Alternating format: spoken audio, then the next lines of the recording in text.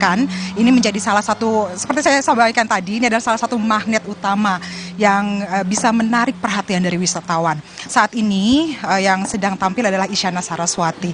Ini merupakan artis yang sangat ditunggu-tunggu oleh para pengunjung yang ada di sini. Di panggung utama ini tidak hanya ada Isyana Saraswati saja, Friska, karena ada deretan-deretan artis nasional ataupun dalam negeri, dan nanti malam saat puncaknya pun juga akan diselenggarakan pesta kembang api yang diklaim sebagai pesta kembang api terbesar di Pulau Bali. Dan memang kalau kita melihat banyaknya pengunjung, kalau dari data yang disampaikan oleh pihak dari Garuda Wisnu Kencana sendiri, di hari ini, di tanggal 31 Desember 2023, setidaknya ada 20.000 tiket yang sudah ludes terjual. Ini artinya ada 20.000 orang yang nantinya akan memenuhi area panggung utama. Adapun dari tema pergantian tahun di GWK Bali ini adalah GWK Bali Countdown Sound of Solzi 2024. Selain Isyana Saraswati maksud kami, nanti pun juga ada Dewa 19. Dua artis tersebut ini menjadi daya tarik yang sangat ditunggu-tunggu oleh pengunjung. Syahdunya suara Isyana Saraswati ini mampu menarik perhatian dan juga mampu menyihir mata-mata dan juga pendengaran dari para pengunjung yang ada di sini. Suara syahdu dari Isyana Saraswati juga tidak ada henti-hentinya menarik pengunjung. Kalau kami melihat dari pintu masuk saja, ini masih ada pengunjung yang berdatangan hadir menuju ke panggung utama. Tidak hanya ada satu panggung utama, Friska, sebenarnya di sini disediakan dua panggung. Panggung utama yang nantinya akan diisi oleh sejumlah musisi dan akan diakhiri oleh pesta kembang api. Ada juga panggung kecil yang disediakan untuk artis-artis lokal dari Bali. Jadi tidak hanya artis-artis nasional saja, artis-artis lokal pun juga diberi kesempatan untuk menampilkan kesenian ataupun juga menampilkan atraksi-atraksi mereka supaya mereka juga merasa diapresiasi oleh Garuda Wisnu Kencana Culture Park. Demikian, Friska. Seru banget di sana. Berikutnya ke tempat favorit saya juga di Malioboro, Yogyakarta. Mika, kalau di sana betul ya Car Free Night diberlakukan. Nah, seperti apa penerapannya dan apa saja hiburan yang disuguhkan di malam tahun baru ini? Selamat malam Friska dan saudara. Benar sekali, Malioboro pada malam hari ini padat sekali dengan wisatawan, dan itu akan terus bertambah wisatawan yang masuk ke Jalan Malioboro jelang detik-detik pergantian tahun baru nanti. Nah, di sepanjang Jalan Malioboro ini sudah ditutup oleh pihak kepolisian, tidak boleh lagi ada kendaraan bermotor yang masuk. Hal itu dilakukan agar wisatawan yang menikmati pergantian tahun baru di Malioboro bisa dengan leluasa berjalan kaki di sepanjang Jalan Malioboro. Nah, ada yang berbeda di tahun ini, akan jalur evakuasi di kiri kanan Jalan Malioboro berupa lorong dengan barikade besi, sehingga nanti pihak kesehatan bisa bergerak cepat ketika ada wisatawan yang mendadak sakit di jalan. Karena memang Afriska di sepanjang Jalan Malioboro ini diyakini nanti akan padat dengan manusia, akan ada lautan manusia di sepanjang Jalan Malioboro ini pada detik-detik jelang pergantian tahun baru. Nah, jika Anda tanyakan apa acara khusus di Malioboro ini, sejatinya tidak ada acara di Malioboro ini yang dikhususkan atau dispesialkan dan digelar oleh pemerintah daerah istimewa Yogyakarta ataupun pemerintah kota Yogyakarta. Namun seperti biasanya tiap tahun akan banyak pengamen-pengamen jalanan, seniman-seniman jalanan yang menggelar aksinya di titik-titik tertentu di sepanjang Jalan Malioboro ini, dan itu akan menjadi hiburan tersendiri bagi wisatawan yang datang. Kemudian mereka juga akan menyalakan kembang api pada detik tahun baru nanti, dan mereka yang masuk ke Jalan Malioboro ini kami lihat tadi sudah banyak yang membawa kembang api dan siap dinyalakan nanti. Nah, Friska, walaupun tidak ada acara khusus digelar di Jalan Malioboro ini, namun ada tamu khusus pada malam hari ini di Jalan Malioboro. Akan ada calon presiden dari nomor urut 1, Anies Baswedan, yang akan berjalan di sepanjang jalan ini. Kemudian nanti ada juga diinformasikan calon wakil presiden dari nomor urut 2, Gibran Rakabuming Raka, yang juga akan berkunjung ke Malioboro, dan ditambah lagi dengan Presiden Joko Widodo yang pada hari ini hingga nanti tanggal 2 Januari akan berada di Yogyakarta dan menginap di Istana Kepresidenan Gedung Agung. Tentu saja kemungkinan Presiden akan jalan-jalan di sepanjang Jalan Malioboro ini jelang detik-detik pergantian tahun baru. Rizka. Terima kasih Michael Aryawan dari Malioboro, Yogyakarta. Sebelumnya ada Eri Cesaria di Badung, Bali, dan Gufran Lamataha di Makassar. Selamat bertugas kawan-kawan. Berikutnya saudara, kami juga hadirkan bagaimana momen libur tahun baru dimanfaatkan warga untuk berlibur dan berkunjung ke berbagai tempat wisata. Tak heran, berbagai lokasi wisata mengalami peningkatan pengunjung hingga lebih dari 100%.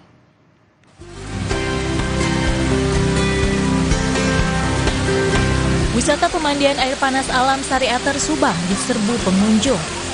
Jelang perayaan libur tahun baru, setidaknya ada 17.000 wisatawan lokal hingga luar kota yang berkunjung ke lokasi wisata pemandian air panas di Subang, Jawa Barat. Selain wisata pemandian air panas, ada juga sarana rekreasi outdoor. Ya, keluarga semua. Kalau yang dari Lampung ke Bandung suka dibawa ke sini, terus dari Bangka Belitung juga ke sini. Ibu dari mana, Bu? Dari Cimahi. Berkemah juga jadi pilihan wisatawan di Bukit Baros, Ciamis, Jawa Barat di libur akhir tahun. Pemandangan alam dari ketinggian 1.000 meter di atas permukaan laut begitu memanjakan mata dan menjadi magnet pengunjung. Tempat rekreasi di Lembang, Kabupaten Bandung Barat juga diserbu wisatawan sambil menunggu pergantian tahun baru. Menurut salah satu wisatawan, tempat wisata di Lembang selalu menjadi pilihan karena banyak wahana untuk keluarga dan anak-anak. Keluarga, istri, anak. Kang boleh tahu sudah berapa kali datang ke Lembang? Sering. Libur ya. Kenapa sih milih Lembang? Wahananya banyak untuk anak juga. Pantai Pandawa di Kabupaten Badung, Bali juga banjir wisatawan. Pengunjung tak hanya menikmati keindahan Pantai Pandawa, tapi juga acara budaya Festival Pandawa yang digelar hingga 1 Januari 2024. Tim Liputan Kompas TV.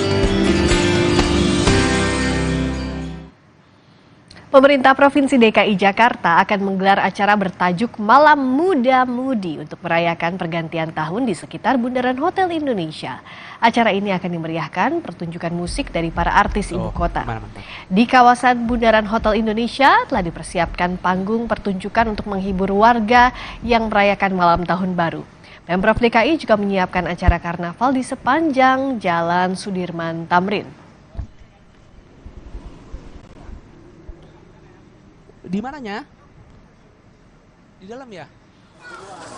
Warga memenuhi kawasan wisata Ancol, Jakarta Utara untuk merayakan tahun baru. Perayaan malam tahun baru di Ancol bakal dimeriahkan pertunjukan kembang api hingga konser musik. Dan semakin malam, kawasan Ancol pun semakin penuh dikunjungi wisatawan.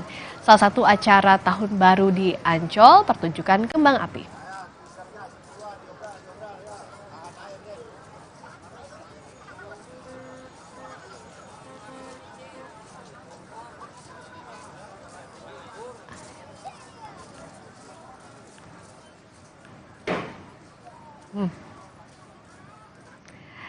Mari kita simak bagaimana suasana ibu kota jelang detik-detik pergantian tahun di sekitar Ancol. Ada Niputu Trisnanda dan di Bundaran Hotel Indonesia ada Jonah Hamonangan. Saya ke Putu terlebih dahulu. Putu, di Ancol sudah ramai kah? Dari sore kayaknya sudah ramai ya. Kalau makin malam makin ramai juga pasti. Wah, Friska, jangan salah. Kalau soal kemeriahan atau keramaian di Taman Impian Jaya Ancol, ini memang nggak ada duanya. Jangankan malah pergantian tahun baru, Friska dan juga saudara, libur-libur biasa pun Ancol ini selalu menjadi tujuan favorit bagi masyarakat yang ingin berlibur. Karena selain harganya murah, terjangkau, tetapi juga banyak fasilitas ataupun juga hiburan yang bisa didapatkan khususnya untuk liburan bersama keluarga. Termasuk pada malam tahun baru ini ada hiburan musik, ada wahana air tadi sore. Dan nanti malam juga pada pergantian tahun akan ada hiburan pesta kembang api terbesar di Indonesia. Nah, penasaran? Saya juga penasaran. Tapi sebelum ke sana, sana, saya mau ngajak Friska dan juga teman-teman di studio dan juga penonton tentu saja untuk melihat gimana semangatnya yang mau malam tahun baruan di kawasan Ancol. Selamat malam, Ibu. Malam. Cek semangat dulu ya. Coba siapa yang siap menyambut tahun baru di Ancol? Saya. Nah, Ibu, ini namanya siapa dan datang sama siapa aja nih, Bu? Aku Wulan, datang sama keluarga, sama tetangga. Oke, datang dari pagi tadi ya, Bu ya? Iya, dari pagi, dari jam 10. Oke, saya mau lihat nih, persiapan menuju malam tahun baru. Kalau Ibu bawa apa aja malam hari ini? Bawa snack, bawa cemilan, bantal, selimut, baju ganti, bekal untuk sampai besok pagi. Oke, bawa selimut ya, Bu? Ya, bawa selimut untuk nginep. Oh. Jadi memang kalau boleh tahu nih, Bu, ini pertama kali malam tahun baruan di Ancol atau sudah ya kesekian kali? Pertama kali. Kenapa Bu mau ke Ancol? Pengen ngerasain yang beda. Oke. Berarti adik-adiknya ini udah siap ya untuk begadang malam hari ini? Iya, udah. Insya Allah. Siap nggak? Siap nggak? Siap. Adiknya malu-malu. Nah, tadi Friska dan juga saudara, satu pertanyaan lagi nih, Bu. Tadi kan sudah sore-sore saya lihat sudah pada berenang semua. Udah sempat kehujanan juga. Nah, nanti malam yang dinanti ini pengen lihat apa, Bu? Nanti di malam tahun baru? Lihat kembang api. Pesta kembang api sama nonton konser. Oke, baik. Nanti nonton Noah, betul. Nanti ada Noah dan Rhoma Irama ya. Jadi nanti kita nonton bareng-bareng ya, Ibu ya. Nah, tadi saudara dan juga Friska tentu saja saya ikut nongkrong sama para pengunjung yang ada di sini karena memang hiburan di Ancol tentu saja ini juga yang dinanti-nanti masyarakat. Terakhir saya punya pantun, Ibu tolong bantu bilang cakep ya. Oke. Ke pantai pakai baju biru. Cakep. Jangan lupa makan es cendol. Cakep. Jelang tahun baru. Cakep. Mari kita happy-happy, sedang-sedang di kawasan Ancol. Friska, kembali ke Anda di studio. Makasih Putu, harusnya menyemangati diri sendiri juga. Siapa yang semangat kerja di tahun baru? Saya. Nah, berikutnya kita ke ibu kota, masih di ibu kota ada Jonah Hamonangan dari Bundaran Hotel Indonesia. Jonah, nanti akan ada panggung, ada 11 panggung di sana. Apa saja sajian paling menarik? Ya, Friska, terkait kemeriahan tidak kalah dengan yang di Ancol ya. Di Bundaran HI ini dikarenakan masih jam 7 malam, jadi masih terlalu pagi. Nah, kapan mulai ramenya? Kurang lebih sekitar pukul 8 malam, mulai lautan khususnya para manusia akan datang. Tidak hanya datang dari Jakarta, tapi juga dari luar Jakarta. Nah, apa yang menarik yang ada di Bundaran Hotel Indonesia ini, sebenarnya ada 3 hal yang menjadi suguhan utama. Yang pertama adalah penampilan drone. Ada 500 drone yang nanti akan seperti cahaya atau kelap-kelip.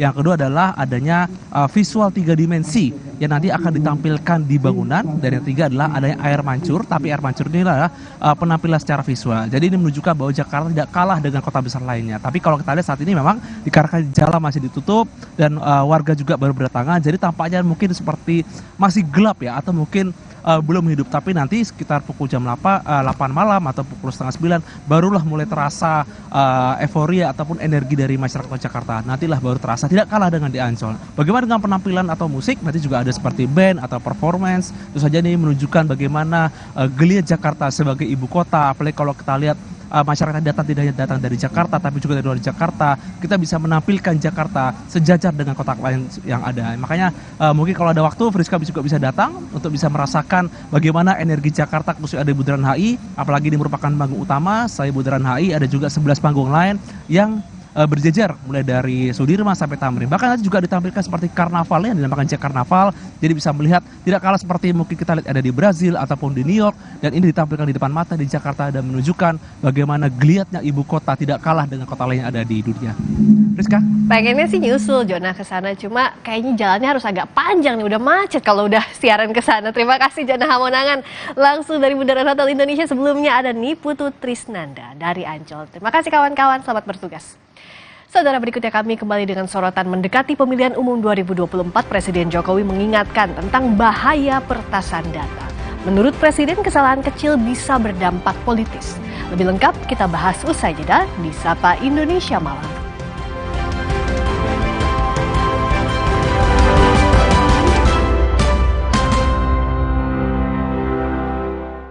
Kompas TV menyiarkan secara langsung debat Capres-Cawapres 2024. Debat ketiga calon presiden Minggu 7 Januari pukul 4:30 sore.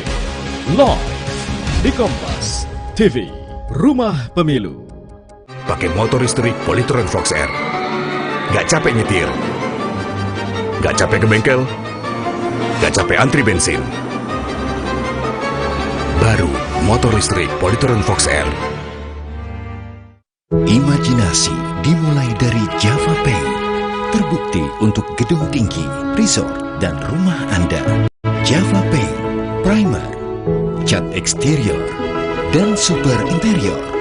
Kini dengan mesin tinting dan teknologi insulated emulsion, 2 derajat lebih sejuk. Java Pay melindungi semua yang Anda cintai. Dari Atlantic Ocean Paint, colors the world brought home. Menangkan rakyat. Terus menangkan rakyat. Langkah bersama saatnya rakyat juara. Desa kota pemuda mari kotakan suara. Menangkan bersama seluruh Indonesia. Terus menangkan rakyat. Langkah bersama saatnya rakyat juara. Rakyat juara. Indonesia juara. Pakai motor listrik Polytron Fox R. Gak capek nyetir. Gak capek ke bengkel. Gak capek antri bensin. Baru motor listrik Polytron Fox R. Koalisi sana, koalisi sini, malah tambah bingung. Kalau mau pilih pasangan yang serasi untuk negeri, Harus saling isi dan serasi. Dilihat dari kualitasnya. Pemimpin masa depan, anak muda yang menentukan. Ayo pilih bulan mandiri saya aman. Pilih pemimpin bermutu untuk Indonesia makmur. Mantap! Cat besi dan kayu yang biasa dong. Jangan yang biasa-biasa. Maksud? Pilih cat kayu dan besi kualitas Jawara. Cat Altex kaleng merah, Altex sintetik, warna mengkilap, pilihannya lengkap. Cat Altex sintetik, keringnya cepat, tahan lama. Wow. Cat Altex sintetik kaleng merah, kualitas Jawara. Pakai motor listrik Polytron Fox R. Gak capek nyetir. Gak capek ke bengkel. Gak capek antri bensin. Baru motor listrik Polytron Fox R. Mereka adalah perempuan-perempuan berdedikasi, perempuan mandiri, selalu optimis. Mereka percaya tolak angin untuk menjaga kesehatan. Mencintai Indonesia. Orang pintar minum tolak angin.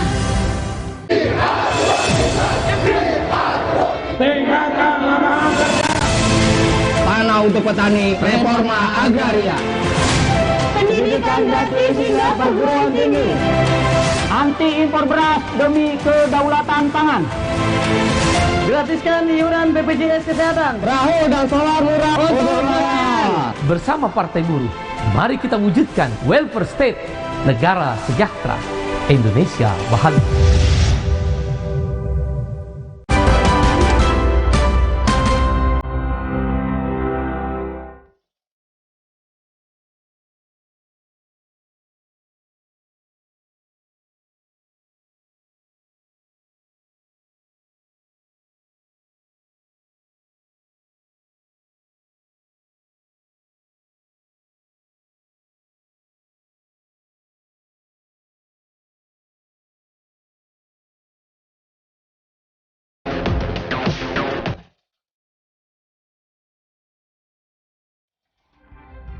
Masih di Sapa Indonesia Malam bersama saya Friska Clarissa. 2 bulan lagi masyarakat Indonesia akan memilih pemimpin di pemilu 2024. Publik berharap pemilu berjalan dengan aman dan damai. Komisi Pemilihan Umum telah menetapkan daftar pemilih tetap atau DPT. Total pemilih dalam negeri sebanyak lebih dari 203 juta orang dan pemilih di luar negeri sebanyak lebih dari 1,7 juta orang. Sementara hasil survei Litbang Kompas periode 27 Juli hingga 7 Agustus yang dirilis pada September 2023 menunjukkan 79,1% pemilih yakni pemilu yakin bahwa pemilu 2024 akan berjalan dengan aman. Lalu seperti apa langkah KPU mempersiapkan pemilu berjalan aman, jujur, adil, dan bebas keteledoran, seperti yang menjadi peringatan dari Presiden Jokowi. Kita bahas usai informasi berikut. Dalam rapat konsolidasi nasional kesiapan pemilu 2024, Sabtu kemarin, Presiden Jokowi meminta KPU mempersiapkan pemilu secara maksimal, termasuk pencegahan agar sistem informasi pemilu tidak diretas. Menurut Jokowi, di era digital, sedikit saja kesalahan akan mengganggu kepercayaan masyarakat dan berdampak pada legitimasi pemilu. Sehingga saya mengajak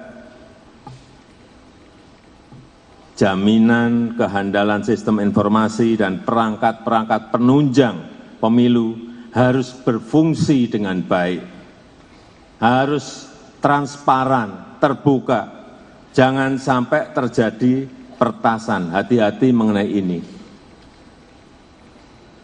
Sekali lagi, karena ini bisa berimplikasi politis, bisa berimplikasi politik. Dan saya ingin mengingatkan kita berada di era yang serba digital. Sedikit saja ada ketidakcermatan, langsung mengganggu kepercayaan masyarakat.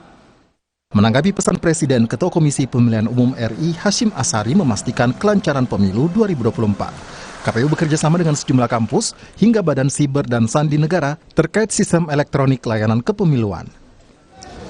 Kami dalam berbagai macam hal tentu nggak bisa bekerja sendirian. Ya. Misalkan seperti sistem IT KPU untuk layanan kepemiluan, kami didukung oleh beberapa kampus yang memang membangun sistem informasi tersebut. Demikian juga kami didukung oleh satuan-satuan di pemerintah seperti BSSN, kemudian BIN, kemudian Kemenkominfo, menjadi satu gugus tugas yang memberikan dukungan kepada KPU dalam rangka untuk penguatan tata kelola sistem informasi di KPU. Peringatan Presiden bukan tanpa sebab. Indonesia merupakan salah satu negara demokrasi terbesar di dunia, meski jumlah pemilihnya tidak sebesar India dan Amerika. Pemilu di Indonesia sering dinilai sebagai pemilu terkompleks di dunia, serta pemungutan suara tersingkat di dunia. Di pemilu 2024, KPU menetapkan daftar pemilih tetap sebanyak 204.807.222 orang. Dari jumlah itu, sebanyak 1.750.474 orang merupakan pemilih di luar negeri. Selain mengingatkan soal bahaya peretasan, Jokowi juga mengingatkan pemilu harus berlangsung secara jujur dan adil. Tim Liputan, Kompas TV. Lalu apa makna peringatan Presiden Joko Widodo soal bahaya peretasan di pemilu 2024? Kita bahas bersama Komisioner KPU Idam Holik dan pakar keamanan siber Cisrek Pratama Persada. Selamat malam Bapak-Bapak. Selamat malam. Selamat malam, saya ke Pak Idam dulu. Pak Jokowi, Presiden Jokowi mengingatkan bahayanya peretasan. Apakah ini berkaca dari misalnya bocornya data pribadi pemilih November kemarin dan apa saja evaluasinya? Ya, benar. Dalam acara konsolidasi nasional kemarin, Bapak Presiden menyampaikan kepada kami agar memastikan sistem keamanan dari sistem informasi yang digunakan oleh KPU dalam penyelenggaraan tahapan ini dipastikan memiliki ketangguhan, keandalan, sehingga sistem ini memiliki ketahanan dari peretasan, dan itu tentunya memang sejak awal kami juga sudah memikirkan hal tersebut. Ya, tinggal bagaimana kami belajar dari beberapa peristiwa sebelumnya untuk memastikan ke depan tidak ada gangguan-gangguan lagi, khususnya dalam pada saat kami menggunakan Sirekap, sistem rekapitulasi ya, yang akan kami gunakan untuk kepentingan publikasi informasi perolehan hasil pemilu dan juga sebagai alat bantu dalam kami melaksanakan proses rekapitulasi. Nah, untuk Sirekap ini apa saja yang jadi mitigasinya agar tidak mudah diretas, tidak mudah dibobol? Ya, yang pertama kami penguatan dari keamanan siber itu sendiri ya. Sistemnya kami akan perkuat ya dengan teknologi yang advance sehingga sistem ini menjadi lebih tangguh. Selanjutnya juga kami akan meningkatkan literasi komputasi kepada penyelenggara pemilu se-Indonesia agar jangan sampai karena kelalaian dalam menggunakan sistem informasi, akhirnya sistem informasi ini mudah untuk diterobos oleh pihak-pihak yang tidak bertanggung jawab. Kalau dari Cisrek apa rekomendasinya? Misal sistem tangguh itu seperti apa pengertiannya? Kan kita tahu hacker semakin canggih, ada banyak jalan. Nah, yang disebut tangguh itu seperti apa? Kesiapan infrastruktur seperti apa sih yang diperlukan? Ya, jadi menurut saya sih tadi Pak Idam sudah menyampaikan dengan sangat baik sekali ya bahwa pelajaran beberapa kali gitu di KPU akan membuat KPU pasti akan berusaha mengamankan sistemnya. Artinya apa? Artinya nanti akan banyak potensi-potensi serangan cyber yang akan menargetkan KPU. Tadi sudah disebutkan di pertama kali bahwa ini pemilu yang sangat besar gitu, sangat besar di dunia gitu, sangat kompleks gitu. Saya pikir kalau menurut undang-undang sih hampir nggak ada masalah ya Pak Idam ya, karena lembar C1 yang menjadi patokannya perhitungan manual begitu. Tetapi ketika kita menggunakan alat bantuan elektronik untuk melakukan perhitungan, untuk melakukan publishing kepada masyarakat gitu. Nah, ini yang menurut saya perlu untuk diamankan. Karena apa? Karena upaya-upaya serangan itu bukan hanya untuk mencuri data, dia juga bisa mengganggu, memanipulasi, merusak infrastruktur begitu, yang akibatnya nanti bisa membuat kepercayaan publik gitu terhadap integritas pemilihan gitu akan menjadi berkurang. Nah, ini yang tidak kita inginkan begitu. Oleh karena itu memang pencegahan maksimal harus dilakukan oleh KPU begitu. Karena banyak sekali tadi Mbak Friska sudah menyebutkan ada penyerangan DDoS, distributed denial of service gitu, ada serangan infrastruktur jaringan tujuan untuk memutuskan koneksi gitu, ada serangan cyber mengirimkan malware, ada phishing dan lain-lain begitu yang memang semakin lama semakin tren dan semakin lama semakin susah untuk ditahan. Oleh karena itu ini bukan pengamanan yang dilakukan begitu udah selesai sudah cukup, tetapi dilakukan secara terus-menerus dan continue karena security is process gitu. Ini akan berjalan terus-menerus dan hari per hari itu harus dimonitor. Jadi teman-teman di KPU saya yakin ini walaupun liburan ini masa-masa liburan tetap akan bekerja gitu memonitor sistem dari ancaman serangan. Begitu Mbak. Siapa saja yang digandeng Pak Idam untuk mengamankan sistem ini? Karena kan tadi sudah disebutkan juga bahwa harus berlayer untuk pengamanannya, harus terus-menerus diawasi. Seperti yang tadi telah dikemukakan oleh Ketua KPU RI dalam tayangan ya yang ditayangkan oleh Kompas TV bahwa kami menggandeng beberapa perguruan tinggi ya dalam pengembangan sistem informasi dan sekaligus juga pengamanan dari sistem informasi tersebut ya, serta lembaga-lembaga negara yang memiliki otoritas dalam pengamanan cyber untuk sistem informasi.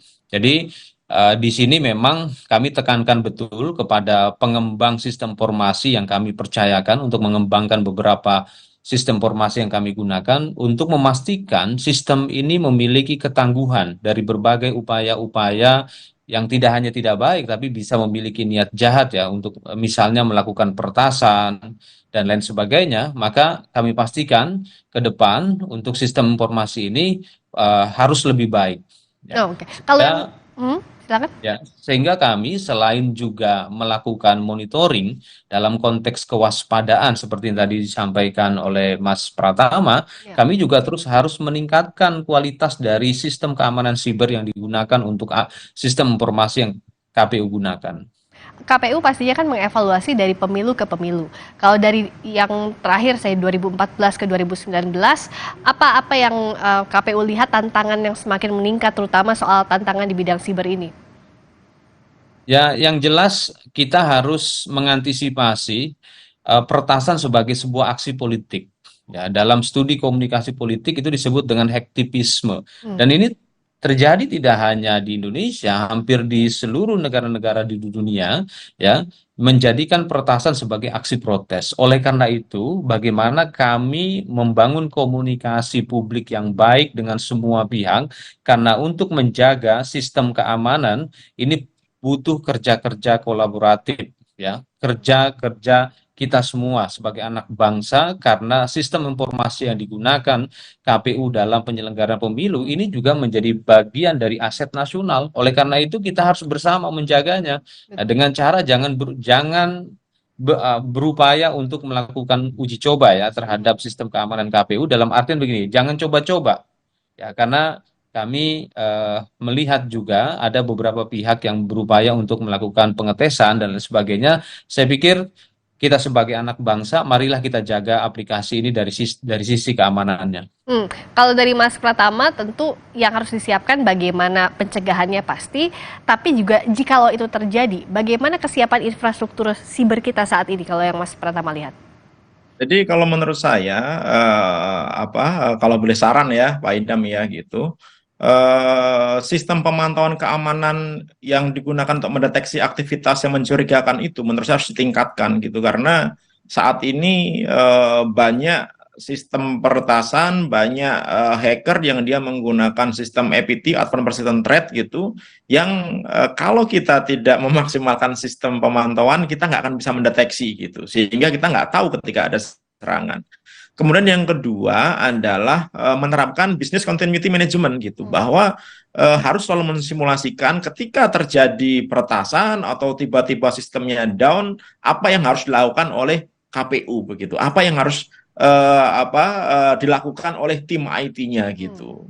Salah satunya dengan melakukan simulasi, SOP dan lain-lain gitu. Dan sudah pasti saya pikir semua orang juga tahu, Pak Idam juga mengerti bahwa secara berkala dan terus-menerus perlu melakukan asesmen terhadap kerawanan celah keamanan cyber yang dimiliki oleh KPU. Karena ini penting sekali, karena begitu kita tahu sistem kita ini ada celahnya, kita bisa memperbaiki gitu. Nah, asesmen ini nggak bisa dilakukan sekali setahun atau misalkan 2 kali setahun. Saya pikir menjelang hari H ini bisa aja dilakukan setiap 2 minggu sekali atau seminggu sekali gitu, sehingga kita bisa mendapatkan celah-celah baru gitu kalau misalkan ada, dan segera menutupnya, karena hacker juga akan melihat itu. Oke, terakhir singkat saja Pak Idam, mungkinkah tadi sarannya Mas Pratama dilakukan assessment secara berkala bahkan semakin sering jelang pemilu?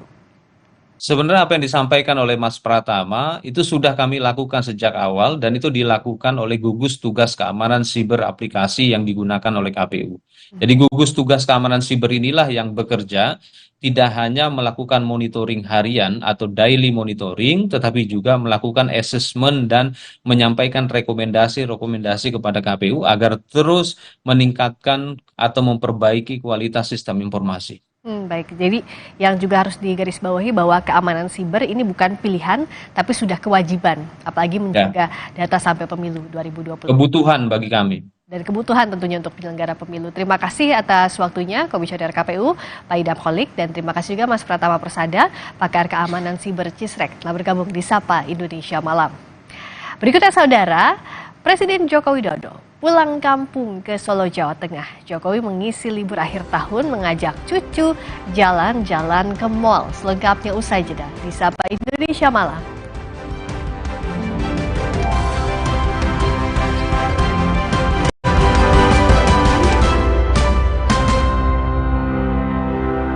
Kompas TV menyiarkan secara langsung debat Capres-Cawapres 2024. Debat ketiga calon presiden Minggu 7 Januari pukul 4:30 sore. Live di Kompas TV, Rumah Pemilu. Pakai motor listrik Polytron Fox R. Gak capek nyetir. Gak capek ke bengkel. Gak capek antri bensin. Baru motor listrik Polytron Fox R. Menangkan rakyat. Terus menangkan rakyat, langkah bersama saatnya rakyat juara. Desa kota pemuda mari kotakan suara, menangkan bersama seluruh Indonesia. Terus menangkan rakyat, langkah bersama saatnya rakyat juara. Rakyat juara. Untuk Indonesia juara. Pakai motor listrik Polytron Fox R. Gak capek nyetir. Gak capek ke bengkel. Gak capek antri bensin. Baru motor listrik Polytron Fox R. Mereka adalah perempuan-perempuan berdedikasi, perempuan mandiri, selalu optimis. Mereka percaya tolak angin untuk menjaga kesehatan. Mencintai Indonesia. Pakai motor listrik Polytron Fox R. Gak capek nyetir, gak capek ke bengkel, gak capek antri bensin. Baru motor listrik Polytron Fox R. Kompas TV menyiarkan secara langsung debat Capres-Cawapres 2024. Ikuti dialog dengan tim sukses dan perwakilan generasi muda. Live report dari titik-titik nobar dan markas kemenangan para kontestan hingga pembahasan pasca debat dengan tema pertahanan, keamanan, hubungan internasional dan geopolitik. Ikuti jelang dan pasca debat ketiga calon presiden. Minggu 7 Januari pukul 4:30 sore. Live di Kompas TV. Rumah Pemilu.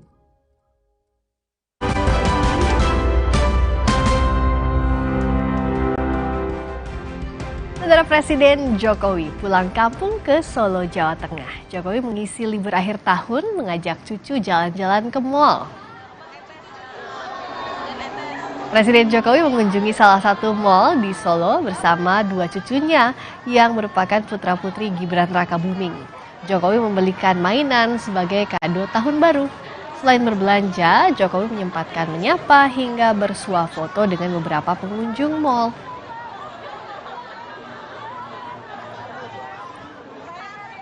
Calon Presiden nomor urut 1 Anies Baswedan menegaskan pemilu berkualitas adalah saling beradu gagasan dan bukan adu foto.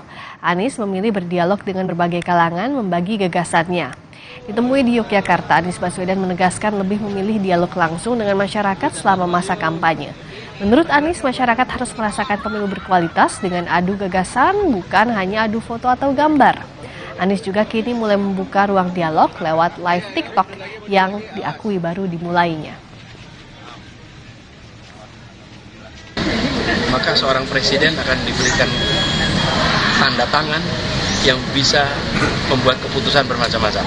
Dan keputusan itu harus mengandalkan pada ideologi, keputusan itu harus mengandalkan pada gagasan, keputusan mengandalkan pada pengalaman, pada prinsip. Nah itu semua terlihat kalau dialog. Tapi kalau pasang baliho nggak terlihat itu. Kalau pasang poster nggak terlihat. Nah saya ingin menghormati rakyat dengan memilih untuk dialog. Yang serius ada Desa Anies, kemudian kemana-mana juga diskusi.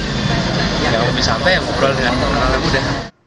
Calon Wakil Presiden nomor urut 2 Gibran Rakabuming Raka berkampanye di hari terakhir 2023 dengan jalan sehat dan menemui pelaku UMKM di Tanah Bumbu, Kalimantan Selatan. Gibran menyebut UMKM harus mendapat kesempatan di berbagai event agar semakin maju. Ditemani istrinya Selvi Ananda, Gibran jalan sehat dan mengunjungi sejumlah tenda UMKM yang ada di Batu Licin. Gibran menekankan pentingnya berbagai penyelenggara kegiatan atau event organizer melibatkan UMKM dengan menyediakan tempat berjualan.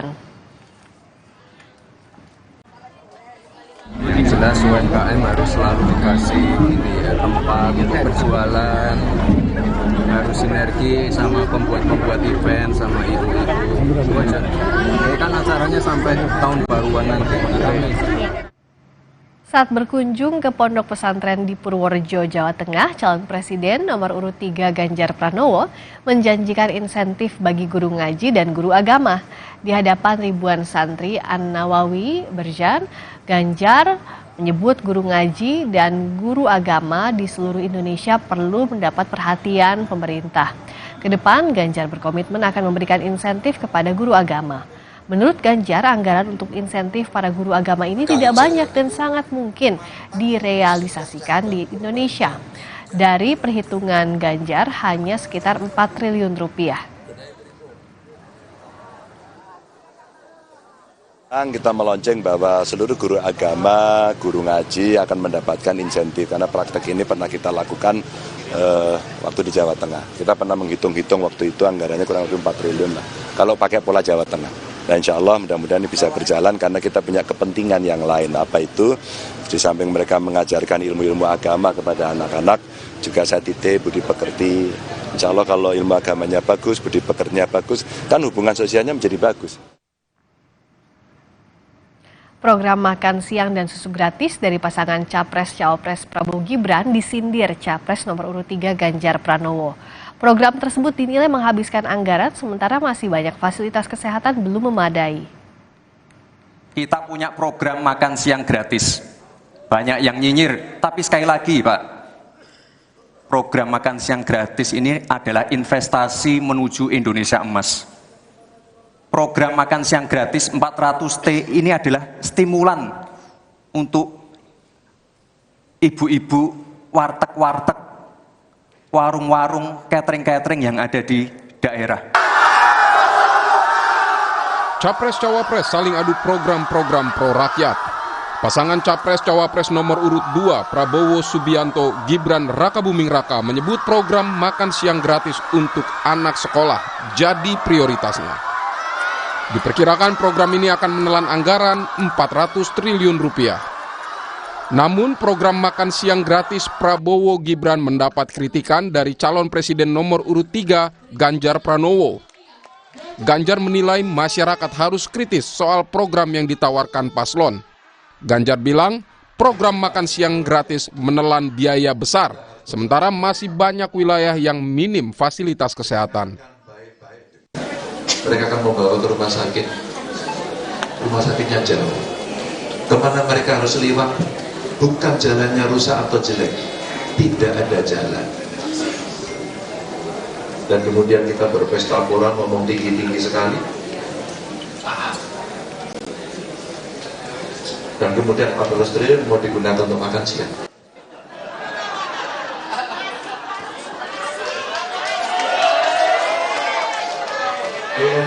Alumni GMNI adalah intelektual.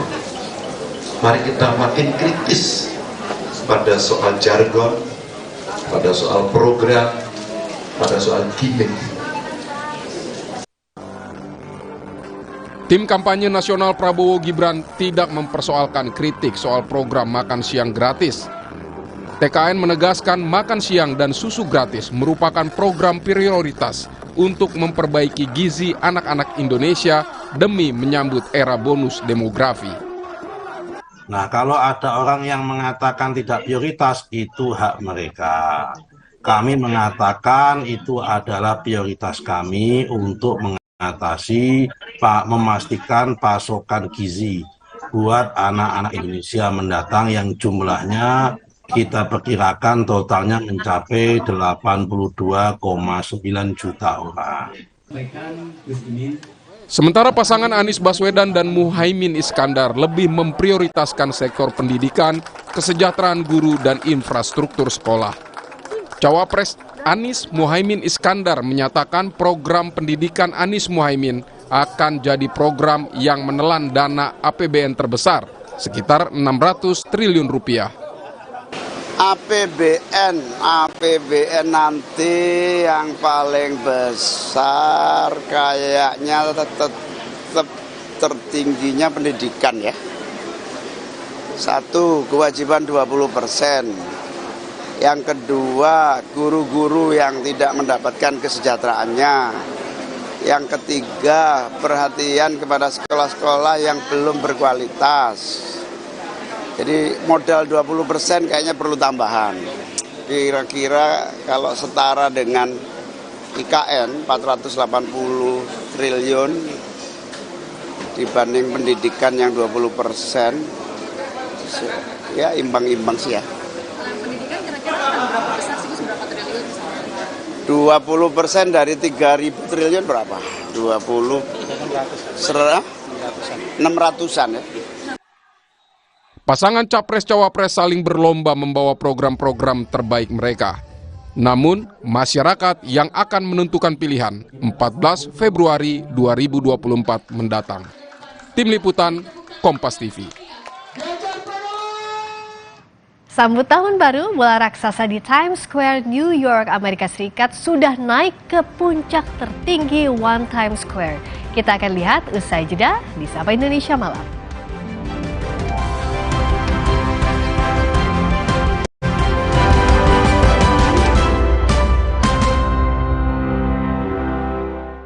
Sambut 2024 penuh semangat. Ketahui ragam aktivitas masyarakat yang khas, unik, dan menarik merayakan malam pergantian tahun dari berbagai kota di Indonesia dan mancanegara.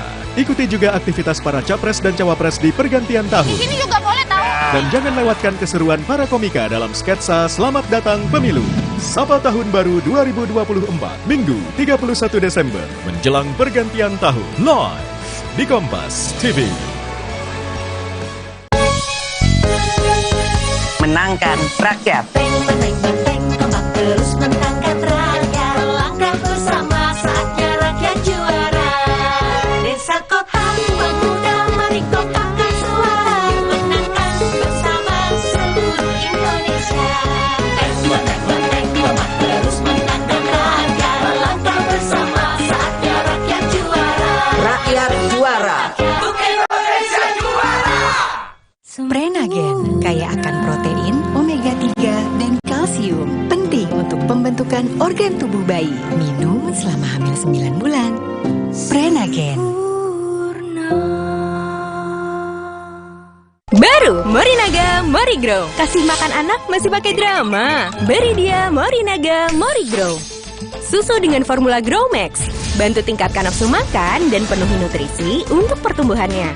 Morinaga Morigrow. Aku awali hariku dengan berolahraga dan minum Neo Ultra Cup Gold bila perlu. Dilengkapi dengan vitamin C, kombinasi vitamin B kompleks, vitamin E, kafein, dan zinc yang diperlukan untuk bantu jaga daya tahan tubuhmu. Neo Ultra Cup Gold. PSI menang pasti menang. PSI partaiku. PSI menang pasti menang. PSI partaiku. Kompas TV menyiarkan secara langsung debat Capres-Cawapres 2024. Debat ketiga calon presiden, Minggu 7 Januari pukul 4:30 sore. Live di Kompas TV, Rumah Pemilu. Gara-gara tersulut emosi, seorang ayah tega membanting anak kandungnya hingga tewas. Kejadian awalnya, kawan itu bermain sepeda dengan kencang, terus menabrak anak kecil. Kebetulan itu anak saya sih. Sama ayah saya langsung dipukul. Nah, habis dari situ katanya langsung dibantu. Mengakibatkan pendarahan dan kerusakan jaringan otak. Sasaran 3 Januari 2024, pukul 10:30 malam di Kompas TV.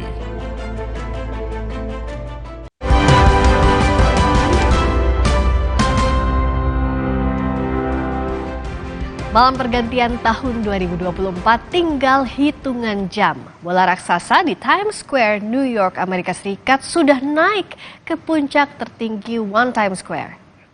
Bola raksasa ikonik ini dihiasi lebih dari 2.600 kristal berbentuk dasi kupu-kupu.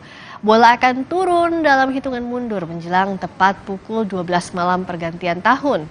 Penurunan bola atau ball drop ini sudah jadi tradisi sejak 1 abad lalu.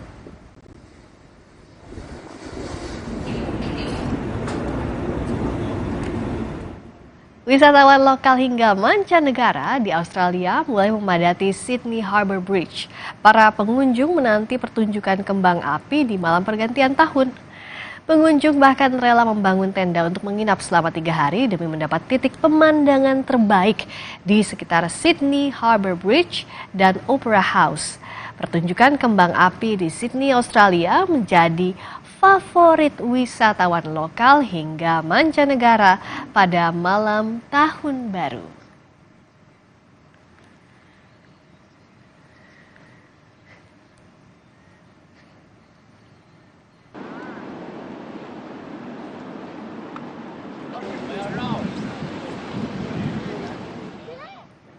Saudara, demikian Sapa Indonesia Malam edisi hari terakhir di 2023. Selamat merayakan malam pergantian tahun bersama keluarga dan orang tersayang. Kita bertemu lagi tahun depan alias besok di tahun yang lebih baik tentunya. Terus saksikan Kompas TV independen terpercaya. Saya Friska Clarissa. Selamat malam. Sampai jumpa.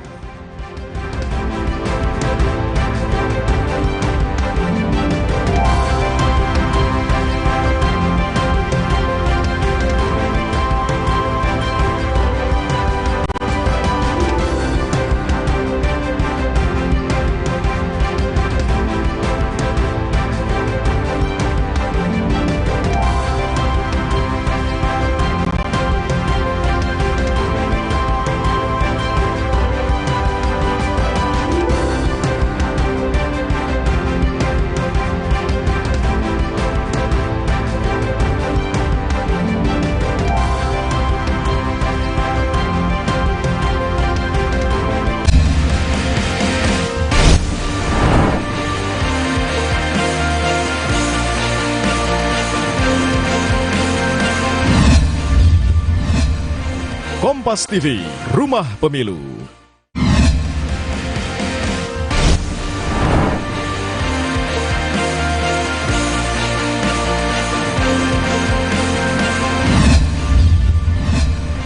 Kompas TV, Rumah Pemilu.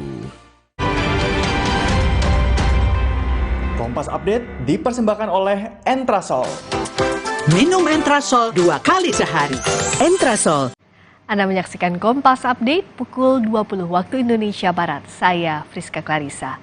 Saudara, kantor desa dan puskesmas Padang Lampe di Kabupaten Pangkep, Sulawesi Selatan dirusak orang tak dikenal.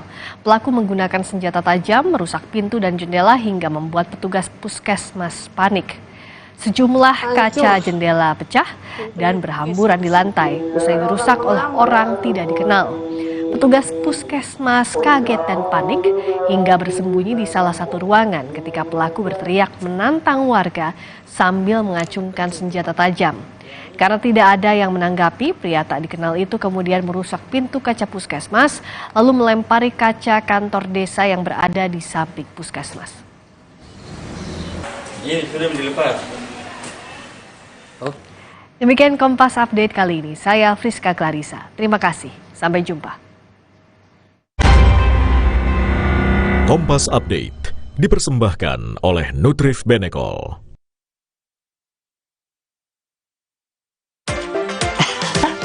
Sekarang badan gampang pegal dan lelah. Itu bisa jadi masalah di otot, tulang, dan jantung. Minum Entrasol. Dengan ekstrak buah zaitun, bantu jaga kesehatan otot, tulang, dan jantung. Jadi bisa tetap aktif. Entrasol. Wah, makan. Udah nggak takut kolesterol naik nih. Kan habis makan langsung Benecol. Lanstan esternya, hajar kolesterol dari makanan yang habis kita makan. Nutrif Benecol. Kompas TV menyiarkan secara langsung debat Capres-Cawapres 2024. Ikuti dialog dengan tim sukses dan perwakilan generasi muda. Live report dari titik-titik nobar dan markas kemenangan para kontestan hingga pembahasan pasca debat dengan tema pertahanan, keamanan, hubungan internasional, dan geopolitik. Ikuti jelang dan pasca debat ketiga calon presiden. Minggu 7 Januari pukul 4:30 sore. Live di Kompas TV. Rumah Pemilu. 2024, Minggu 31 Desember, menjelang pergantian tahun. Live di Kompas TV. Ada kebijakan, ada program, ada kegiatan. Dan oleh KTA, tidak jadi anggota partai. Lugas beradu pendapat. Ini adalah isu yang mengada-ngada menurut Anda? Kita periksa fakta-faktanya. Arahnya sudah jelas. Itu tugas utamanya kok. Dua opini yang berbeda. Saya perjelas. Anda menyoroti kegiatannya, infrastruktur. Itu adalah Dua arah. Setiap Jumat pukul 8:30 malam. Live di Kompas TV. Dapatkan ragam informasi lewat portal video berita pertama di Indonesia yang menampilkan breaking news, peristiwa terkini, dan live streaming 24 jam. Lengkap dengan fitur live interaktif untuk ikut polling dan bertanya langsung kepada narasumber dalam program-program live. Kapanpun dan dimanapun, langsung di gadget Anda. Klik sekarang juga www.kompas.tv, lebih dari TV. Pemilu 2024 diikuti oleh 24 partai politik. Kenali nama, logo, dan nomor urutnya.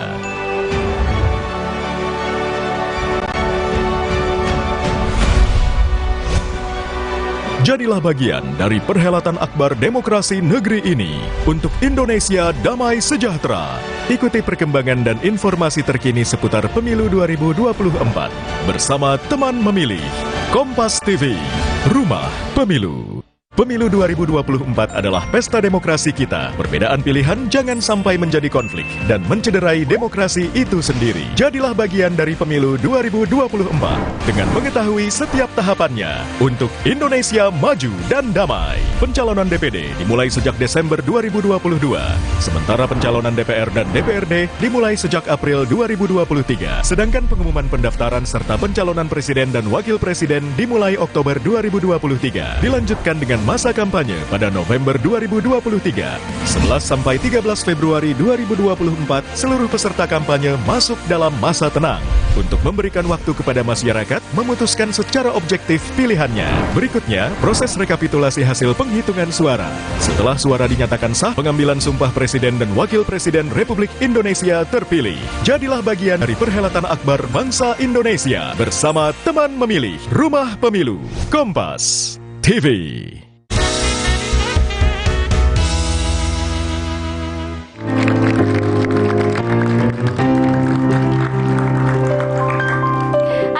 Dalam Ngopi Ngobrol Pintar Kompas TV. Sebelum kita lanjutkan perbincangan kita bertiga ini, saya juga ingin memberikan kesempatan untuk melibatkan masyarakat yang diwakili oleh para penonton yang sudah hadir di studio. Siapa tahu ingin bertanya kepada dua narasumber saya malam hari ini. Silahkan langsung saja. Siapa? Ya, perkenalkan nama saya Budi Prastia. Saya ingin bertanya bagaimana menurut Pak Kosasih untuk masalah data ini bila semua data dijadikan satu. Terima kasih. Ya, silahkan Mas Kosasih dijawab saja. Terima kasih Mas. Jadi justru memang tujuannya kita menyatukan datanya supaya datanya ada di satu tempat yang sama dan bisa diakses baik oleh pusat maupun daerah. Cuman seperti yang kita bahas dari tadi kan, ini apakah datanya sudah sesuai dengan standar yang sama. Jadi ketika data itu dijadikan satu, kita tetap bisa menganalisa data itu sehingga ini nanti bisa berujung ke pengambilan keputusan yang tepat dan juga berguna bagi masyarakat. Jika datanya semua kita jadikan satu, tapi kita tidak menggunakan standar yang sama dan tidak menggunakan tidak diamankan dengan baik ya, pada akhirnya ketika data itu dijadikan satu, ada kemungkinan satu datanya tidak bisa kita analisa sehingga menghasilkan suatu keputusan yang tepat. Kedua, justru ini jadi suatu kumpulan data yang akhirnya tidak bisa berbicara apapun ya? Gitu. Jadi ini kan data itu harus bisa berbicara gitu ya.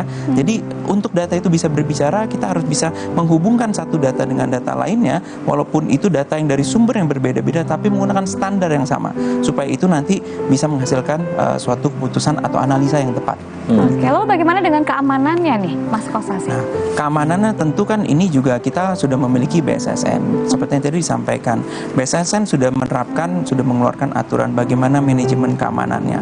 Standarnya apa? Apakah kita mengacu pada indeks keamanan yang memang sudah ditentukan dalam peraturan BSSN, atau kita perlu perkuat lagi nih jika memang ada data-data yang sifatnya strategis gitu ya. Jadi ini yang juga kita harapkan nanti di Pusat Data Nasional dengan arsitektur infrastruktur yang sudah dirancang sedemikian rupa, ini teruji keamanannya, dan juga ini tentunya harus dikoordinasikan dengan lembaga lain seperti BSSN supaya ini bisa tahan dari gempuran para aktor-aktor peretas gitu, supaya data kita semua terjamin keamanan. Betul ya. Sekarang kita buka juga untuk pertanyaan kedua, silahkan. Terima kasih atas kesempatannya. Perkenalkan, saya Ratih Marindra, seorang wirausahawan. Saya izin bertanya kepada Prof. Widodo, fungsi apa yang saya dapatkan dengan adanya satuan data ini? Terima kasih. Baik, silahkan Prof. Oke, jadi sebetulnya kan kita semua, tidak hanya pemerintah sebenarnya, data ini untuk kebutuhan kita, untuk kehidupan kita, juga. Untuk masyarakat juga, sehingga dunia usaha juga. Makanya tadi di depan saya sampaikan 3 hal ini akan saling menguatkan antara e-gov, kemudian e-society, dan juga bisnis. Dan itu yang Anda bisa manfaatkan. Misalkan saya ambil contoh, era digital ini kan sekarang karena kita sudah stateless ya, kita sudah tidak dibatasi oleh ruang lagi, maka Anda bisa menggunakan data ngurus izinnya dulu. Itu di BKPM selesai, nggak langsung datang ke sini, meja sini. Ini costnya kan mahal dan juga ketidakpastiannya tinggi. Nah, jadi itu satu contoh. Yang kedua juga pada saat produk Anda sebagai wirausaha mau dijual, maka Anda bisa dengan mudahnya minta informasi di data nasional ini. Apapun, maksud saya justru ini hidup ini jadi dienakkan. Tinggal bagaimana dimudahkan. Ya? Tinggal kita melakukan inovasi, kreativitas, apalagi yang bisa saya jadikan lompatan untuk bisa punya nilai lebih. Jadi memang ini kerja-kerja yang akhirnya akan melahirkan kreativitas, manusia, pengusaha itu bisa menyalip ya, melebihi yang lain karena kemampuan datanya semuanya ada, tinggal kita milih ini, punya ide milih ini, terus dinamikanya akan sangat tinggi dan disitulah Anda akan mendapatkan benefitnya. Baik, wow, semakin menarik nih. Ini juga ada sebuah artikel yang bisa menjadi pembahasan kita pada malam hari ini. Kita lihat bersama-sama artikel dari katadata.co.id yang berjudul SDM jadi tantangan implementasi Satu Data Indonesia. Kementerian Komunikasi dan Informatika menjadi institusi terdepan dalam agenda transformasi digital nasional. Salah satu upayanya dengan membangun pusat data nasional.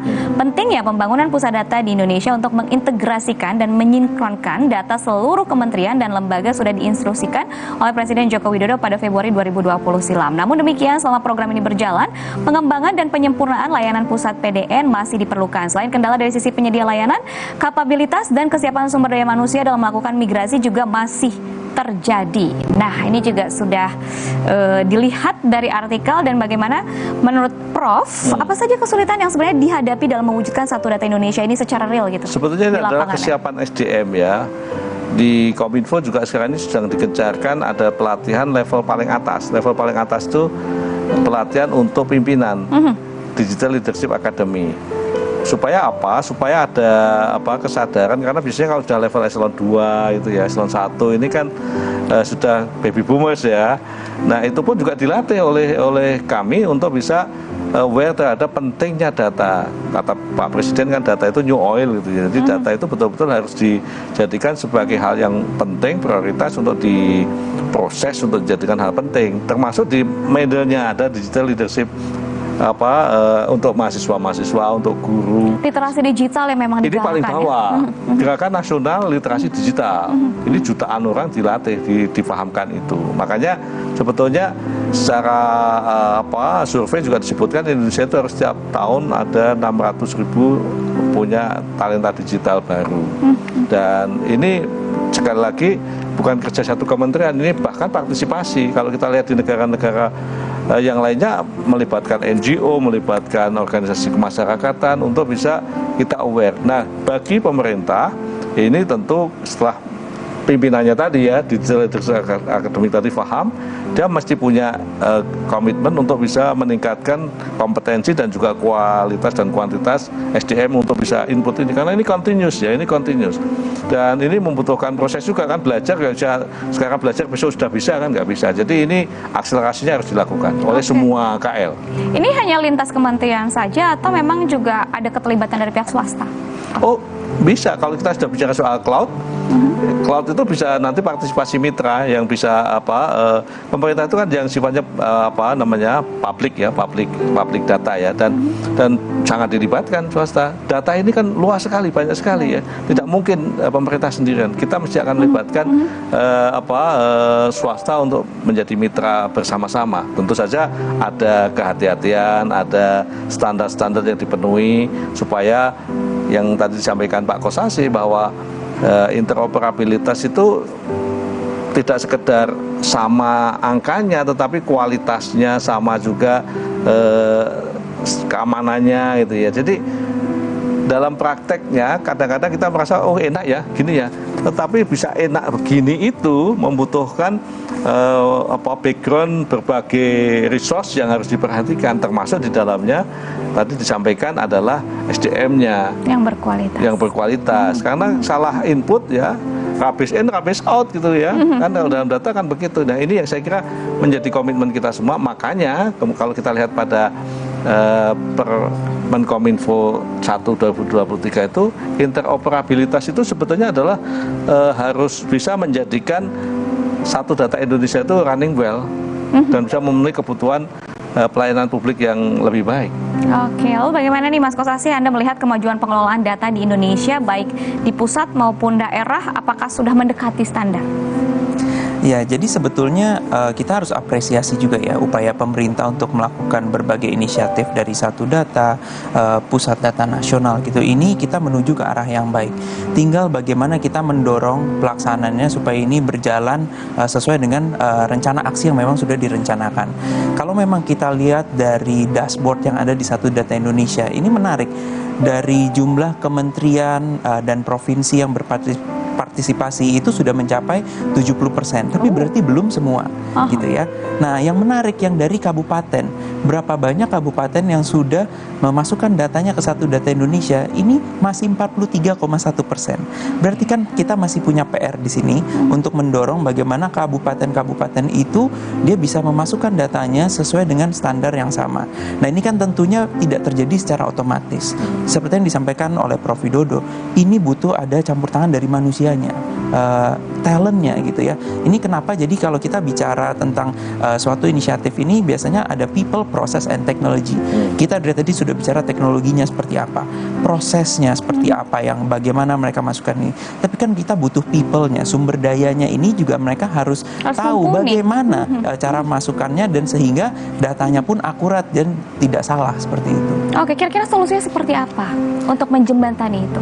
Ya, saya rasa ini seperti yang sudah dilakukan oleh beberapa kementerian termasuk Kominfo juga. Perlu ada suatu program pelatihan yang bersertifikasi atau sesuai dengan standar supaya kita memiliki talent-talent yang siap untuk dideploy baik di sektor privat maupun sektor publik gitu. Dan jangan sampai sektor publik ini ketinggalan dari sektor privat. Biasanya kan kita lihat talent-talent yang di sektor privat ini lulusan luar negeri, mereka sudah mengikuti berbagai macam pendidikan, tapi yang di sektor publik ini harus kita dukung. Kenapa? Karena data kita itu banyak di sektor publik juga. Data kependudukan, data kesehatan, itu kan semua data-data yang termasuk data-data strategis dan sensitif gitu. Nah, ini oleh karena itu kita harus dukung terus pengembangan talent-talent yang juga di sektor publik supaya juga bisa sama dengan yang di sektor privat juga. Baik, ini yang saya dapatkan informasi bahwa sudah hampir 250.000 dataset ya di portal Satu Data Indonesia. Lalu bagaimana kemajuan dan perkembangan Satu Data Indonesia sendiri, Pak? Saya kira kalau kita bilang kemajuan yang tadi sudah dibuat timeline tadi ya, jadi bahwa memang datanya Pak Kosasi tadi menarik. Itu nanti Kementerian Dalam Negeri misalkan mesti harus take action untuk bisa mengantisipasi itu. Karena bagaimanapun juga di Kominfo tidak punya jalur ke sana untuk KL ataupun untuk daerah provinsi kabupaten kota.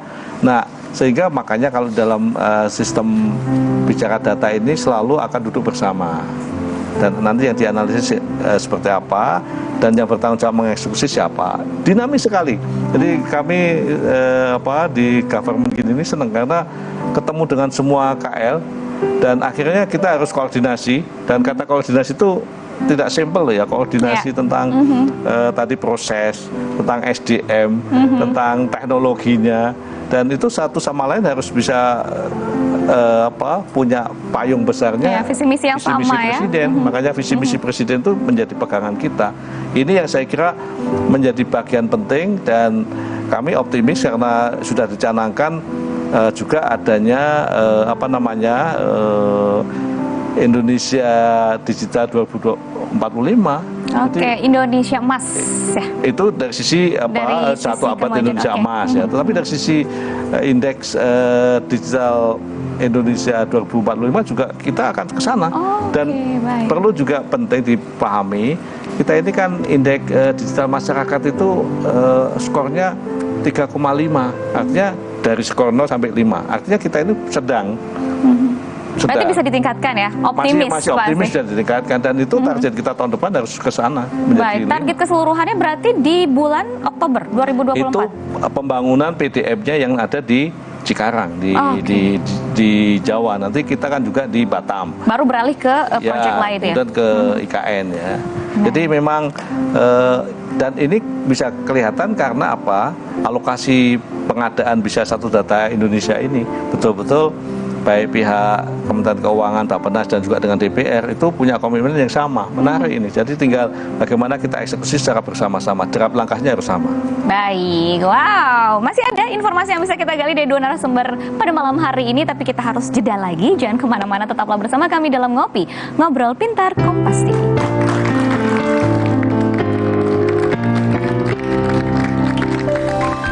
Mari kita membangun optimisme bersama, buang jauh kata-kata yang negatif itu. Tapi yang juga penting di sini adalah Satu Data Indonesia itu sendiri. Gitu ya. Di sini kan kita sudah tahu Bappenas yang mendorong ini bekerja sama dengan kementerian lembaga lainnya melalui suatu forum namanya Forum Satu Data Indonesia.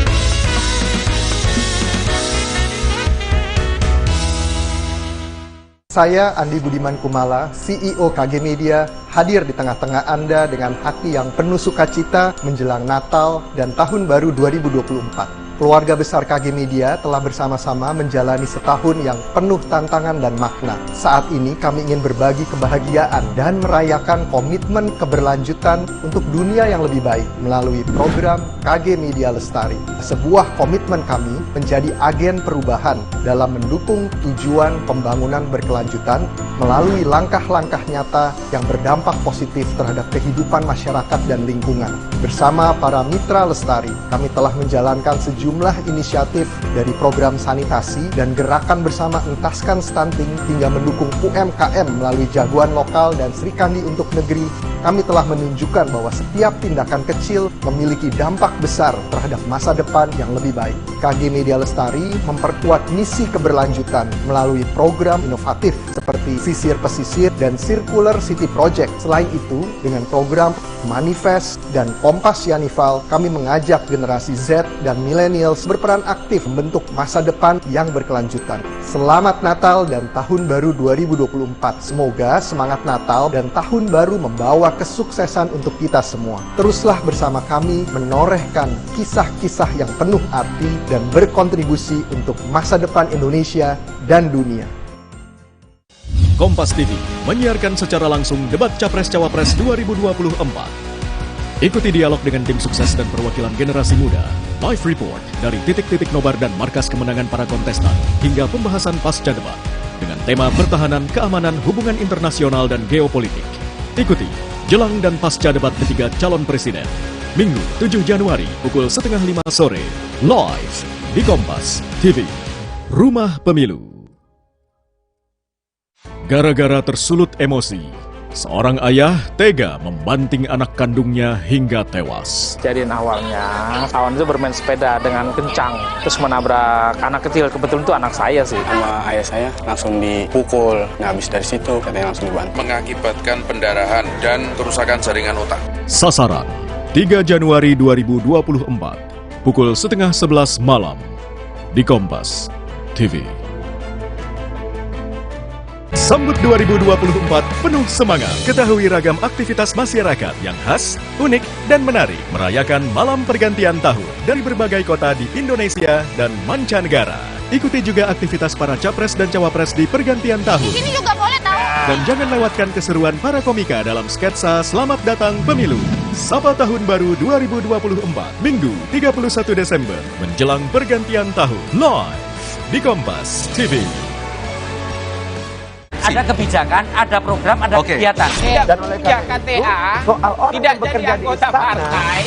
Lugas beradu pendapat. Ini adalah isu yang mengadang-adang menurut Anda? Kita periksa fakta-faktanya. Arahnya sudah jelas. Itu tugas utamanya kok. Dua opini yang berbeda. Saya perjelas. Anda menyoroti kegiatannya. Infrastruktur. Itu adalah Dua arah. Setiap Jumat pukul 8:30 malam. Live di Kompas TV. Dapatkan ragam informasi lewat portal video berita pertama di Indonesia yang menampilkan breaking news, peristiwa terkini, dan live streaming 24 jam. Lengkap dengan fitur live interaktif untuk ikut polling dan bertanya langsung kepada narasumber dalam program-program live. Kapanpun dan dimanapun, langsung di gadget Anda. Klik sekarang juga www.kompas.tv. Lebih dari TV. Pemilu 2024 adalah pesta demokrasi kita. Perbedaan pilihan jangan sampai menjadi konflik dan mencederai demokrasi itu sendiri. Jadilah bagian dari Pemilu 2024 dengan mengetahui setiap tahapannya untuk Indonesia maju dan damai. Pencalonan DPD dimulai sejak Desember 2022, sementara pencalonan DPR dan DPRD dimulai sejak April 2023. Sedangkan pengumuman pendaftaran serta pencalonan presiden dan wakil presiden dimulai Oktober 2023. Dilanjutkan dengan masa kampanye pada November 2023. 11 sampai 13 Februari 2024, seluruh peserta kampanye masuk dalam masa tenang untuk memberikan waktu kepada masyarakat memutuskan secara objektif pilihannya. Berikutnya, proses rekapitulasi hasil penghitungan suara. Setelah suara dinyatakan sah, pengambilan sumpah Presiden dan Wakil Presiden Republik Indonesia terpilih. Jadilah bagian dari perhelatan akbar bangsa Indonesia bersama teman memilih Rumah Pemilu Kompas TV.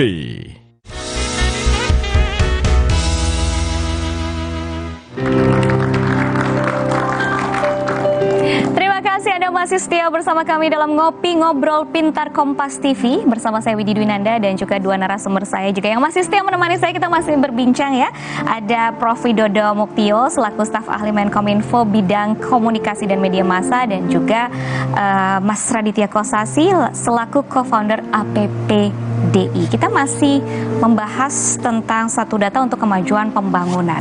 Oke, mungkin yang pertama akan saya tanyakan kepada Prof dulu, apa saja sih rencana dan prioritas pengembangan satu data Indonesia ini ke depannya?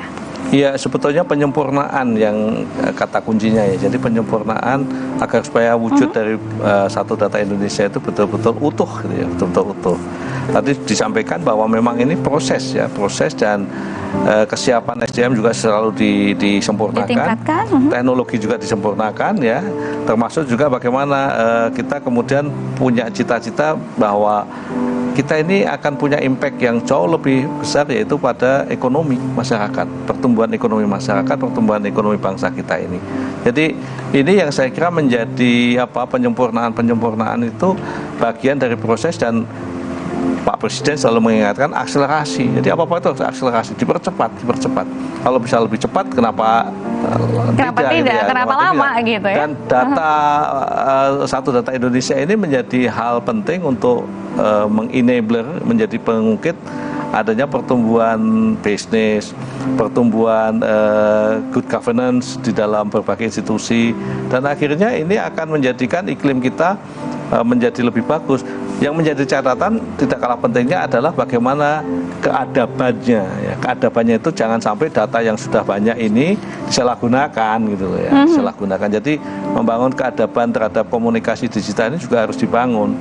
Oleh sebab itulah maka di Kominfo ini kan sebenarnya juga dua sisi ya, komunikasi dan informatika. Tidak hanya infrastruktur saja, tapi juga kita bagaimana memahamkan semua kita lah, masyarakat Indonesia itu selalu bisa bertindak, bersikap di era netizen ini, berpikir positif, ngechat positif, diam itu emas. Kalau memang nggak di era digital itu mendingan ya diam, dan jangan sampai kita dengan data itu dimain-mainkan gitu ya, karena ini main behind itu menentukan keberhasilan program satu data Indonesia ini. Kalau dulu mungkin istilahnya mulutmu harimaumu, sekarang jarimu harimaumu. Iya. Bisa dikatakan seperti itu ya, share gitu tidak gampang loh ya. Kadang-kadang jari ini lebih gampang. Kalau mulut kan ngomongnya ya, ini jari ini kadang-kadang like share, padahal belum tentu benar, belum tentu ini positif dan seterusnya.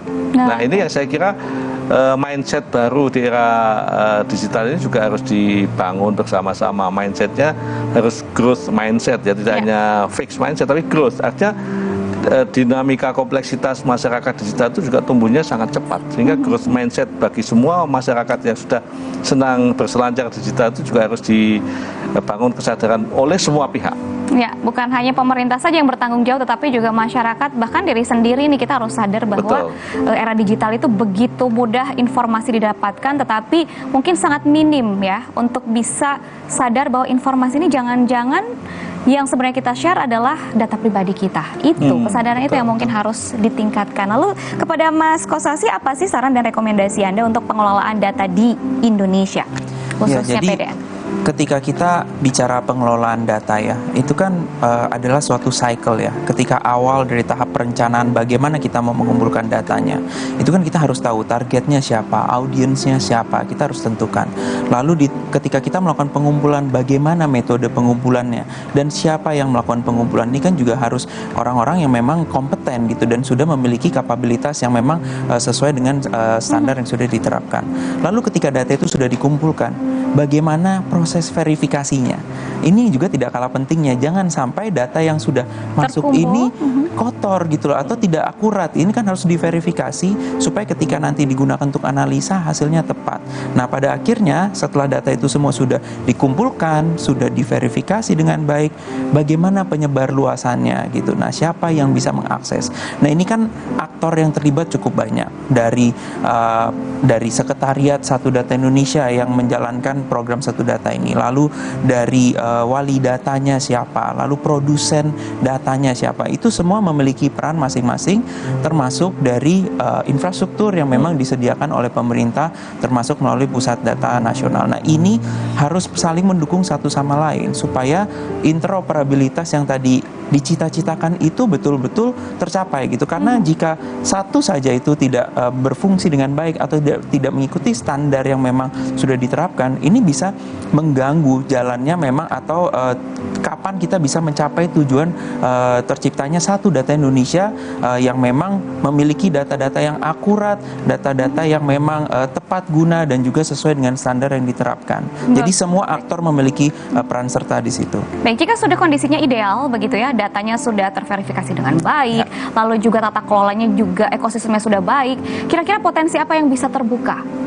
Ya, jadi potensinya kalau kita bicara potensi kan bermacam-macam. Salah satunya apa sih? Potensi keuangan gitu ya.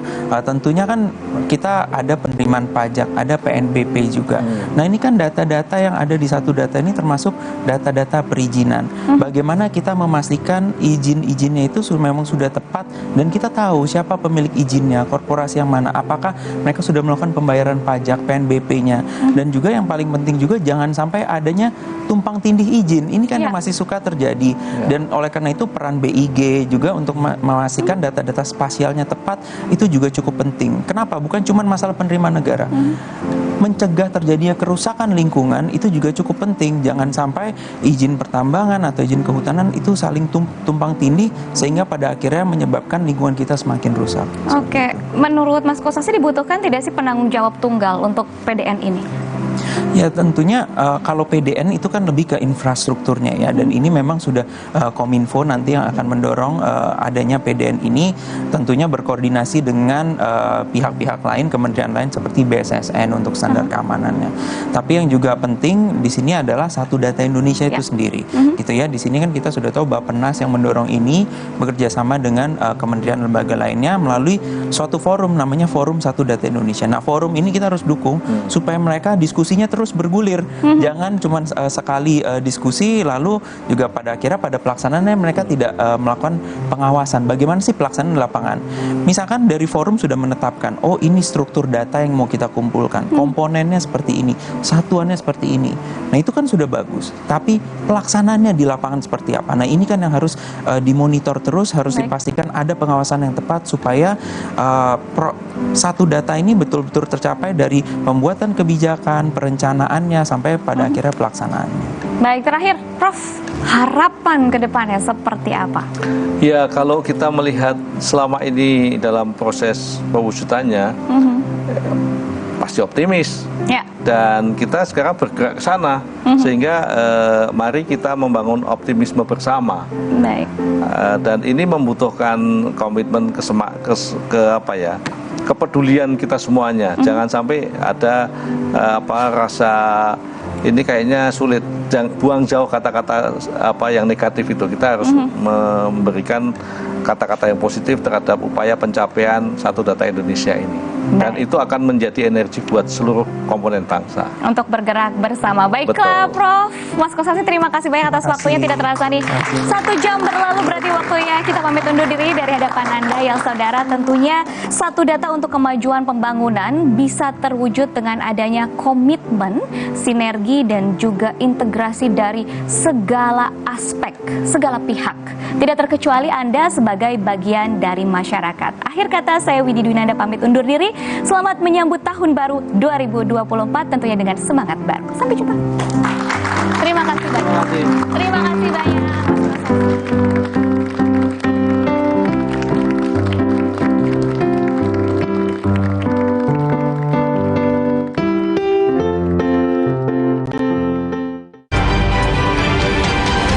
Kompas Update dipersembahkan oleh Prenagen, nutrisi lengkap ibu dan buah hati. Selamat malam saudara, saatnya kami perbarui informasi Anda dalam Kompas Update. Saya Yasir Neneama. Kawasan Center Point of Indonesia jadi salah satu lokasi perayaan pergantian tahun 2023-2024 di Makassar, Sulawesi Selatan. Jelang pergantian tahun saudara, warga Makassar dan sekitarnya mulai memadati kawasan Lego-Lego. Personel dari TNI maupun Polri diterjunkan untuk mengamankan lokasi. Sejumlah ruas jalan ditutup menyusul adanya Car Free Night. Untuk memeriahkan suasana, pemerintah Kota Makassar menggelar pesta musik untuk merayakan Tahun Baru bersama dengan warga Makassar.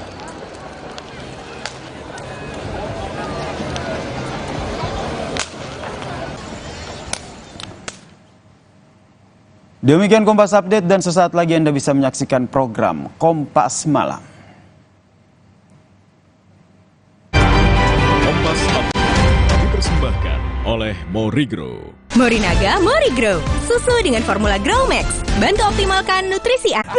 Itu curhat loh, tapi nggak apa-apa. Tipis-tipis curhat. Tipis-tipis curhat, tapi semoga yang diharapkan ini benar-benar terkabul yang jelas. Amin. Kalau mau berkeluarga itu harus giat cari jodohnya ya. Gitu ya. Iya, jadi giat bekerja, giat cari jodoh, insya Allah. Semoga Tuhan memberkati. Selamat dulu dong. Nah, yang baru berkeluarga juga. Iya betul, baru berkeluarga. Terima kasih, Kanda. Itu resolusi 2022 bukan? Iya, itu iya. Berarti sudah tercapai resolusinya. Semoga nanti nular ke Aci ya. Amin. Tapi kalau bicara soal harapan baru, ternyata di tahun 2024 ini memang tahunnya yang penuh harapan, dan tak hanya itu, yang paling penting adalah di tahun 2024 kita nanti punya calon pemimpin baru. Betul sekali. Jadi bukan masalah kita secara pribadi aja, tapi 2024 nanti ini tentu harapannya tahun ini kita juga punya pemimpin baru yang tentu membawa Indonesia menjadi lebih baik lagi. Yang tentu membawa kesejahteraan bagi masyarakat Indonesia. Kita doakan semoga itu menjadi harapan kita semua yang pastinya akan terkabul dengan lancar, mulus seperti jalan tol. Amin. Amin. Oke. Dan saudara, di program Sapa tahun ini kita akan melihat bagaimana kemeriahan perayaan malam pergantian tahun di sejumlah wilayah di Indonesia. Sebentar lagi sudah saatnya Valen Irianda menuju pergantian tahun 2024 di wilayah Indonesia bagian timur. Wah, sudah berganti tahun, sudah 2024 di wilayah Indonesia bagian timur. Oke. Jam 12.00 waktu Selamat tahun baru tentunya untuk saudara-saudara di Indonesia Timur. Oh, ternyata kita langsung countdown ya, Aci ya. Iya, oke. 3, 2, 1. Yeay! Aku juga tiup trompet. Tiup trompet dulu dong. Itu jadi di sorry. di Indonesia bagian timur ini sudah berganti tahun 2024. Nanti kita juga akan melihat nih apa sih sebenarnya yang biasanya dilakukan oleh masyarakat di wilayah Indonesia bagian timur, dan kemudian biasanya kalau kumpul-kumpul itu di mana. Nah, ini dia di belakangnya Aici. Juga udah ada, sudah ada. Waduh, banyak banget ini. Jumlah jurnalis Kompas TV yang sudah bersiap. Ini kalau saya pantau, ini di Ancol nih, saya hafal. Paling rame.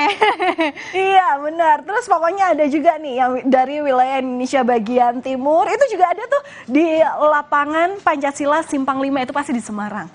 Itu di Semarang. Kalian hafal banget. Nah, ini lebih jelas lagi, Valen. Lebih lengkapnya lagi nih. Oh, ini masing-masing di tempat masing-masing juga. Di Jakarta ada wilayah Indonesia Timur, kemudian juga ada di Jakarta, di Ancol salah satunya. Dan ini kayaknya saya paling hafal. Ini kan di Bandung. Oh iya, aja dari Kampung Bandung saya. Oke. Nanti kita juga akan tanya ke mereka ya, seramai apa. Karena kan kalau misalnya tahun lalu itu kan masih perpindahan ya dari pandemi, terus habis itu mencoba masih agak-agak ketat gitu ya. Masih agak ketat. Nah, sekarang udah pure itu kalau di Ancol udah lihat banyak ibu-ibu keluarga bawa tikar, bawa bekal, bahkan mereka tuh rela untuk menginap loh, Irianda, kelihatannya dari barang bawaan mereka ya. Biasanya kalau di Bandung di mana Ci yang paling heboh, Ci? Yang paling heboh di Asia Afrika, karena berdekatan juga dengan alun-alun dan Masjid Agung Bandung. Berdekatan juga dengan Jalan Braga. Yang itu kan semua orang kayak tahu ya, Jalan Braga di Bandung tuh legend banget. Betul sekali, betul sekali. Oh, di situ ya. Oke, nanti kita akan ke Indonesia bagian barat ya, karena mengingat masih 2 jam lagi. Sekarang Aici, kita akan tanya untuk teman-teman yang ada di wilayah Indonesia bagian timur. Lalu seperti apa saudara kemeriahan malam tahun baru di wilayah Indonesia bagian timur? Kita bergabung dengan jurnalis Kompas TV Putri Utami di alun-alun Lapangan Merdeka, Kota Ambon, Maluku. Ya, selamat malam Putri. Bagaimana kemudian keramaian dan kemeriahan perayaan tahun baru di sana? Baik, terima kasih. Selamat malam Asri dan juga saudara. Dapat kami gambarkan suasana terkini di Kota Ambon, Maluku, tepatnya di depan alun-alun kota Lapangan Merdeka, Kota Ambon. Jelang perayaan detik-detik pergantian malam tahun baru, saudara dapat Anda saksikan di belakang saya saat ini sudah ramai sekali masyarakat Kota Ambon yang berdatangan dan juga merayakan momen detik-detik pergantian tahun baru. Saudara dapat Anda lihat juga di belakang saya saat ini sudah ramai dengan pesta kembang api yang dilakukan oleh warga. Dan karena memang pada momen malam pergantian tahun kali ini, saudara, tidak ada kegiatan khusus yang dilakukan oleh Pemprov Maluku maupun Pemprov Ambon. Untuk itu masyarakat Kota Ambon sendiri yang berinisiatif untuk memeriahkannya dengan pesta kembang api dan juga trompet. Saudara, dapat kami informasikan juga kepada Anda bahwa arus lalu lintas di Kota Ambon saat ini sangat kondusif karena memang sejak siang tadi tidak ada 17 titik penyekatan atau pengalihan arus di malam pergantian tahun yang dilakukan oleh Polresta Pulau Ambon dan Pulau Lehake. Sementara untuk pengamanan, saudara, ada sebanyak 796 personel gabungan TNI Polri serta Ditlantas Polda Maluku yang sudah disiagakan di 17 titik tadi. Dapat kami informasikan juga, saudara, kepada Anda bahwa imbauan-imbauan kepada masyarakat juga telah dilakukan dibantu dengan traffic light portable. Di antaranya imbauan Kapolda Maluku, Irjen Pol Karya Latif untuk masyarakat Kota Ambon agar tidak melakukan konvoy atau arak-arakan menggunakan kendaraan. Mengingat pada malam ini, saudara, umat Kristiani masih ada yang melaksanakan ibadah. Untuk itu, agar menghormati mereka, diimbau untuk masyarakat agar tidak melakukan arak-arakan atau konvoy lagi. Dan juga, saudara, Kapolda Maluku meminta kepada masyarakat untuk menjaga situasi Kamtipnas agar tetap kondusif malam ini. Demikian, Andri. Wah, masih ramai sekali ya, kembang api di sana masih meletus-meletus begitu ya, semuanya masih sangat dar-der-dor di sana. Dan tentu ada himbauan agar menjaga kenyamanan dan juga keamanan bersama, Irianda Valen. Oke, itu dia tadi laporan langsung. Kita lihat bagaimana situasi di Ambon, perayaan tahun barunya seru sekali. Betul. Saudara? Yang paling harus diingat adalah ketika menyalakan kembang api, mercon itu tadi ya, harus dilihat suasana sekitarnya. Nah. Jangan ngehidupin kembang api di tempat yang Dan kalau tidak emang aman. petasannya gede dan juga terlihat berbahaya gitu ya, nggak usah dipegangin lah. Iya. Lepas aja atau lempar. Ditanam aja gitu ya. Oke, usai jeda kami akan kembali lagi dengan sejumlah informasi soal kemeriahan pergantian tahun. Utamanya kami juga punya beberapa visual dan juga vlog begitu ya dari rekan-rekan jurnalis Kompas TV. Bersama dengan siapa, Valen? Bersama dengan calon presiden 2024. Di tengah sibuknya kampanye, kira-kira apa yang jadi resolusi ketiga calon presiden kita 2024? Tetaplah bersama kami. Yanda dan Aci akan segera kembali di Sapa Malam Tahun Baru. Saat lagi.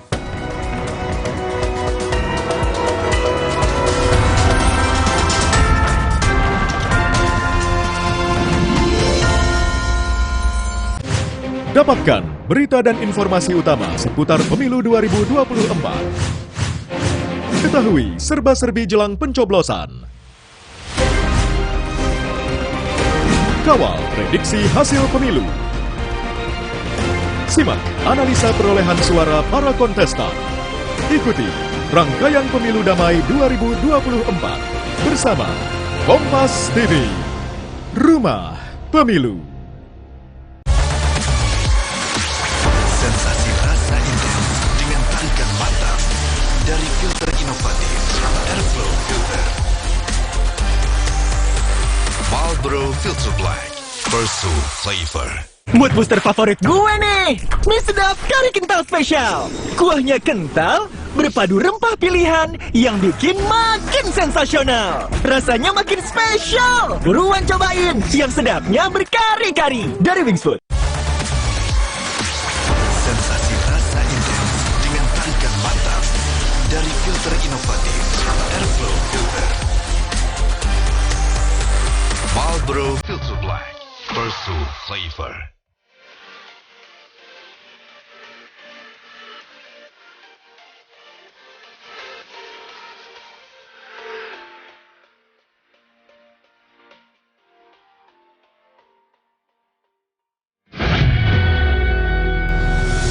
Inilah kualitas merah yang semakin mewah.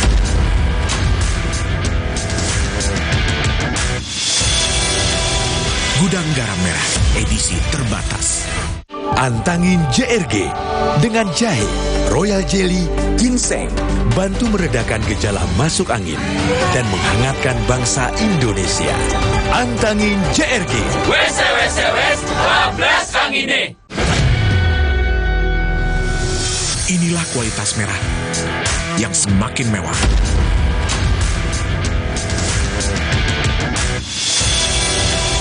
Gudang Garam Merah, edisi terbatas.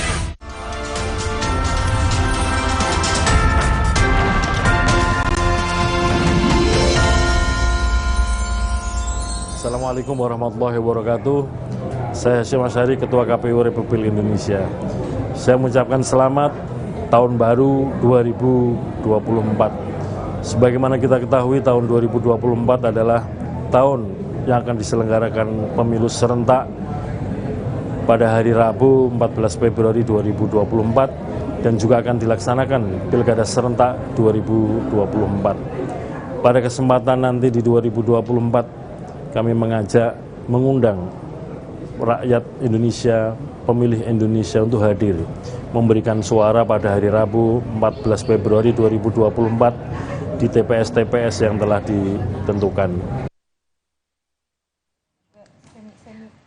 Masih di Sapa Tahun Baru 2024, Saudara. Dan sekali lagi kami ingin mengucapkan selamat Tahun Baru bagi saudara-saudara kita yang berada di Indonesia wilayah bagian timur.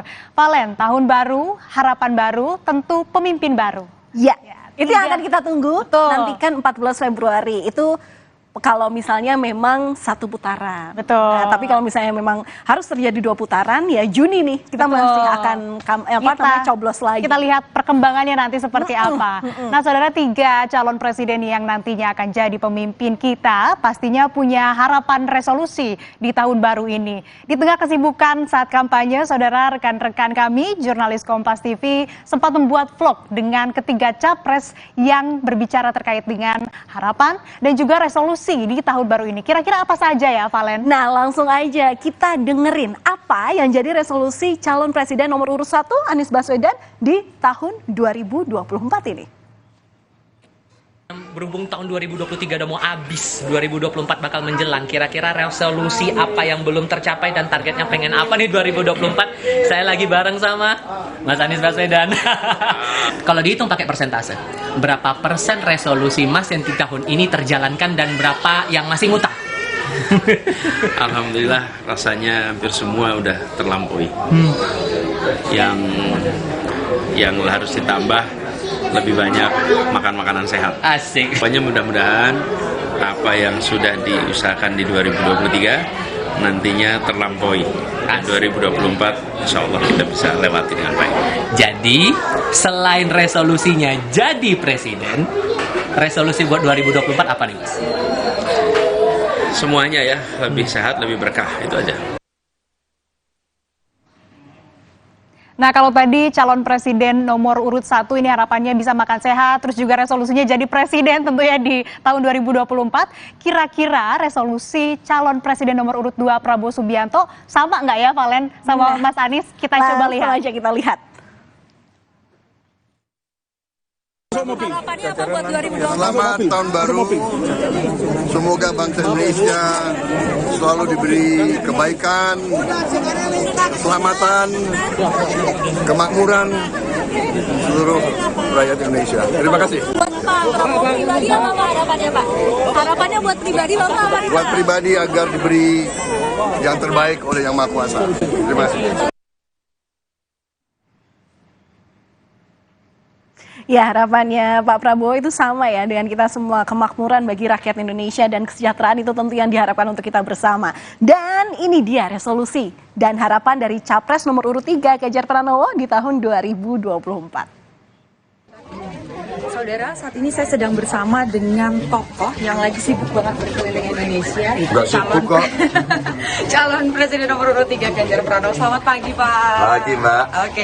Nah, Mas, ini kan sebentar lagi mau tahun baru 2024. Kalau Mas Ganjar sendiri ada nggak sih resolusi atau misalnya yang akan diprioritaskan di tahun baru nanti? Itu hanya berganti jam, berganti detik, berganti waktu. Buat saya pergantian kalender saja. Tapi kehidupan terus berjalan dan tidak harus mengenal waktu-waktu itu. Artinya apa? Seluruh pekerjaan kita mesti tuntaskan, seluruh keinginan kita mesti tunaikan dengan baik.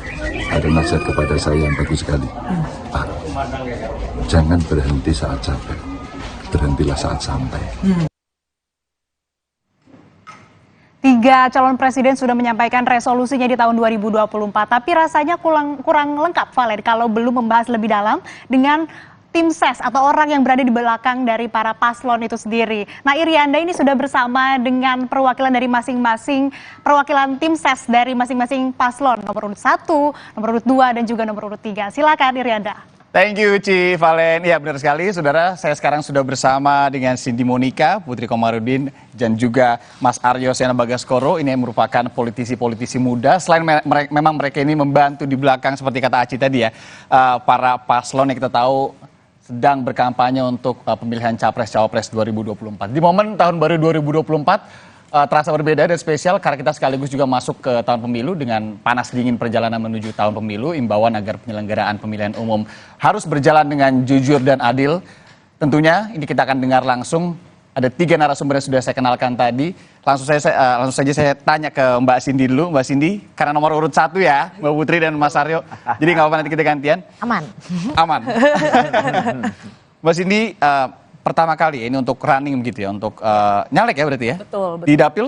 Di Dapil Sumatera Barat 2. Sumatera Barat 2. Kenapa sih awalnya mau jadi politisi dan kemudian nyalek langsung ke RI lagi?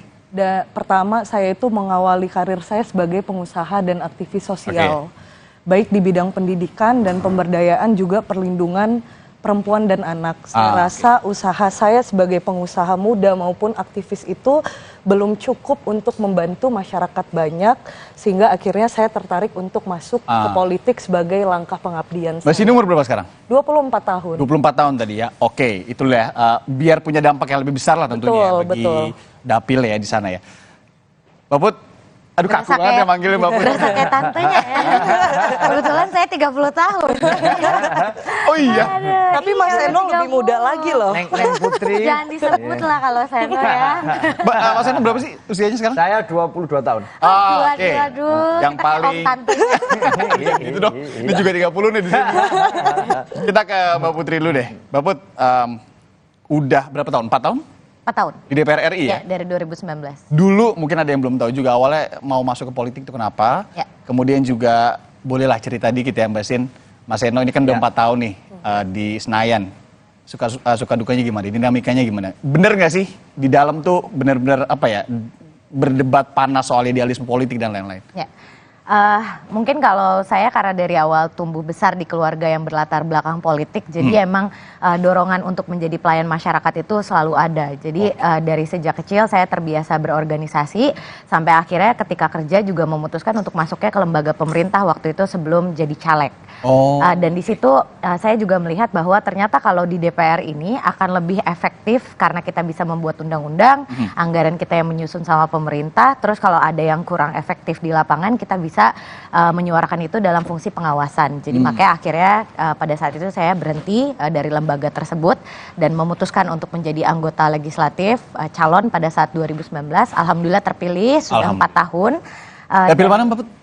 Jawa Barat 7, Purwakarta, Karawang, Kabupaten Bekasi, dan alhamdulillah ditaruhnya di Komisi 11 ya, memang di situ saya ada latar belakangnya. Ekonomi-ekonomian gitu ya? Pendidikan dan juga lembaga yang dulu saya bekerja di situ adalah lembaga pemerintah yang bergeraknya di bidang keuangan. Jadi kalau dibilang DPR itu panas dalam membahas terkait dengan ideologi, memang harus seperti itu karena kita kan di situ ada 9 fraksi mewakili partainya masing-masing, tentu dengan warna yang berbeda-beda, tapi saya yakin kepentingannya satu adalah untuk masyarakat Indonesia, walaupun dengan sentuhan dan juga tentu narasi dan gagasan yang berbeda. Jadi di Komisi 11 ini alhamdulillah kita sudah sangat produktif selama 4 tahun.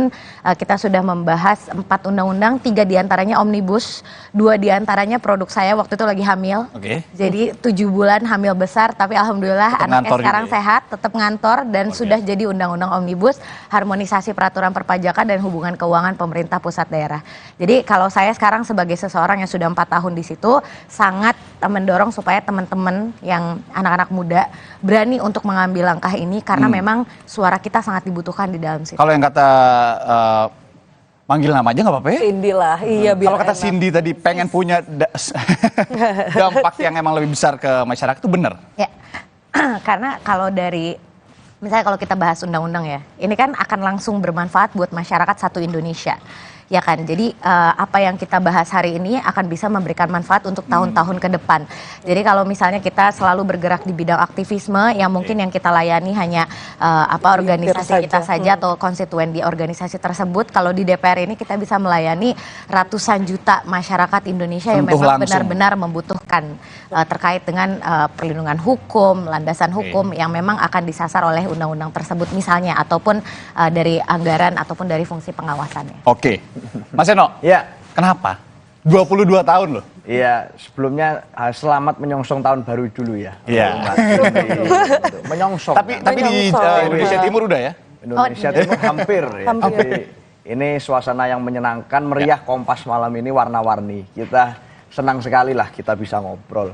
Nah, memang dari keluarga saya agak berbeda dengan Mbak Putri, Mas. Karena tidak ada yang berlatar belakang di politik maupun di pemerintahan. Di keluarga besar atau di keluarga inti? Inti maupun di keluarga besar. Jadi memang agak jauh dari politik. Yang keluarga saya, ayah saya karyawan swasta, ibu saya seorang psikolog, dan ibu rumah tangga saat ini. Jadi nggak ada yang di politik. Nah, tradisi saya memulai berpolitik itu sebenarnya dimulai dari waktu saya dulu di bangku SMP. Jadi saya coba ikut organisasi, saya baca banyak buku, dan kemudian saya mendapat sebuah inspirasi. Oh, ternyata para founding fathers kita dulu, Bung Karno dan seangkatannya itu berpolitik dalam konteks menulis dan berbicara itu di usia belasan tahun. Lalu saya berpikir kalau kemudian para tokoh bangsa ini memulai berpolitik itu di usia yang sangat muda, lalu kenapa saya dan angkatan saya tidak berani untuk mencoba dalam konteks yang sama, misalnya membaca, menulis, dan berbicara gitu. Nah, setelah itu saya ikut organisasi, saya bikin organisasi namanya Aliansi Pelajar waktu itu. Di Jawa Timur di ya? Surabaya. Surabaya ya? Kebetulan saya, domisili saya memang selama ini di Surabaya. Oke, Mas Eno, ya. Sebentar. Nanti kita akan lanjutkan lagi, tapi ada yang mau lewat dulu, jadi kita akan lihat dulu apa yang mau lewat. Usai jeda kami masih akan kembali berbincang dengan 3 politisi muda ini, tentunya juga akan kami kulik juga bagaimana kemudian dinamika di dunia politik saat ini menuju ke 2024. Tetap di Sapa Tahun Baru, saudara.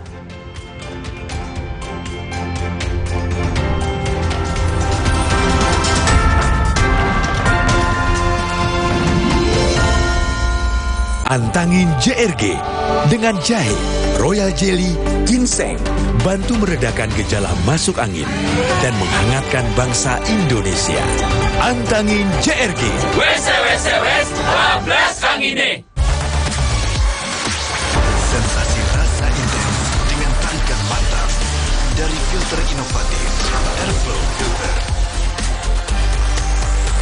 Marlboro Filter Black, Personal Flavor.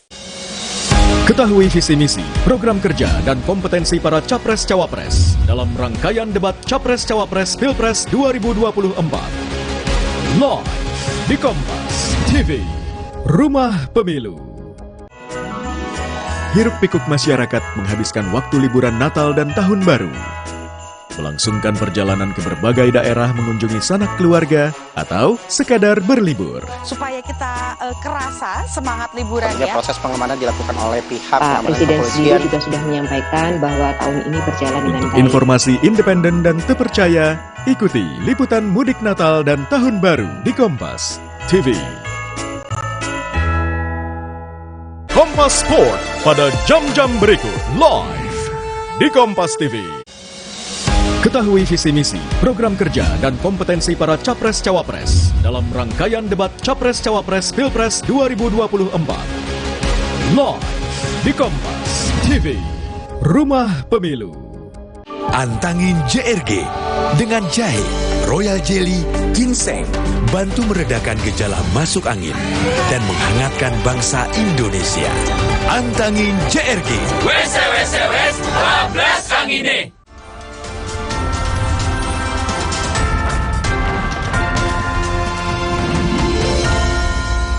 Assalamualaikum warahmatullahi wabarakatuh. Saya Rahmat Bagja, Ketua Bawaslu Republik Indonesia, mengucapkan Selamat Tahun Baru 2024 kepada seluruh pemirsa Kompas TV. Semoga pemilu kita kali ini berlangsung umum, bebas, rahasia, jujur, dan adil. Wassalamualaikum warahmatullahi wabarakatuh.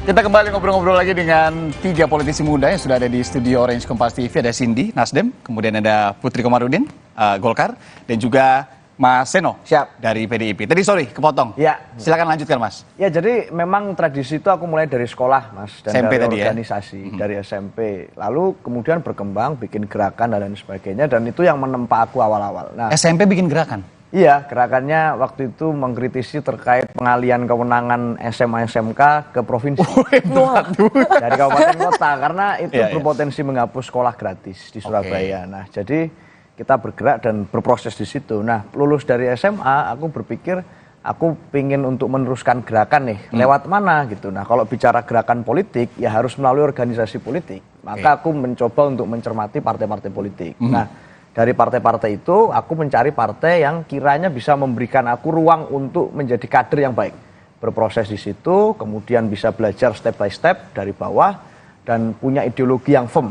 Nah, akhirnya ketemulah dengan PDI Perjuangan. Sempat nanya orang tua dulu, Pak, kira-kira yang bagus apa ya gitu? Pasti minta restu iya, tetapi karena keluarga tidak ada background di politik, jadi ya aku mencoba mengeksplorasi. Pure research sendiri, kemudian juga lihat. Dan karena di gerakan itu kan ketemu dengan banyak elit politik sebenarnya kan. Karena kita melakukan apa namanya bargaining, ini kesini gitu. Kita protes dan seterusnya.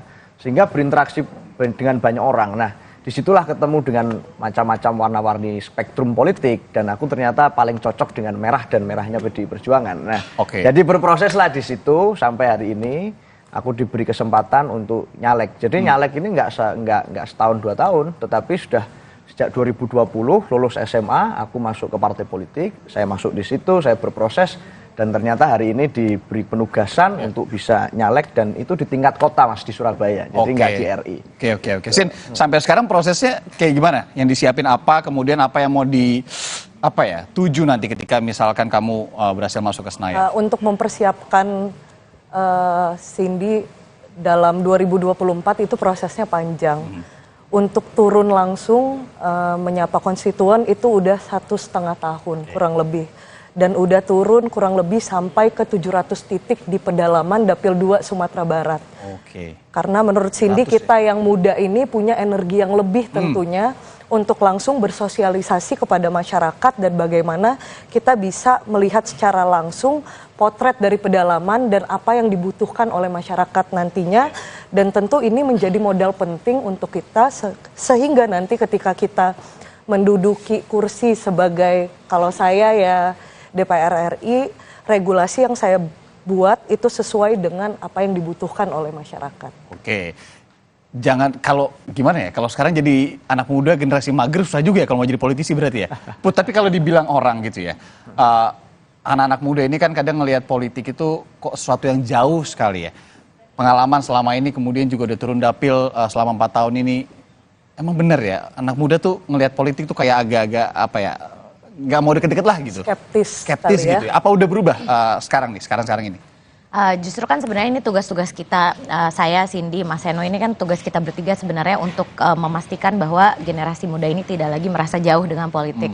Jadi dengan adanya media sosial sekarang sebenarnya ruang kita untuk memberitakan terkait dengan hal-hal positif yang bisa kita lakukan, True Politics ini kan sebenarnya bisa menjadi terbuka lebar gitu. Jadi dari sejak menjadi anggota DPR di tahun 2019 sampai dengan sekarang, itu saya selalu mencoba ke transparan di situ, melaporkan terkait kinerja. Sosial media ada semua ya di situ. Jadi ada yang namanya laporan kinerja, rapor di setiap masa sidang. Di situ saya laporkan berapa program yang telah kita salurkan ke dapil saya 3 kabupaten itu, dan juga berapa tingkat kehadiran, karena kan biasanya dibilang katanya anggota DPR itu magabut makan gaji buta.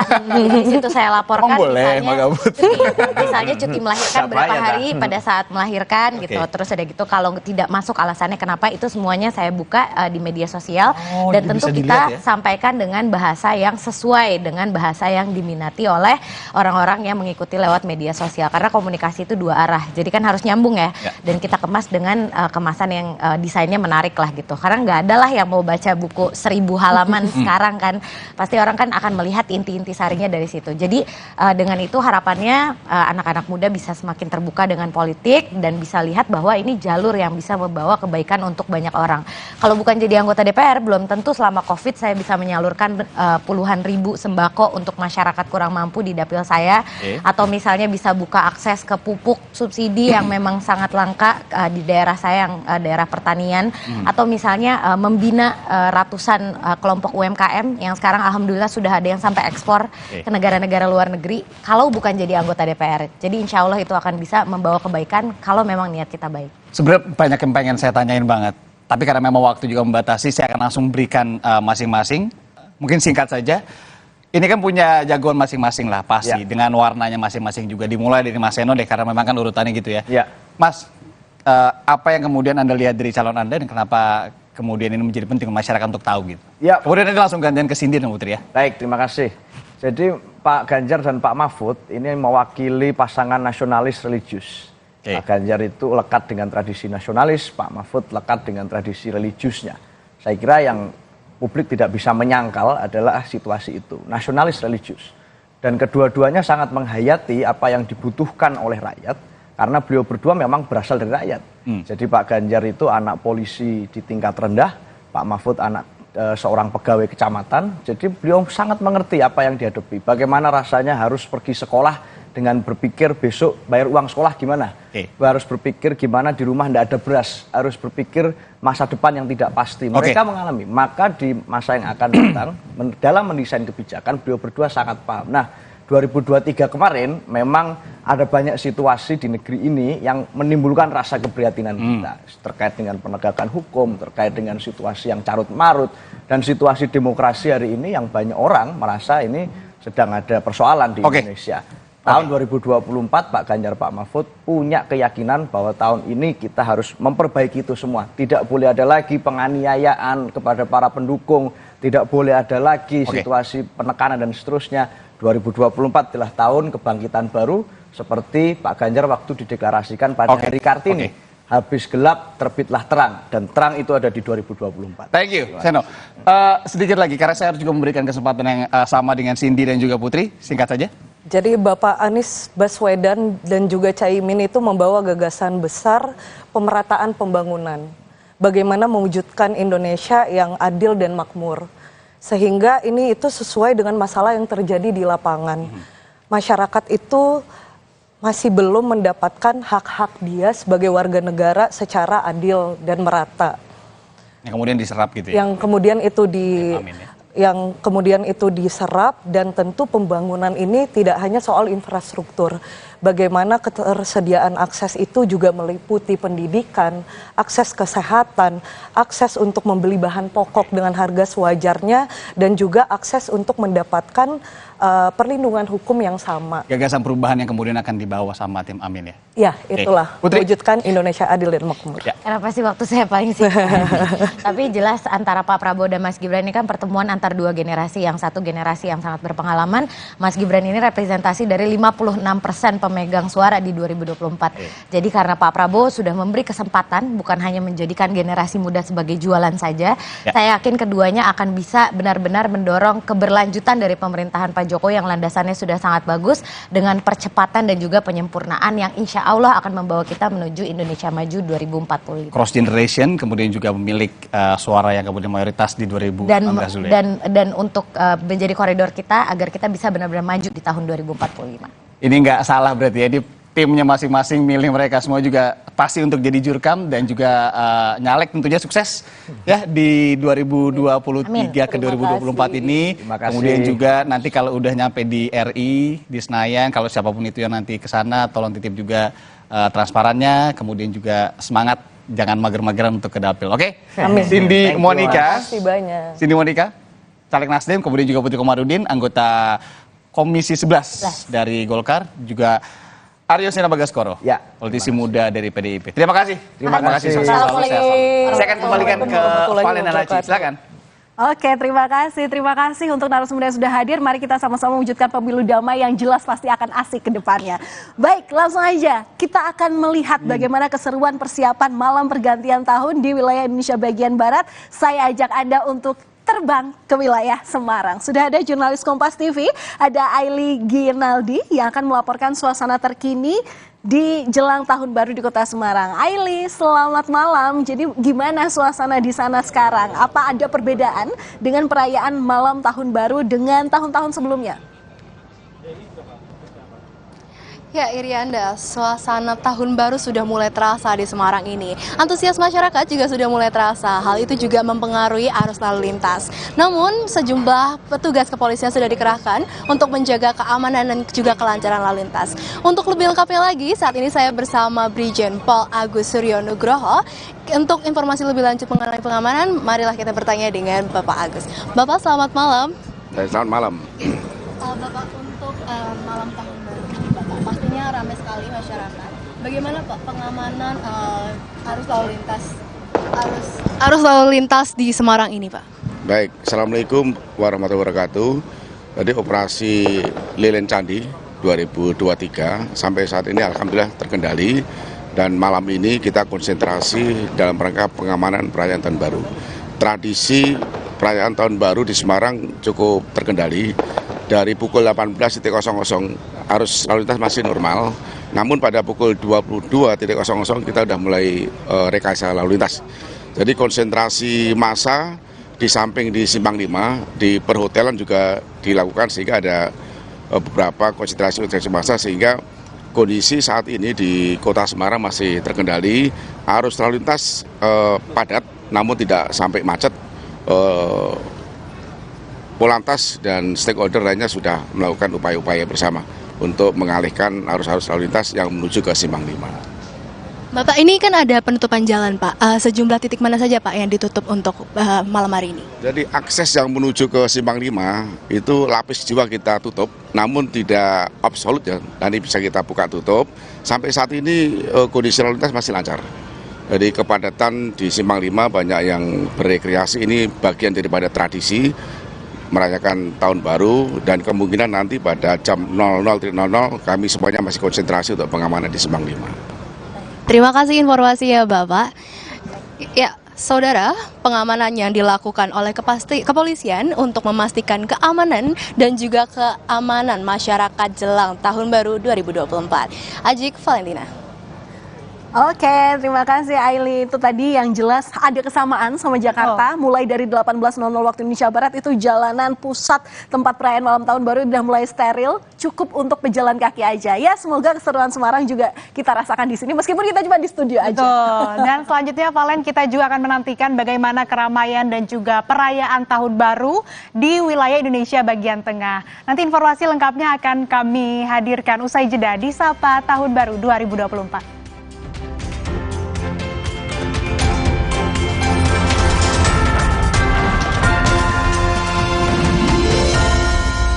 Antangin JRG dengan jahe, royal jelly, ginseng, bantu meredakan gejala masuk angin dan menghangatkan bangsa Indonesia.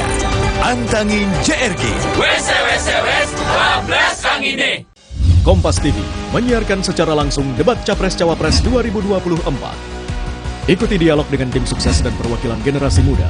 Live report dari titik-titik nobar dan markas kemenangan para kontestan hingga pembahasan pasca debat dengan tema pertahanan, keamanan, hubungan internasional, dan geopolitik. Ikuti jelang dan pasca debat ketiga calon presiden. Minggu 7 Januari pukul 4:30 sore. Live di Kompas TV. Rumah Pemilu. Sambut 2024 penuh semangat. Newsroom Rewind 2023 Sabtu dan Minggu 30 dan 31 Desember pukul 9 pagi.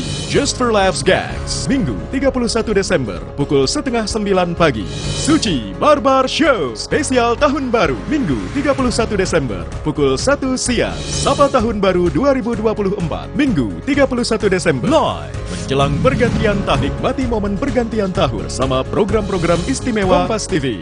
Kompas Sport pada jam-jam berikut live di Kompas TV. Mau mengiklankan usaha kamu dengan harga terjangkau? Langsung aja ke pasangiklan.com. Pasang iklan segampang upload, bayar, tayang. Ada beragam paket yang bisa kamu pilih di pasangiklan.com. Mulai dari harga Rp50.000 sampai harga Rp1 juta. iklan kamu akan tayang di jaringan media milik Kompas Gramedia. Jadi, iklan kamu berpotensi dilihat oleh 270 juta pembaca. Di pasangiklan.com, kamu bisa memilih jenis iklan yang ingin ditayangkan. Kamu bisa memilih iklan untuk ditayangkan di website, Instagram, atau iklan baris di koran Kompas. Di pasangiklan.com, kamu nggak perlu khawatir, karena setelah iklan ditayangkan, kamu akan mendapatkan informasi mengenai perkembangan iklan berupa laporan performa untuk iklan digital dan Instagram, serta notifikasi penayangan untuk iklan baris di koran Kompas. Jadi, mau pasang iklan yang dilihat banyak orang dengan harga terjangkau, segampang upload, bayar, lalu tayang, tunggu apa lagi? Langsung aja ke pasangiklan.com. Kita mengingatkan penguasa, menghibur yang papa. Rosi. Antangin JRG dengan jahe, royal jelly, ginseng, bantu meredakan gejala masuk angin dan menghangatkan bangsa Indonesia. Antangin JRG. Wes, bablas angine.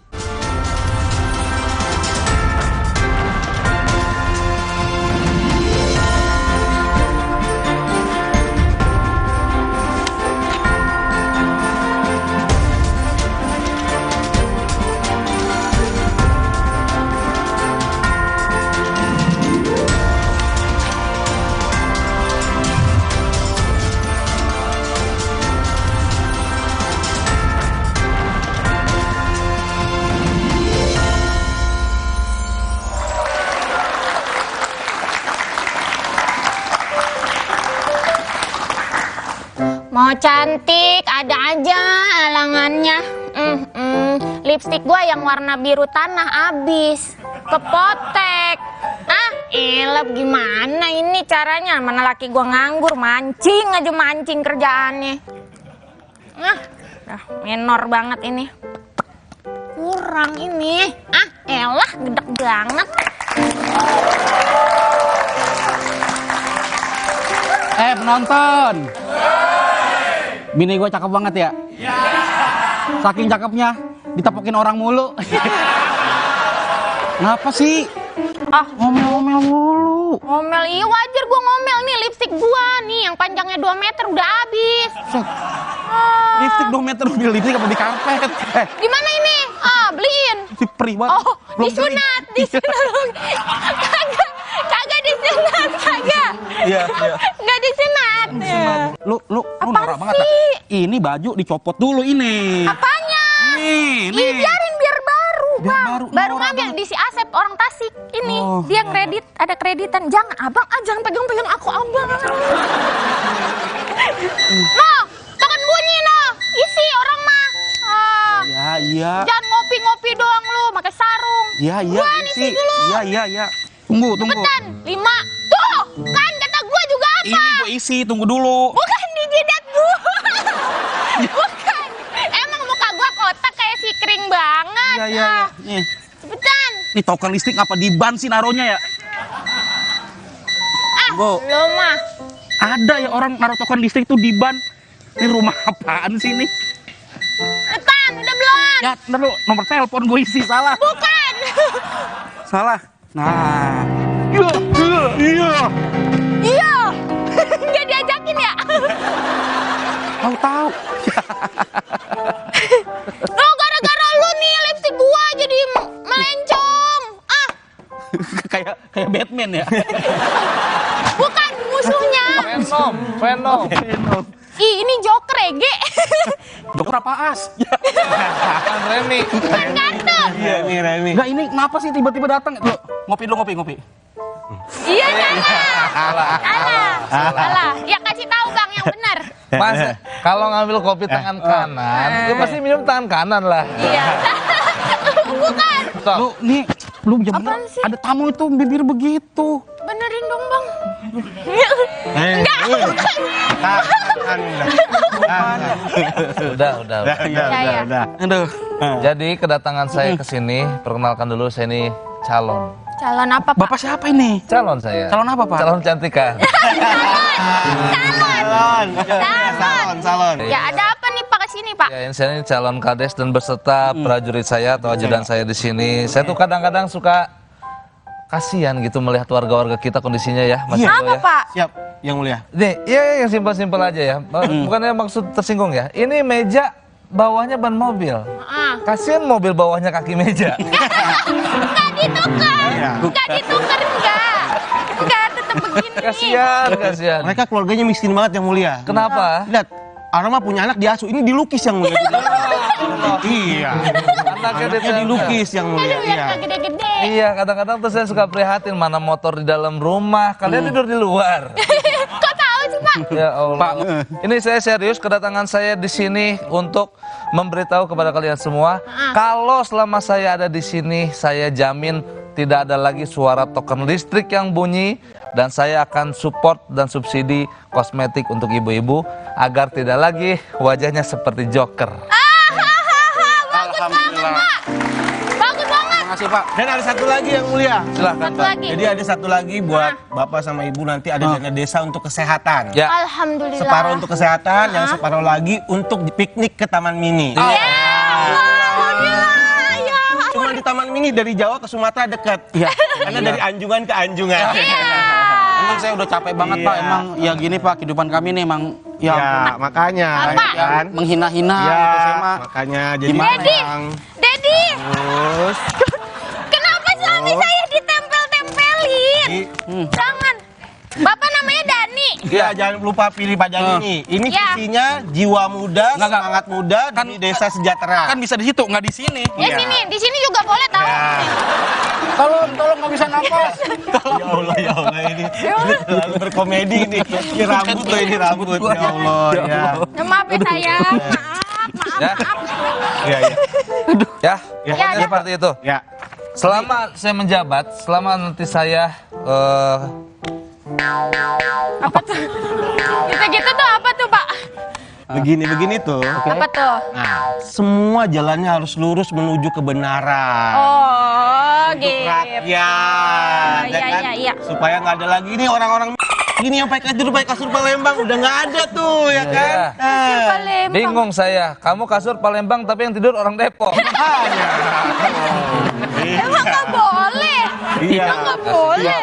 Supaya orang-orang miskin kayak bapak sama ibu kalau makan buah bukan digambar. Itu beneran tuh. Itu buahnya digambar ya kan.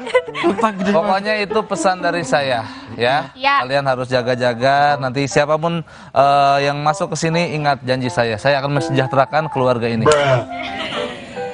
Enggak, ini maksudnya tadi ada nyamuk Pak tuh. Ada nyamuk. Makan, nggak ada gitu. Pamit ya. Ya. Assalamualum. Waalaikumsalam. Pak Dani BR ya. Siap. Jadi siapa sih? Makanya kan gua kata lu jadi bini tuh cari duit yang bener, jadi hidup kita nggak susah. Lu yang jadi kepala keluarga. Apa tuh? Lu orang mah tuh jadi partai itu. Loh. Dek bunga ini. Kenapa Mas? Dek bunga kok sama akar serabut? Ih, akar serabut. Dek bunga, kamu gak ingat sama saya? Anjas? Bukan Anjas. Siapa namanya? Wajahmu kok gak berubah dari dulu ya? Tetap kayak golnya Messi. Apa tuh? Cantik. Kamu tahu nggak bedanya kamu sama kayu? Apa tuh Bang? Kalau kayu itu kan mahoni. Kalau kamu my honey.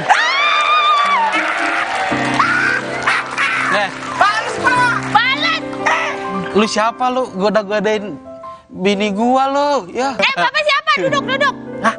Kamu nggak ingat sama aku? Kamu kok gitu sih, Dek? Dek, siapa sih? Dek bunga. Tapi mohon maaf Bapak Ibu. Aku nggak tahu siapa kamu. Mohon maaf bentar. Ini rumah sama ya? Kenapa? Banyak stiker caleg gitu sih.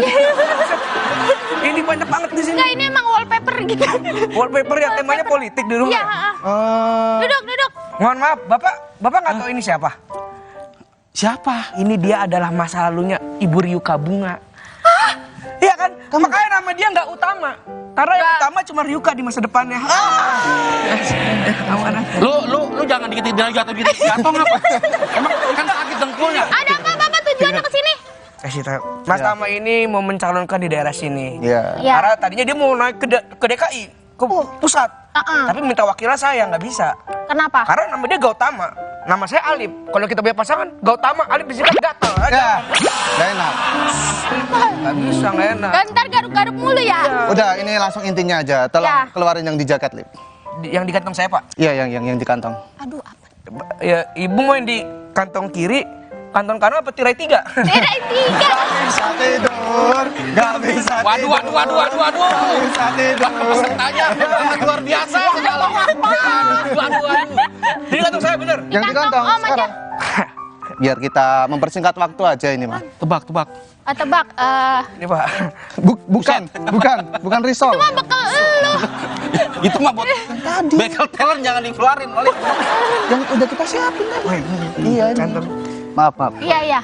Yang ini, Pak. Kok bawa hak tinggi? Cobain ya Cinderella. Iya. Gak usah pada kaget, Pak Gautama kan pemimpin yang hebat. Kenapa tuh? Kemana-mana selalu membawa hak perempuan. Mantep banget. Emang di kantong saya kan gak ada, di kantong Bapak. Oh iya. Ini biar ada sedikit lah, biar nggak ada nomor aku. Mas, aku dinodai. Sama ada tambah-tambahan dikit lah biar kamu lebih mempercantik diri. Ini nomor apa? Nomor sepatu. Enggak, banyak banget nomor sepatu. Ini disimpan lah ya. Ini udah jangan kelamaan ini tangannya. Dah, disimpan. Nanti jangan lupa diisi 50 ya. Oke. Oh, pulsa. Mungkin dia gagal di masa lalu tapi dia akan berhasil di masa depanmu. Mas, aku sama yang sukses aja ya. Lu emang bener-bener lu ya, bini. Bang, duit tepok siapa yang kagak doyan, Bang? Nggak ada rasa bersyukurnya. Ya enggak lah. Apa yang mesti disyukurin? Model kayak lu. Siapa aja diladenin. Ya, gua mana begitu, Bang. Ya Allah, udah. Gua mau beli apa ya? Pakai Assalamualaikum warahmatullahi wabarakatuh. Waalaikumsalam warahmatullahi wabarakatuh. Ini lagi nonton konser atau bagaimana sih? Flashlightnya menyala. Lagi nonton ini Coldplay. Oh, Coldplay. Assalamualaikum peliharaan negara. Ngapa peliharaan negara lu kata dia kucing? Hah? Orang miskin kan dipelihara negara. Oh iya. Kenapa sih? Bapak siapa sih? Bapak jangan kasar-kasar, Pak, sama dia, Pak. Kenapa? Kita butuh suaranya dia kan. Ya. Itu bukan suara tenggorokan lu. Oh, bukan suara itu. Pak, maaf, baju batuknya bagus deh. Batik. Ini saya nggak disuruh duduk ini. Gak usah lah, ngapain? Oh, sini Pak duduk. Ini Bapak harus merasakan duduk di kasur yang ada pempeknya. Ayo sayang. Langsung orang kata, gue mah juga serempit ya. Ini ente semuanya digodain nih. Sini duduk. Bapak nggak mau di situ? Enggak. Wah, Ya ini udah. ada apa-apa? Apa ini? Pak, jangan. Wah, ini yang nggak beres nih kampanye nih. Lihat, Halda. Ini lihat no, banyak banget sponsor begini-ginian nih. Lu Dari beler. udah nggak zaman kampanye modal gambaran. Kampanye tuh modal gagasan. Wih. Ini yang bener nih. Dari tadi pada nawar-nawarin nggak ini, Pak. Pilih pemimpin yang cerdas, bukan yang punya berangkas. Mantep banget nih. Bapak ngapain sih? Iya, saya mah masa lu? Saya kan lurah ente Pade. Oh, yang gagal itu. Bukan, ini dia lurah sebelumnya. Justru saya yang berkuasa. Betul. Saya incumbent, saya petahana. Saya mau Iya. lanjut periode kedua. Gimana mau lanjut? Saya aja miskin, kagak ada kenaikannya. Bapak Lu memimpin. miskin gara-gara laki lu kagak kerja-kerja itu lu lihat aja. Itu laki gua, lu mah. Laki punya laki goleran mulu lu. Kalau Bapak tahu laki saya pengangguran kagak bisa apa-apa, Bapak kawinin saya. Sesuaiin nama motor lu, noh. Motor Kenapa? second. No, motor lu aja objek pajak. Apaan objek pajak? Ya daripada objek penipuan. Udah nih. Pak siapa namanya? Darto. Siapa sih nama lo? Tadi apa yang lucu ya? Gue lupa. Pak Heri kan? Oh iya, Pak Iya. Heri. Pahlawan nih Heri. Kok pahlawan? Hero. Oh, hero.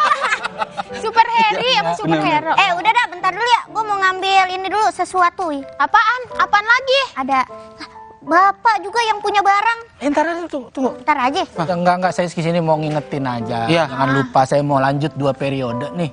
Mumpung undang-undang memperbolehkan 2 periode, saya mau lanjut. Lanjut. Udah ambil dah, Yaudah, bentar. Ambil apa? Ada ini Ada sesuatu.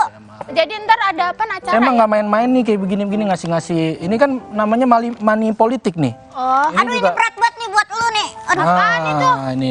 Nih, Wah, jadi ya kita Allah. mah Alda bohong banget ini enteng Alda. Enteng. enggak Lu ngentengin gua lu. Mohon maaf, emang dia kadang bercanda, Pak. Iya. Bercanda. berat banget usir dia dari kampung kita. Jangan. Anda, kamu jangan sembarangan sama Pak Lurah. Oh, jangan main ini foto ya Halda ya. Oh iya. Foto dulu. Udah lu gabung sini. Ya, lu jangan lupa. Bukan yang itu. Ini tuh kayak ada kameranya, Bapak. Ini bukan, Pak. Ini sembako. Oh iya, Sembako, foto dulu buat Halda. foto nih. Masukin story ini. 1, 2, 3. Jarinya begini. Enggak. Nah, mukanya lebih susah lagi. Lebih susah. Lebih sedih. Susah. 1, 2, 3. Cakep nih. Langsung aja story WA ya. Iya. Alhamdulillah. Story WA doang. Di grup keluarga lu kirim. Iya nih. Iya, ini punya saya. Bapak Iya. udah pulang. Nih. Udah deh. Wah, Mas, Jadi kita intinya gini nih. Nih udah gua kasih bingkisan, anggap bingkisan bukan apa-apa. Jangan lupa ntar ada acara debat. Acara debat. Iya di Ya. kelurahan, di Ada- balai desa. Oh iya, Lu dateng dah. Ya tuh sembako tuker gitar ya. Bapak. Assalamualaikum. Waalaikumsalam. Gitar kita. Satu kita bukain yuk. Unboxing.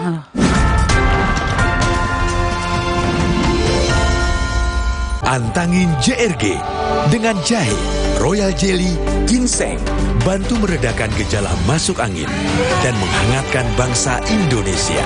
Antangin JRG. Sambut 2024 penuh semangat. Newsroom Rewind 2023, Sabtu dan Minggu, 30 dan 31 Desember, pukul 9 pagi. Just for Laughs Gags, Minggu, 31 Desember, pukul setengah 9 pagi. Suci Barbar Show, spesial Tahun Baru, Minggu, 31 Desember, pukul 1 siang. Sapa Tahun Baru 2024, Minggu, 31 Desember. Live, menjelang pergantian tahun, nikmati momen pergantian tahun sama program-program istimewa Kompas TV.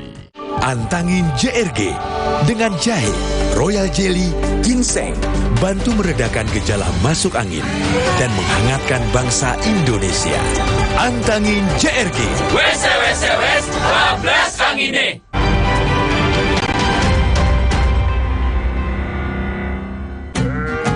Kenali luar dalam. LA Lights. Let's do it. Anda menyaksikan Kompas Update, saya Asri Gunawan. Saudara, KPU Kota Palembang kembali menerima logistik pemilu 2024. Logistik yang diterima berupa daftar calon tetap pemilu legislatif dan daftar pasangan calon pemilu presiden. Secara bertahap, KPU Palembang akan menerima logistik lainnya, diantaranya surat suara untuk pemilu legislatif DPRD, provinsi, dan kota.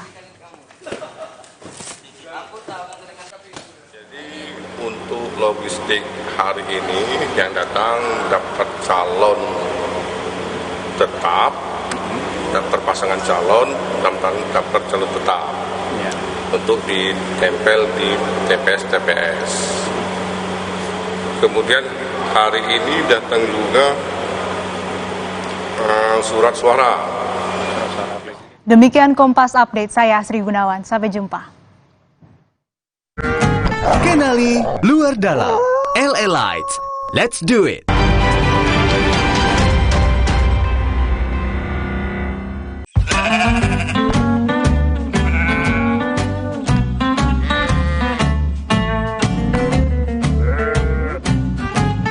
Kenali luar dalam. LA Lights. Let's do it.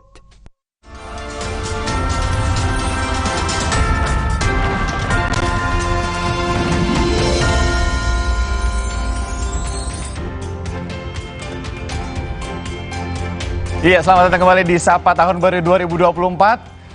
Kita akan langsung, saudara, melihat bagaimana kemudian kemeriahan Tahun Baru.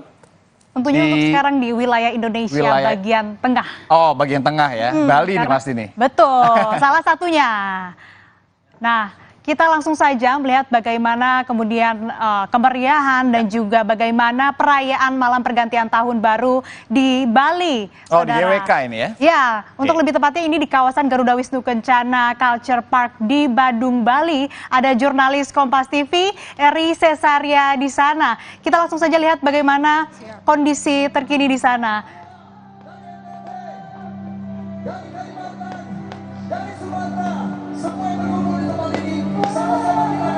Nah, ini kalau dilihat sepertinya ada apa acara tersendiri ya di GWK ya. Tahu sendiri ya Ci ya, kalau di GWK ini termasuk salah satu yang paling hot lah begitu sebagai destinasi wisata dan juga tidak hanya wisatawan luar negeri tapi juga wisatawan dalam negeri yang suka banget ke GWK. Kamu udah pernah ke sana belum? Tentu sering dong. Oh, sering ya. Bali. Ya, flexing ya.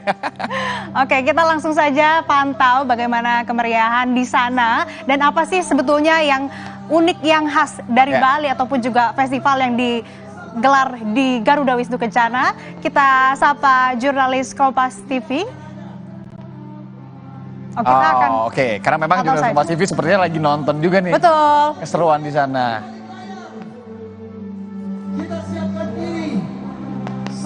Nah, sedikit lagi ya.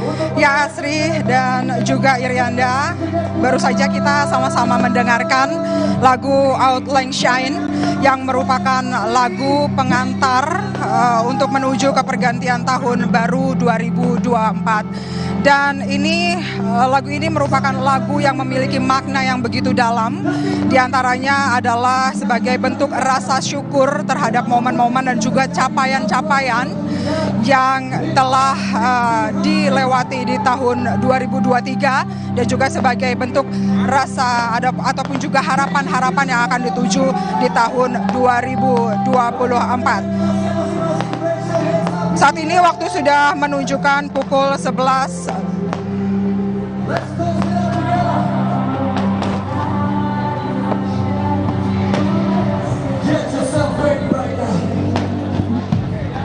Garuda Wisnu Kencana tinggal beberapa saat lagi kita akan menyaksikan kembang api bersemangat bulan di bulan dewasa.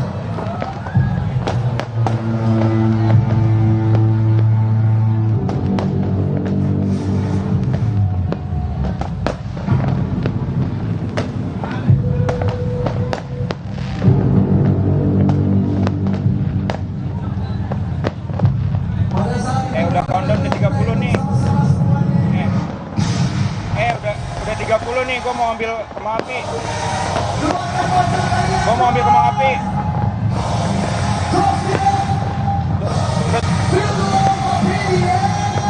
Ntar 10 gue ke atas ya.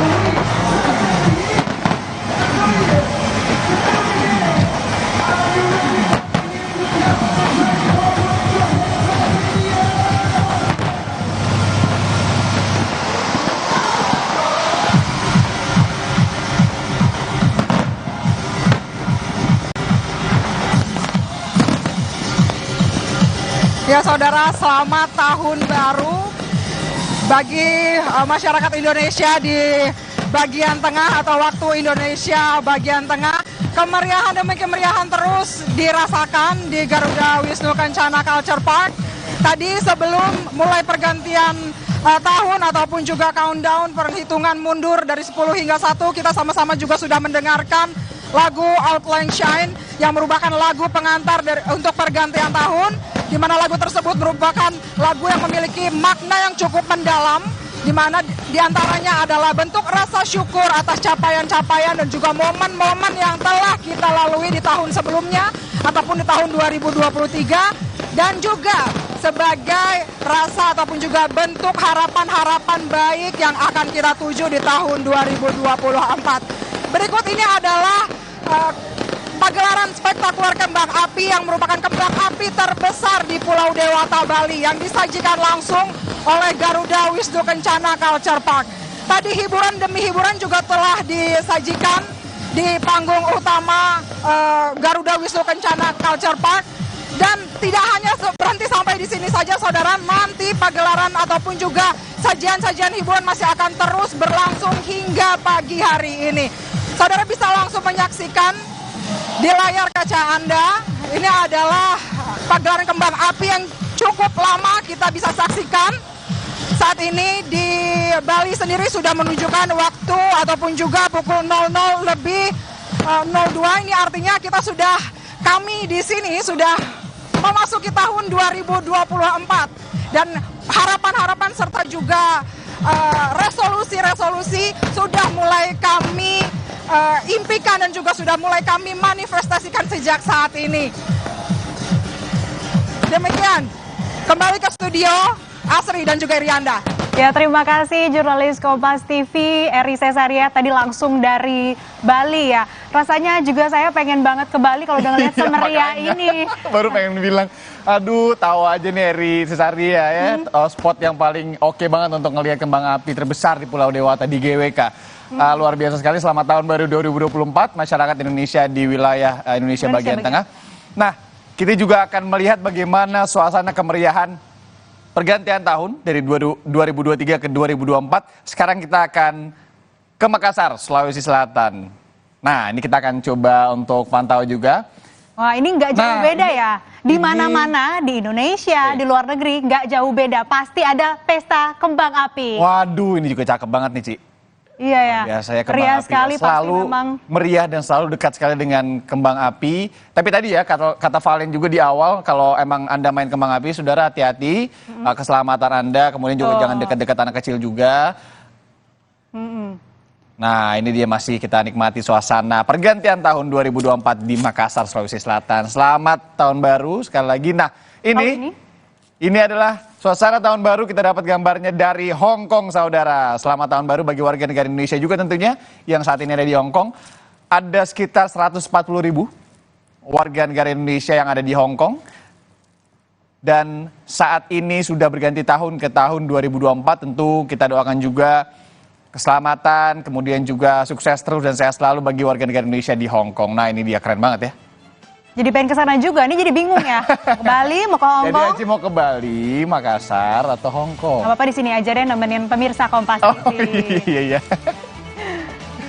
Nah, ini dia. Oke, kita juga akan lihat bagaimana kondisi atau pantauan terkini kemeriahannya di kawasan Makassar. Tapi kita akan pantau bersama dengan Valen di sana. Valen, silakan. Oke, tadi kalian hanya menyapa teman-teman dan juga warga Makassar yang sudah merayakan malam tahun baru. Tapi kita belum dengar nih deskripsi kemeriahannya seperti apa di Makassar. Langsung saja, kita sudah ada rekan jurnalis Kompas TV, ada Gufran Lamataha yang akan melaporkan langsung suasana tahun baru di kota Makassar. Gufran, selamat malam. Gufran, selamat malam, selamat tahun baru sebelumnya saya ucapkan kepada Anda. Ya, langsung saja Anda beritahu kami seperti apa keseruan malam pergantian tahun yang sekarang udah 2024 ini. Asri, saudara, pergantian tahun baru di kota Makassar ini berlangsung meriah karena memang di kota Makassar ini telah berlalu, ini sudah masuk pukul 00:05 dan selama kurang lebih tadi dihitung mundur kurang lebih sejam sebelum pukul 00 waktu Indonesia Tengah itu sudah mulai bersaut-sahutan kembang api dan juga ini tanpa putus kemeriahannya yang berlangsung hingga sekarang, saudara. Dan juga kalau kita berbicara soal kenapa sih dipilih Center Point of Indonesia menjadi salah satu tempat kawasan untuk bisa merayakan pergantian tahun baru, karena memang sebelum pandemi COVID-19 itu, saudara, perayaan Tahun Baru itu dipusatkan di Anjungan Pantai Losari. Nah, setelah COVID-19 barulah tempat rekreasi baru ini terbuka di Center Point of Indonesia, dan itu menjadi alternatif baru bagi pemerintah Kota Makassar untuk bisa mengurai kepadatan warga yang datang untuk bisa merayakan pergantian Tahun Baru di Kota Makassar. Nah, yang datang di Center Point of Indonesia ini saja bukan dari Kota Makassar, namun ada beberapa dari warga kabupaten tetangga, misalnya di Kabupaten Maros dan juga Kabupaten Goa. Ini juga mulai berbondong-bondong datang di kawasan CPI itu pukul 5 sore tadi dan tidak berhenti hingga sekarang, saudara, dan ini mulai berdatangan dan juga mulai bisa merasakan kemeriahan kembang api pergantian tahun baru 2023 menuju 2024. Tentu saja untuk banyaknya warga ini, pemerintah Kota Makassar memberikan pengamanan yang ekstra kepada warganya untuk bekerja sama dengan TNI Polri dan juga Satpol PP untuk bisa melakukan beberapa rekayasa lalu lintas di sekitar Center Point of Indonesia dan juga Pantai Losari.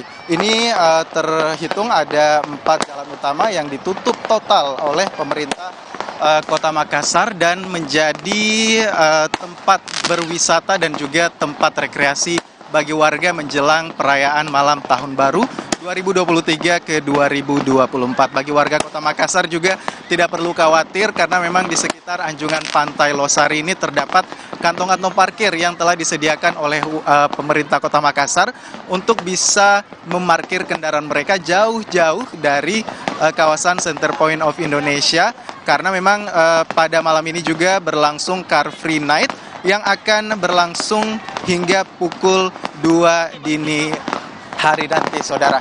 Dan juga untuk pengamanan ini sekitar ada 1.200 personil yang diturunkan dari TNI dan juga Polri untuk bisa mengamankan jalannya pergantian Tahun Baru 2023 dan juga 2024. Terhitung terdapat 13 posko pelayanan dan juga posko terpadu yang didirikan oleh TNI Polri di beberapa titik di Kota Makassar, saudara. Dan selamat Tahun Baru bagi Anda, Asri, dan juga teman-teman Jakarta dari Kota Makassar. Kembali. Iya, Gufran, ini Valen di sini, tapi saya juga ingin mengucapkan selamat tahun baru untuk Anda. Terima kasih sudah melaporkan, keramaian masih terasa. Sudah 9 menit berlalu pergantian, tapi pesta kembang apinya masih terasa dan juga warga masih memadati tempat Anda melaporkan di Center Point of Indonesia. Terima kasih atas laporan Anda.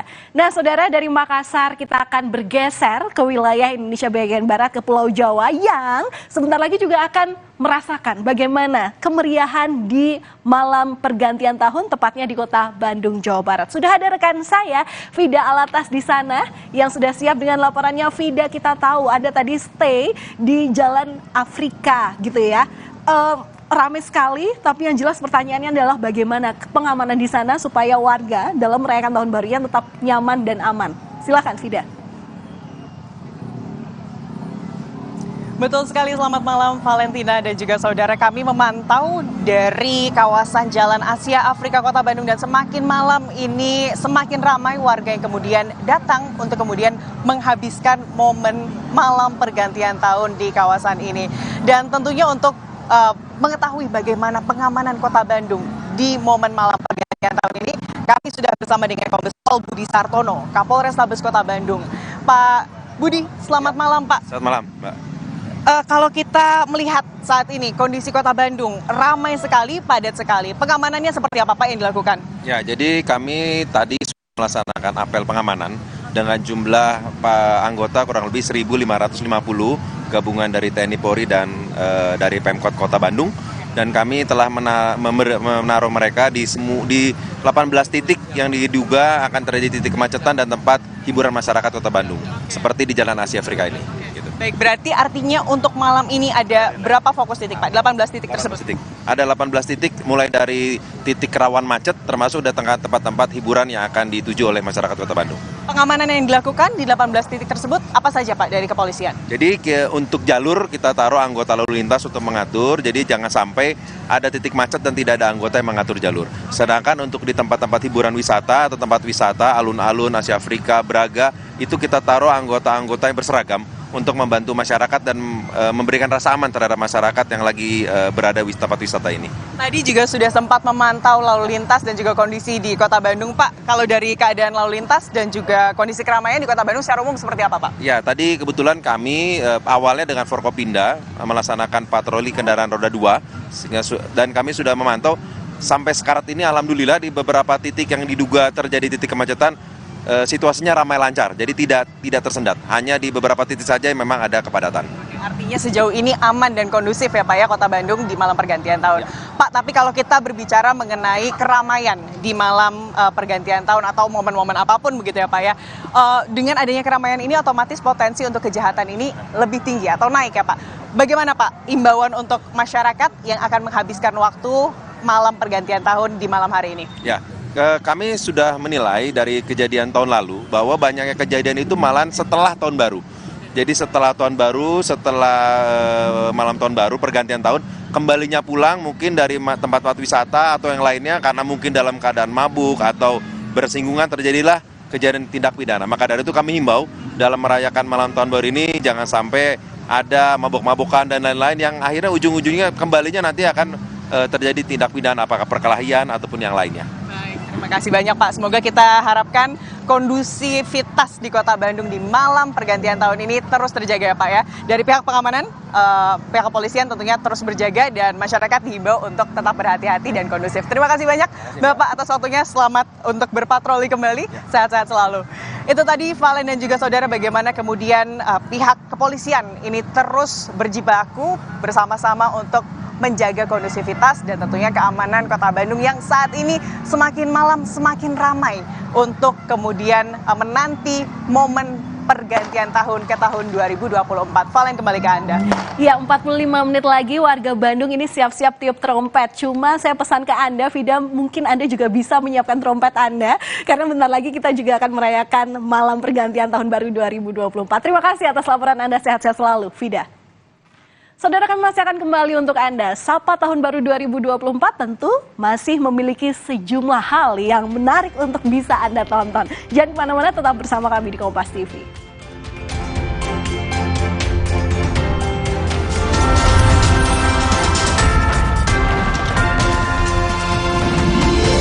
Antangin JRG dengan jahe, royal jelly, ginseng, bantu meredakan gejala masuk angin dan menghangatkan bangsa Indonesia. Antangin JRG. Wes, bablas angine. Selamat datang di kuis warna-warni surat suara. Sebuah kuis yang akan menguji wawasan tentang arti atau maksud dari warna-warna yang tercetak pada lembar surat suara yang akan kita coblos pada pemilu 2024. Apakah kalian bisa mengidentifikasi perbedaan warna pada setiap surat suara? Merah? Benar! Surat suara untuk pemilihan DPD RI. Kuning? Surat suara untuk pemilihan DPR RI. Hijau untuk apa ya? Hijau untuk pemilihan DPRD kabupaten atau kota. Biru. Surat suara untuk pemilihan DPRD provinsi. Ya, dan yang terakhir, abu-abu. Surat suara untuk pemilihan presiden dan wakil presiden. Tetap ikuti berita dan informasi seputar pemilu 2024 bersama Kompas TV, Rumah Pemilu. Salam dan sampai jumpa. Sambut 2024 penuh semangat. Newsroom Rewind 2023, Sabtu dan Minggu, 30 dan 31 Desember, pukul 9 pagi. Just for Laughs Gags, Minggu, 31 Desember, pukul setengah 9 pagi. Suci Barbar Show, spesial Tahun Baru, Minggu, 31 Desember, pukul 1 siang. Sapa Tahun Baru 2024, Minggu, 31 Desember, live. Menjelang pergantian tahun, nikmati momen pergantian tahun bersama program-program istimewa Kompas TV. Kompas TV menyiarkan secara langsung debat Capres-Cawapres 2024. Debat ketiga calon presiden, Minggu 7 Januari pukul setengah 5 sore. Live di Kompas TV, Rumah Pemilu. Antangin JRG dengan jahe, royal jelly, ginseng, bantu meredakan gejala masuk angin dan menghangatkan bangsa Indonesia. Antangin JRG. Wes, bablas angine.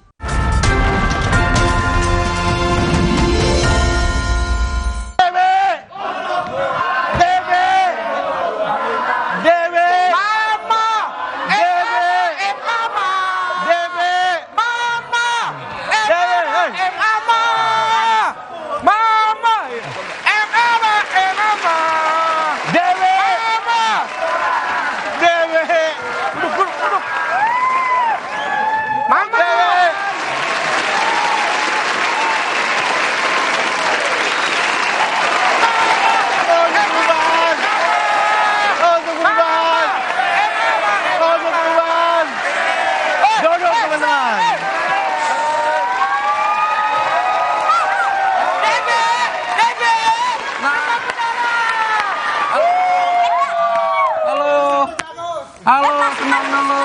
Ini ngapain ini? Kamu ayam. Aduh. Laki lu lagi kerja, asal nganggur diomelin lu. Ih, ini dia biar keren. Ya Allah. Ya Allah, laki lu juga. Ih, Tunggu. poten gua dulu. Ilah ribet banget. Tenang. Tar dulu. Ayo, gaya 1 2 3. Cakep nih. 1 2 3. Udah. Tuh. Mau kerja dulu. Kerja dulu. Kerja dulu. Nah, kan.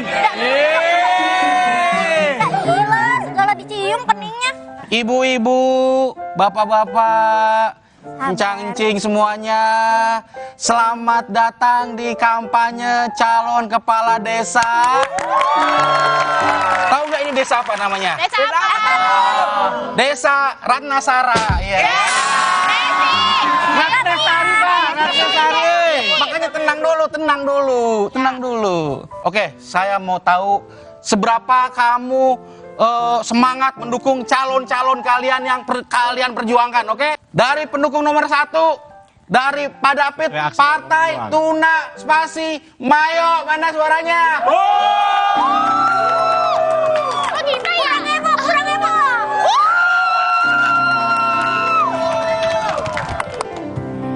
Pendukungnya dari Dani. Dari Partai Mukbang Bengkoang. Shit, namanya Mukbang Bengkoang.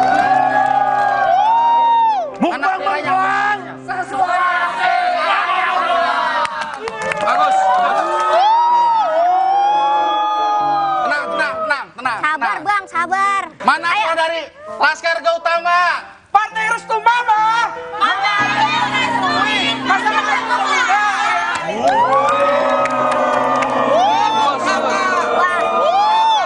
Mukbang Bengkoang. Berisik doang nggak pakai clip on.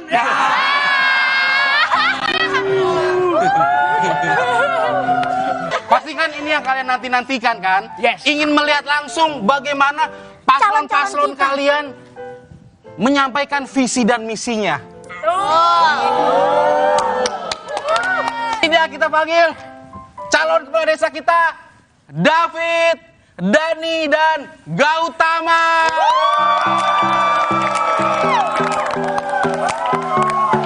DB untuk berubah. DB.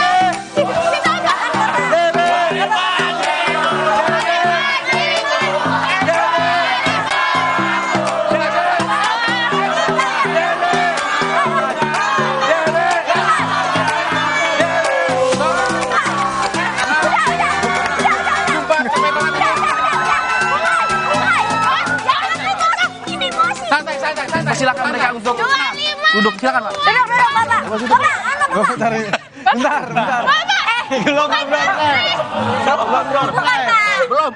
Belum. Tenang. Dikata nanti ada bola kali ya? Sabar. Halda, lu MC? Iya, gue disuruh job desk gue banyak banget di sini. Lalu kan sekretaris gue lo. Kata gue. Lu mendingan gue nemenin lu aja ya, Bang. Lu di mana-mana ngobek lu. Tahu lu aja deh yang MC. Pak Eri semua diambil. Kemarin rias pengantin diambil. Duit lu kurang cukup gaji lu dari lu. Yaudah nggak apa-apa dah. Paling nggak gua ada orang dalam.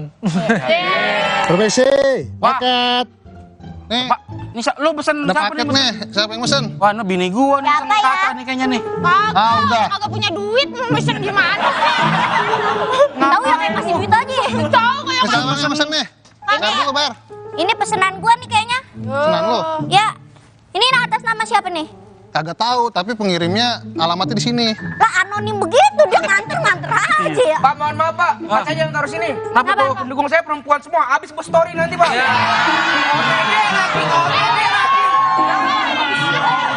Kakak, ini pesanan gua. Ini lu buat apa beli kaca? Ini buat visi misi di bocah-bocah bertiga nih. Tapi benar kan ini? Ini, tapi benar. Iya benar. Bang, gua beneran paket bang? Lah paket nih ada nih tulisannya nih. Oh. lelah cuy. Lah gua namanya dari kurir. Kalau gua foto dulu. Yaudah. Foto. Ayo foto. Kita mirror selfie aja. Foto. Ayo, selfie. Gak usah, bukan.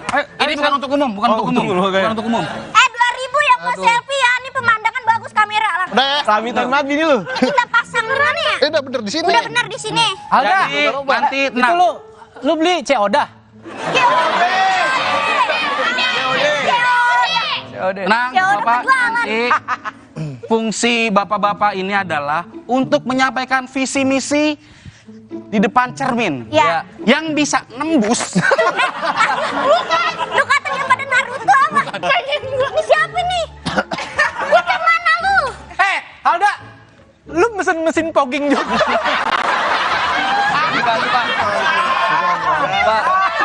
Asap dong. Saya di sini.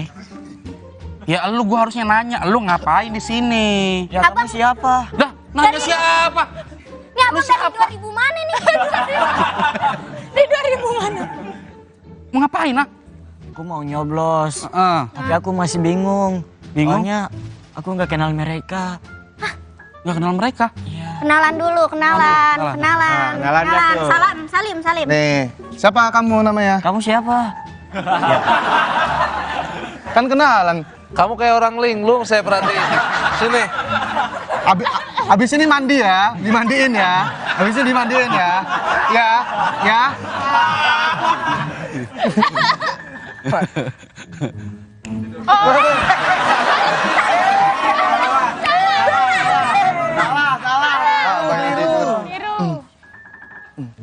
Ayo. Tonjok aja Bang David. Ini dulu, sini. Oke. Coba ini. Silakan dulu. Lu kok kayak lagi pengen ribut sama orang sini dulu? Apa sih orang? Gak ada buat tempat buat lu ngapa? Gak ada. Gede. Ini lu dari mana? Ya aku dari Sulawesi. Hah? Aku jauh-jauh dari Sulawesi mau ke sini. Aku cuma pengen nyoblos. Yaudah, tunggu dulu. Silakan duduk dulu ya. Ini teman-teman, kita mau mendengar para calon-calon kalian menyampaikan visi misi. Mas Dani, sehat Pak Heri? Dengan kerendahan, silakan menyampaikan. Silakan. Pemaparan visi dan misinya, silakan. Ini visi misinya kayak ogah-ogahan gitu nih. Terima kasih untuk diri saya sendiri. Untuk langkah selanjutnya saya berjanji untuk meningkatkan kesehatan dan infrastruktur. Tepuk tangan.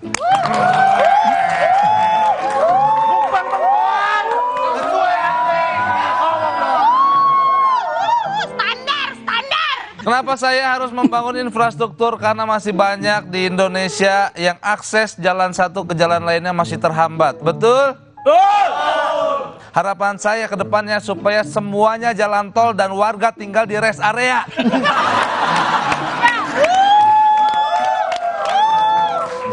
Amazing. Visi selanjutnya adalah kesehatan. Kedepannya kesehatan akan diperbaiki supaya tidak terulang lagi kesalahan-kesalahan yang udah ada. Guys, tepuk dong. Terutama di rumah sakit. Kedepannya saya menghimbau untuk tidak ada lagi yang menengok pasien membawa roti. Supaya kesehatan kita makin terjamin dan fasilitas-fasilitas akan membuat pasien-pasien jadi lebih nyaman. Itu saja. Terima kasih. Sendiri. Itu biasa. Santai. Juga bisa. Woi, kalem bro. Masih ada dua nih. Yaitu Bapak Gautama.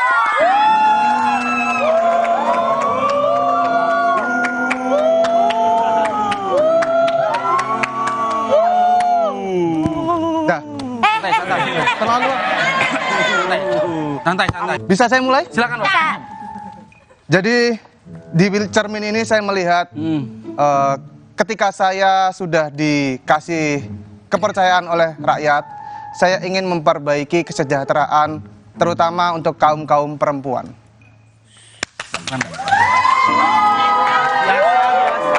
Biasa. Oh, entang ini kalah lagi. Oh, balik. Karena bagi saya ingin perempuan-perempuan lebih diangkat harga dirinya. Yes. Makanya salah satu program yang ingin saya angkat adalah subsidi skincare. Apa skin aja dia care, apalagi sama rakyat. Nah, karena skincare murah tapi beras mahal. Karena itu saya nggak bisa membedakan, terutama pensil alis. Pensil alis itu sesuatu yang penting buat perempuan karena betul ya? Betul. Sekarang ini di era kepemimpinannya Pak David, saya nggak bisa bedain pensil alis untuk perempuan ini tipis banget. Tipis. Betul. Alis apa garis kemiskinan? Pokoknya kalau teman-teman semua pendukung saya mohon untuk diberi kepercayaan untuk memimpin desa ini karena saya ingin perempuan dan istri-istri selain jaga rumah, jaga anak juga jaga penampilan. Oke. Terima kasih. Silakan. Nah, silakan nomor urut 3 sebagai petahana yang ingin menyampaikan visi dan misinya. Silakan.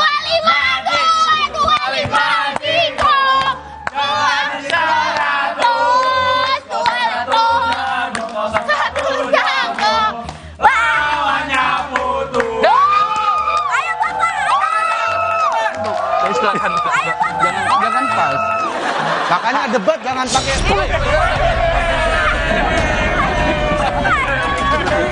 Siapa dia? Dia protekin saya, Pak. Bukan saya dia. Protekin gua lu tadi lu. Nggak boleh. Ini nggak boleh. Dia melototin saya, Pak. Ya makanya lu jangan. Tunggu dulu. Pendukung Bapak. Iya. Santai. Ya, dia matanya, Pak, ngeliatin saya begitu. Udah ngerem aja kan. Saya nggak siap Pak tadi, sumpah di mulut saya kaget. Saya tahu rakyat masih mencintai saya. Dan ingin saya melanjutkan ke periode berikutnya.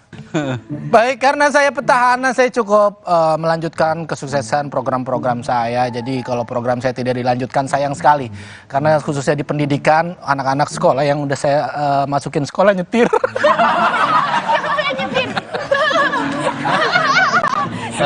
Sayang kalau nggak saya lanjutin.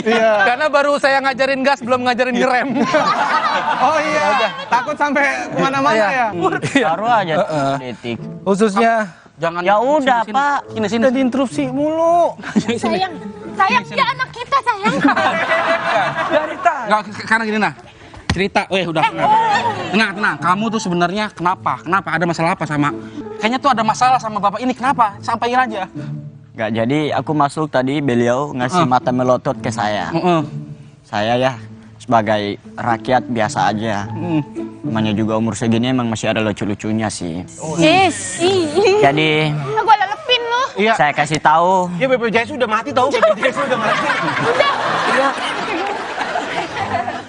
Saya kasih tahu untuk kalian hati-hati memilih. Memilih antara mereka bertiga. Hati-hati memilih. Karena bisa saja ucapan mereka itu dari sini mereka berjanji, saat pemilihan mereka berjanji bisa saja gak ada, udah lulus dari pemilihan mereka bakal terima. Bisa jadi aja. Pastikan yang kalian pilih ini dia mereka bisa mengerti Bhinneka Tunggal Ika bukan boneka milik Amerika. Gimana sih Jar? Lu jadinya lu ada kan nih pilihan nih dari bocah nih bertiga nih, dari bapak-bapak ini. Udah ada belum pilihannya? Ada sih. Jangan pilih saya, jangan. Ya, ada yang pilih. Gak ada yang pilih kamu. Udah biasa aja. Ini Pak David udah belum? Sit. Heran Pak. Kenapa? Nggak ada di cermin.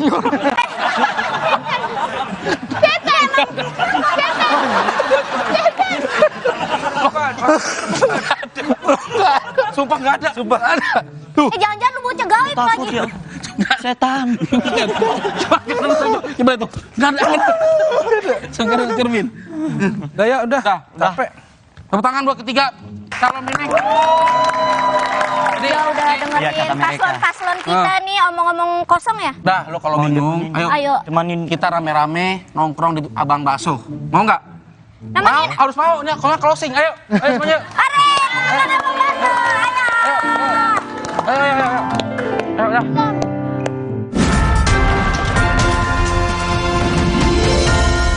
Antangin JRG dengan jahe, royal jelly, ginseng, bantu meredakan gejala masuk angin dan menghangatkan bangsa Indonesia.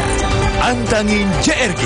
WC 12 angine. Saya Andi Budiman Kumala, CEO KG Media, hadir di tengah-tengah Anda dengan hati yang penuh sukacita menjelang Natal dan Tahun Baru 2024. Keluarga besar KG Media telah bersama-sama menjalani setahun yang penuh tantangan dan makna. Saat ini kami ingin berbagi kebahagiaan dan merayakan komitmen keberlanjutan untuk dunia yang lebih baik melalui program KG Media Lestari. Sebuah komitmen kami menjadi agen perubahan dalam mendukung tujuan pembangunan berkelanjutan melalui langkah-langkah nyata yang berdampak positif terhadap kehidupan masyarakat dan lingkungan. Bersama para mitra Lestari, kami telah menjalankan sejumlah inisiatif dari program sanitasi dan gerakan bersama entaskan stunting hingga mendukung UMKM melalui jagoan lokal dan Sri Kandi untuk negeri. Kami telah menunjukkan bahwa setiap tindakan kecil memiliki dampak besar terhadap masa depan yang lebih baik. KG Media Lestari memperkuat misi keberlanjutan melalui program inovatif seperti Sisir Pesisir dan Circular City Project. Selain itu, dengan program Manifest dan Kompas Yanival, kami mengajak generasi Z dan millennials berperan aktif membentuk masa depan yang berkelanjutan. Selamat Natal dan Tahun Baru 2024. Semoga semangat Natal dan Tahun Baru membawa kesuksesan untuk kita semua. Teruslah bersama kami menorehkan kisah-kisah yang penuh arti dan berkontribusi untuk masa depan Indonesia dan dunia. Kompas Sport pada jam-jam berikut live di Kompas TV. Gara-gara tersulut emosi, seorang ayah tega membanting anak kandungnya hingga tewas. Kejadian awalnya, kawan itu bermain sepeda dengan kencang, terus menabrak anak kecil. Kebetulan itu anak saya sih. Sama ayah saya langsung dipukul. Nah, habis dari situ katanya langsung dibantu. Mengakibatkan pendarahan dan kerusakan jaringan otak. Sasaran 3 Januari 2024 pukul 10:30 malam di Kompas TV.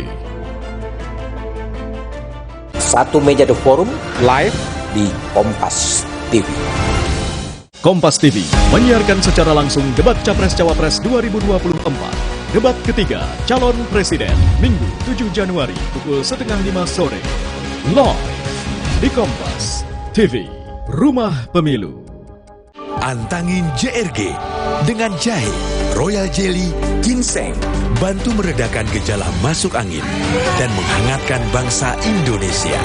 Antangin JRG. Wes 12 kang ini.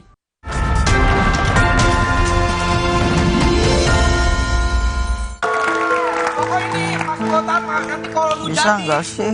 bakso kita gratisin terus tiap hari buat sekampung ya. Sekampung? Iya, biar warga tidur di kepung tahu. Iya. Boleh. Ini enak banget tau baksonya. Bang, lu enak banget, Bang.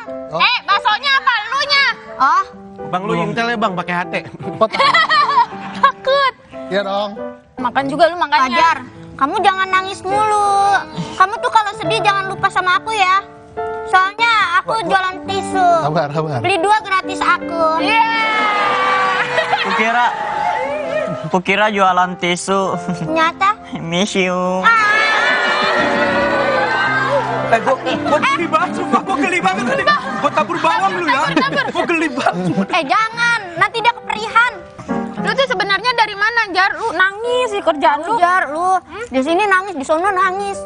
Lu kapan bahagianya? Ya, aku dari Sulawesi. Jadi aku pengen nyoblos di kampung halaman. Tapi aku nggak punya duit buat pulang. Lu maunya nyoblos di mana, Citayam? Bojong Gede? Bisa semuanya. Ini punya Alda, nggak boleh. Nggak apa-apa, kita kan udah official. Tahu, ntar lu tanyain aja sama paslon. No, dia nih, tanya sama dia. Tanya. Mas. Bentar. Bukan. Mas, kemari Mas. Ini tadi saya dengar dari sono. Dengar-dengar Dari jauh. Dari jauh. Katanya dia bingung mau milih. Dia mau nyoblos, tapi kagak tahu nih, kagak bisa pulang dia. Lah di mana-mana kan udah bisa nyoblos ya. Boleh kalau pakai KTP. Lu punya KTP nggak lu? Hah? Punya KTP nggak lu? Sabar. Punya KTP nggak? Punya nggak lu? Sabar bang. Nggak lapor ke TPS kalau gitu bilang. Aku pengen nyoblos tapi aku bingung. Gimana cara nyoblos di tempat yang nggak asal, Pak? Yang nggak asal? Iya. Kok yang nggak asal? Lu kata klinik. Tapi buat yang belum tahu nih warga sekalian, mungkin bertanya-tanya, ini tuh siapa sih sebenarnya? Ya kan? Iya. Kamu tuh siapa sebenarnya? Kasih tahu, kasih paham siapa aku. Dia ini adalah Nampol ya. Salah satu orang yang memiliki banyak kelebihan. Air mata. Di mana-mana nangis, di mana-mana nangis aja kamu. Kamu saya perhatiin di sosial media itu tuh, ditanya sama orang, dikit-dikit nangis. Lagian ya kalau orang normal itu biasanya yang ditangisin adalah penyebabnya tuh yang masuk akal gitu, ya nggak? Ya. Orang tua meninggal, rumah kebakaran. Dia cuma ditanya kabar, nangis. Saya pernah lihat di sosmednya ada yang nanya, Fajar gimana kabarnya, baik? Untuk apa baik? Perempuan hanya menjadikan kebaikan sebagai kekurangan. Astagfirullah. Jangan dikit-dikit nangis. Coba Pak David, gimana tuh? Lu dikit-dikit nangis kena gas air mata lu. Nah, gini kita mau ngapain suruh roasting dia? Ya, nah orang begini mah jangan di roasting. Diapain bang? Dipiting terus dibanting.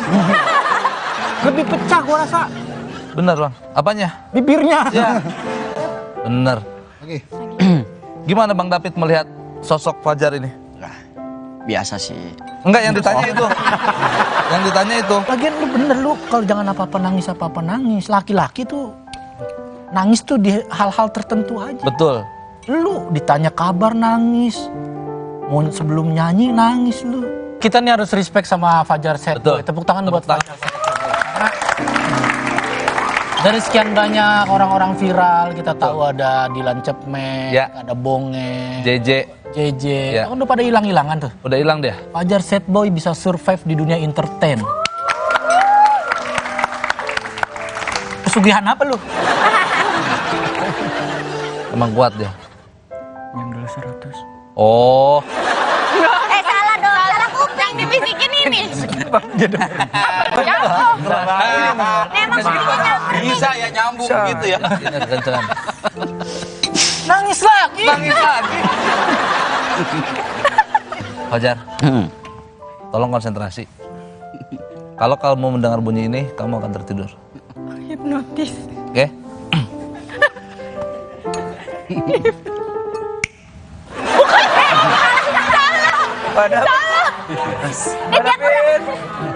Dia yang dihipnotis, David salah. Dia yang dihipnotis. Oke, ulang. Iya. Salah bukan Bang David. Ulang coba. Kita semua. Aku yang gituin. Oh? Ya, yuk. Ulang ya. Ya. Fajar, kalau kamu mendengar suara ini, kamu akan tertidur. Ya, oke. 1, 2, 3.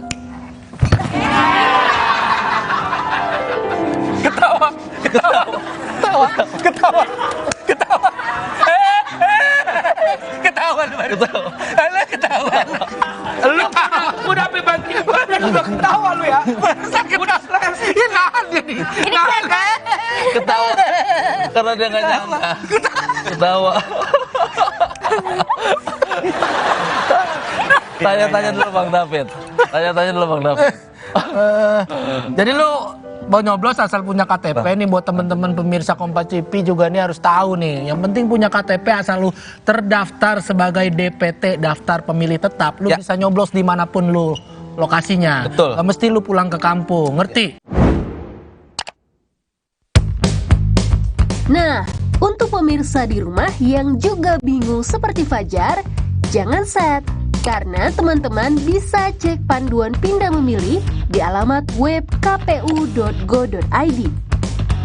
Untuk pindah memilih, teman-teman bisa datang langsung ke panitia pemungutan suara, panitia pemilihan kecamatan, atau KPU kabupaten atau kota. Bawa bukti pendukung alasan pindah memilih, seperti surat penugasan. Selanjutnya, KPU akan memetakan TPS terdekat di tempat teman-teman berdomisili pada saat hari pemungutan suara. Selanjutnya, teman-teman akan diberikan bukti dari KPU berupa formulir A, surat pindah memilih. Ingat ya, pengajuan ini paling lambat H-7 hari pemungutan suara.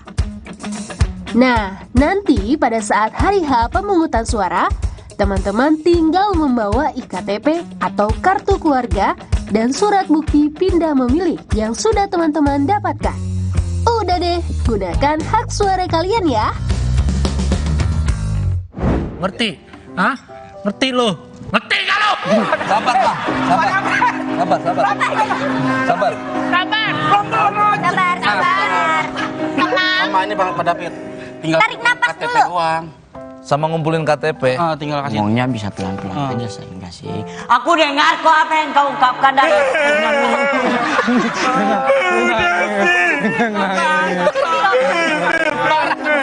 Bara tetap sedih. Fajar. Kamu kalian ngerti ya sih dengan perasaanku? Mengerti? Enggak. Mengerti Fajar, kalau mendengar suara ini kamu tertidur. 1, 2, 3. Masa mau ikut main? Ikut main.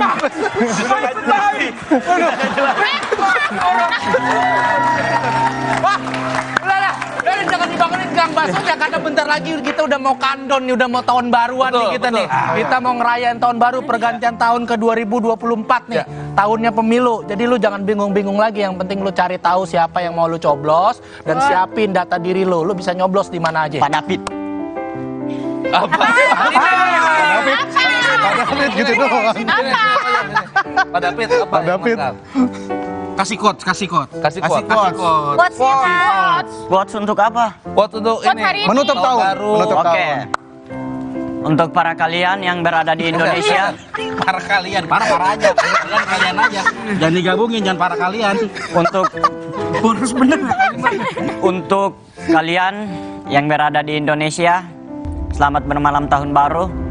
Soalnya hanya di Indonesia yang malam tahun baru itu setiap tahun kan. Beda sama negara lain. Saya kaget loh. Namanya tahun baru kan seluruh dunia. Beda. Di Hong Kong beda. Maksudnya beda apa ya? Oh, waktunya. Iya, mungkin di sini hari Jumat, di sana lain. Iya. Sabar, Pak. Iya. Tapi sampai melototin loh dia. Nah, ini udah deh, udah nggak ada lagi yang pingsan-pingsan. Kita mau menyambut tahun baru, mau kandon. Terima kasih nih wargi-wargi nih yang tetap bisa menjaga ambience pemilu ini jadi pemilu yang damai, jadi pemilu yang rukun, dan bisa tetap menjaga seluruh masyarakat sejahtera. Pokoknya saya ingatkan kembali lagi nih di 2024, semoga mimpi kita semua dapat terwujud. Amin. Nah, di tahun politik ini meskipun berbeda, kita bisa tetap bercanda satu sama lain. Amin. Tetap rukun, damai, dan sejahtera. Selamat tahun baru 2024.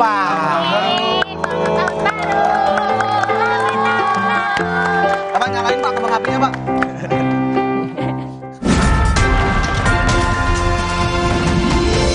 Antangin JRG dengan jahe, royal jelly, ginseng, bantu meredakan gejala masuk angin dan menghangatkan bangsa Indonesia.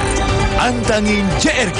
WS 12 kang ini. Sasaran setiap Rabu di Kompas TV. Hiruk pikuk masyarakat menghabiskan waktu liburan Natal dan Tahun Baru. Melangsungkan perjalanan ke berbagai daerah mengunjungi sanak keluarga atau sekadar berlibur. Supaya kita kerasa semangat liburannya. Proses pengamanan dilakukan oleh pihak Presiden sendiri juga sudah menyampaikan bahwa tahun ini berjalan dengan Untuk baik. informasi independen dan terpercaya, ikuti liputan mudik Natal dan Tahun Baru di Kompas TV. Kompas TV menyiarkan secara langsung debat Capres-Cawapres 2024. Ikuti dialog dengan tim sukses dan perwakilan generasi muda, live report dari titik-titik nobar dan markas kemenangan para kontestan, hingga pembahasan pasca debat dengan tema pertahanan, keamanan, hubungan internasional, dan geopolitik.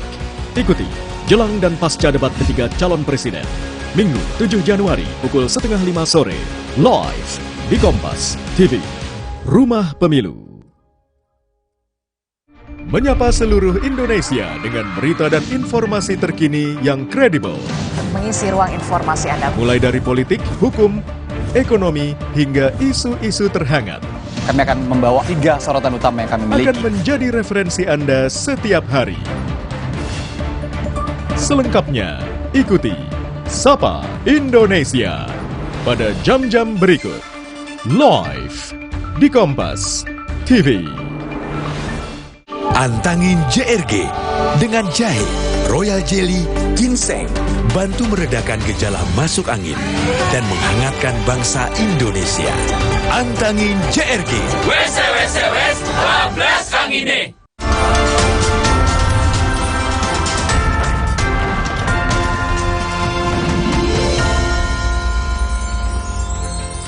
Masih bersama kami di Sapa Tahun Baru 2024. Dan saat ini Valen dan saudara, kita akan melihat bagaimana suasana kemeriahan perayaan malam pergantian tahun di Korea Selatan. Dan juga kita akan melihat nanti bagaimana kemeriahan pergantian tahun di New York, Amerika Serikat.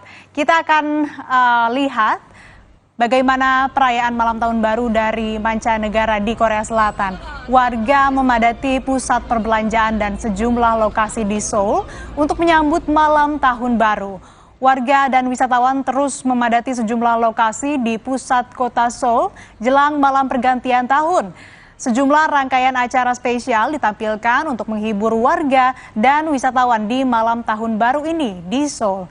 Di antaranya adalah tarian musik dan juga light festival. Kita akan pantau langsung bagaimana kemeriahan perayaan malam tahun baru di Korea Selatan dan juga jelang pergantian tahun di New York, Amerika Serikat. Sudah tersambung bersama kami warga negara Indonesia di Korea Selatan, Sadewo Panghudi Luhur, dan juga jurnalis VOA New York, Randy Wicaksana. Kita ke Korea Selatan terlebih dahulu. Wah, kalau ini dilihat sudah malam ya. Oke, selamat malam Mas Sadewo. Bagaimana kemeriahan dan juga perayaan pergantian tahun baru di Korea Selatan? Baik, selamat malam Asri dan rekan Kompas di studio. Saat ini dilaporkan di kota Korea Selatan sendiri, waktu menunjukkan sudah pukul 1:48, berbeda 2 jam dengan waktu Indonesia Barat, dan telah dilaksanakan perayaan pergantian tahun baru 2024 secara meriah di kota-kota besar di Korea Selatan.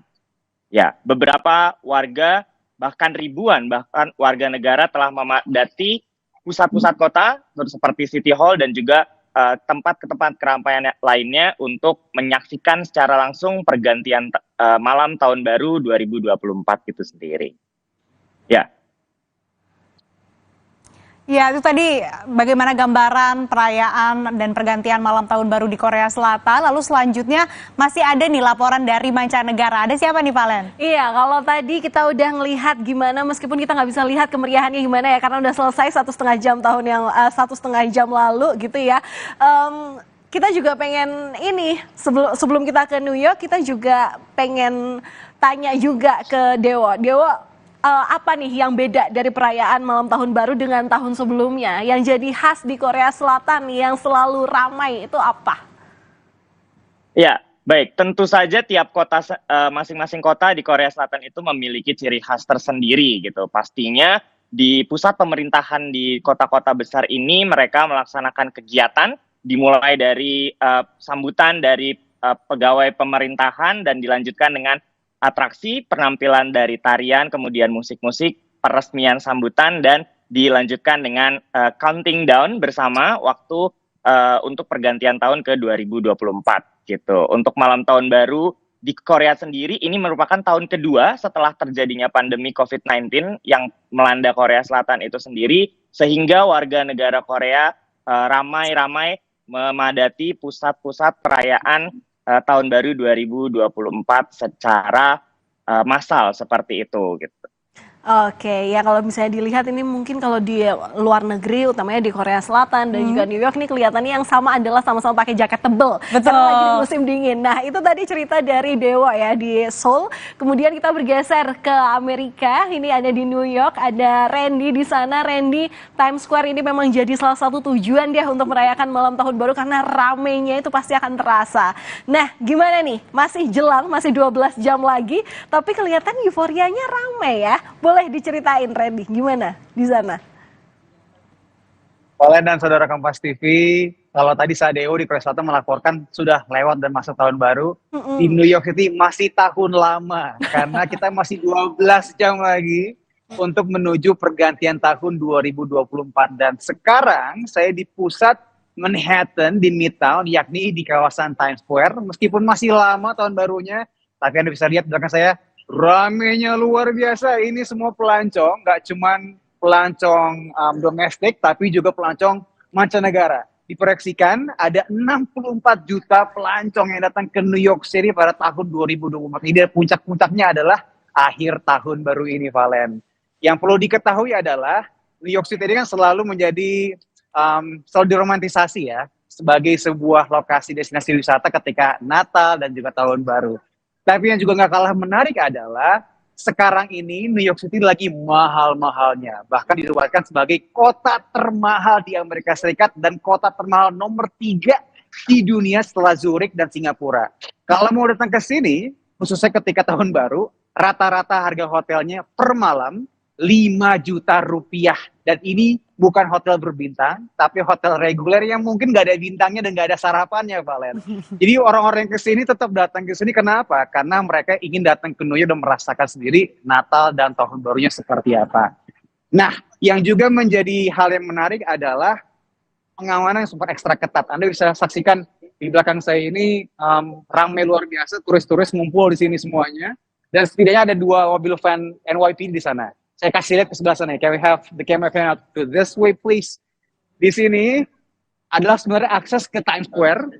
Ya nanti malam ada ball drops dan juga ada aksi atraksi konser ya. Ada Florida dan juga berbagai musisi Amerika lainnya. Tapi aksesnya sudah diblokade.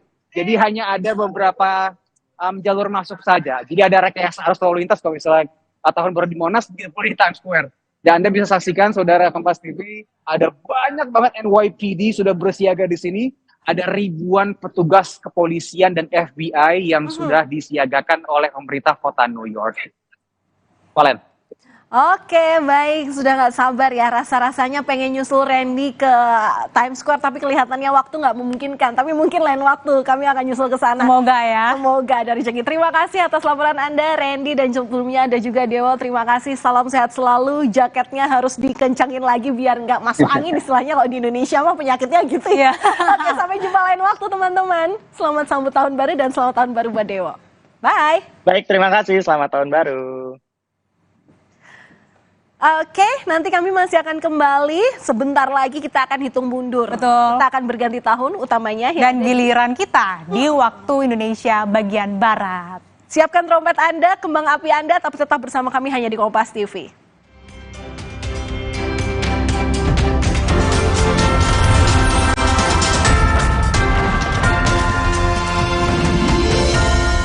Antangin JRG dengan jahe, royal jelly, ginseng, bantu meredakan gejala masuk angin dan menghangatkan bangsa Indonesia. Antangin JRG. WS 12 Kang ini. Pemilu 2024 adalah pesta demokrasi kita. Perbedaan pilihan jangan sampai menjadi konflik dan mencederai demokrasi itu sendiri. Jadilah bagian dari pemilu 2024 dengan mengetahui setiap tahapannya untuk Indonesia maju dan damai. Pencalonan DPD dimulai sejak Desember 2022, sementara pencalonan DPR dan DPRD dimulai sejak April 2023. Sedangkan pengumuman pendaftaran serta pencalonan presiden dan wakil presiden dimulai Oktober 2023. Dilanjutkan dengan masa kampanye pada November 2023.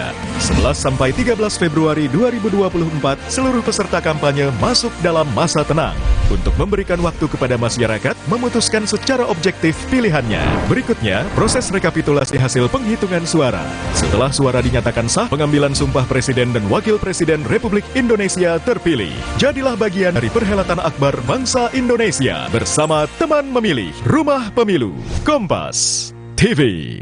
Pemilu 2024 diikuti oleh 24 partai politik.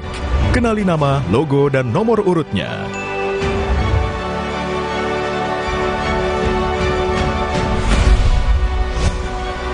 Jadilah bagian dari perhelatan akbar demokrasi negeri ini untuk Indonesia damai sejahtera. Ikuti perkembangan dan informasi terkini seputar Pemilu 2024 bersama teman memilih Kompas TV, Rumah Pemilu. Kompas TV menyiarkan secara langsung debat Capres-Cawapres 2024. Debat ketiga calon presiden Minggu 7 Januari pukul 4:30 sore. Live di Kompas TV, Rumah Pemilu. Hiruk pikuk masyarakat menghabiskan waktu liburan Natal dan Tahun Baru.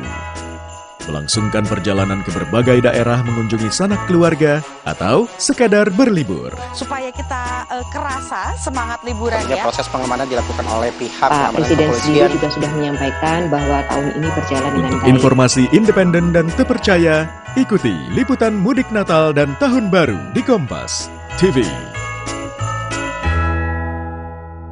Antangin JRG dengan jahe, royal jelly, ginseng, bantu meredakan gejala masuk angin dan menghangatkan bangsa Indonesia. Antangin JRG. Wes 12 kang ini.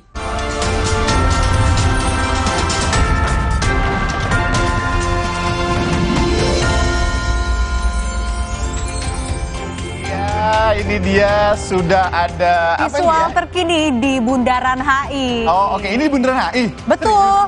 Keren itu ya, Valen Yanda. Padahal jauh dari kita ya. Betul. Tadi sore juga saya sempat ke Bundaran HI. Nah, jadi ini apa, Aci? Ini lagi ada apa di nih, sana? saya jelasin ya. Coba. Jadi di Bundaran HI ini ada pertunjukan yang diberi nama Kirana Jakarta. Nah, Kirana Jakarta ini dia menampilkan sejumlah pertunjukan mulai dari water mist. Itu ada di kolam yang ada di Bundaran HI itu loh. Nah, ada air mancur, ada pertunjukan itu. Oh, pertunjukan air mancur pakai lampu gitu ya? Betul. Lightning Kemudian ada juga video mapping 3 dimensi. Nah, biasanya di gedung tinggi. Betul. Ini kalau yang ini kalau yang ini namanya drone light show. Ini semua drone. Betul, dan jangan kaget karena ada 500 drone yang terbang di atas Bundaran HI. Sebanyak ini. Banyak banget. Ya, ini dia nih. Orang-orangnya harus koordinasi kompak dong ya. Betul. Karena kalau nggak kompak nanti itu nggak jadi bentuk Gatot Kaca, itu nggak jadi. Dan Valen Yanda yang lebih menariknya lagi, pertunjukan itu tuh tadi semuanya terintegrasi. Gitu, sekeren itu. Dan ini juga ada pantauan terkini. Ada Gimana? split 3 visualnya. Itu tadi yang ada Gatot drone Kaca. terbang, Gatot Koco. Itu ada di Bundaran HI. Kemudian di sampingnya, visual sebelah kanannya yang angka countdown ini ada di Ancol, betul ya? Ya, Ancol. Yap. Ada di Ancol, ini sama-sama countdown. Nanti ada teman kita yang juga akan laporan gimana meriahnya. Karena tadi kita udah ngeliatin juga ya, suasana di sana orang-orang pergi ke Ancol udah bawa bekal, tikar, Nah, itu dia. udah bawa selimut. Siap Nah, ini dia 1 menit 44 dikit lagi kita akan berganti tahun. Khususnya di wilayah Indonesia, wilayah barat ya. Iya, betul. Waktu Indonesia Barat. Terus juga yang di bagian bawah itu kita belum mention dari tadi. Itu ada Lampunya keren ya? Kelihatannya di Bali. lighting show itu di wilayah Taman Mini Indonesia. Oh, di Taman Mini. Oh, ini ternyata Taman Mini mirip yang yang Bali bawah tadi ya. ya ternyata Valen Yanda. Keren ya. Kurang dari 30 detik lagi menuju tahun 2024 2024. untuk Indonesia Oke. bagian Ini dikit lagi. barat. 1 menit 10 detik lagi. Oke. Ya ini suara dari kembang api. Dari apa? Iya. Mercon, petasan. Di dekat kita juga hitung udah akan ini ya. Ayo, hitung sama-sama. 5, 3, 2, 1. Selamat tahun baru. 2024. Happy New Year.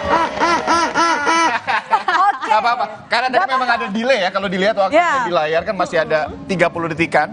Ini dia di Bundaran HI, sudah keluar petasan-petasannya dan bunyinya. Tuh ada tulisan juga. Ya. Yanda Valen Happy New Year 2024. Dan jangan sedih saudara karena suaranya sampai sini studio. Ya betul. Meskipun itu kelihatannya suara yang kita dengerin adalah warga Palmerah.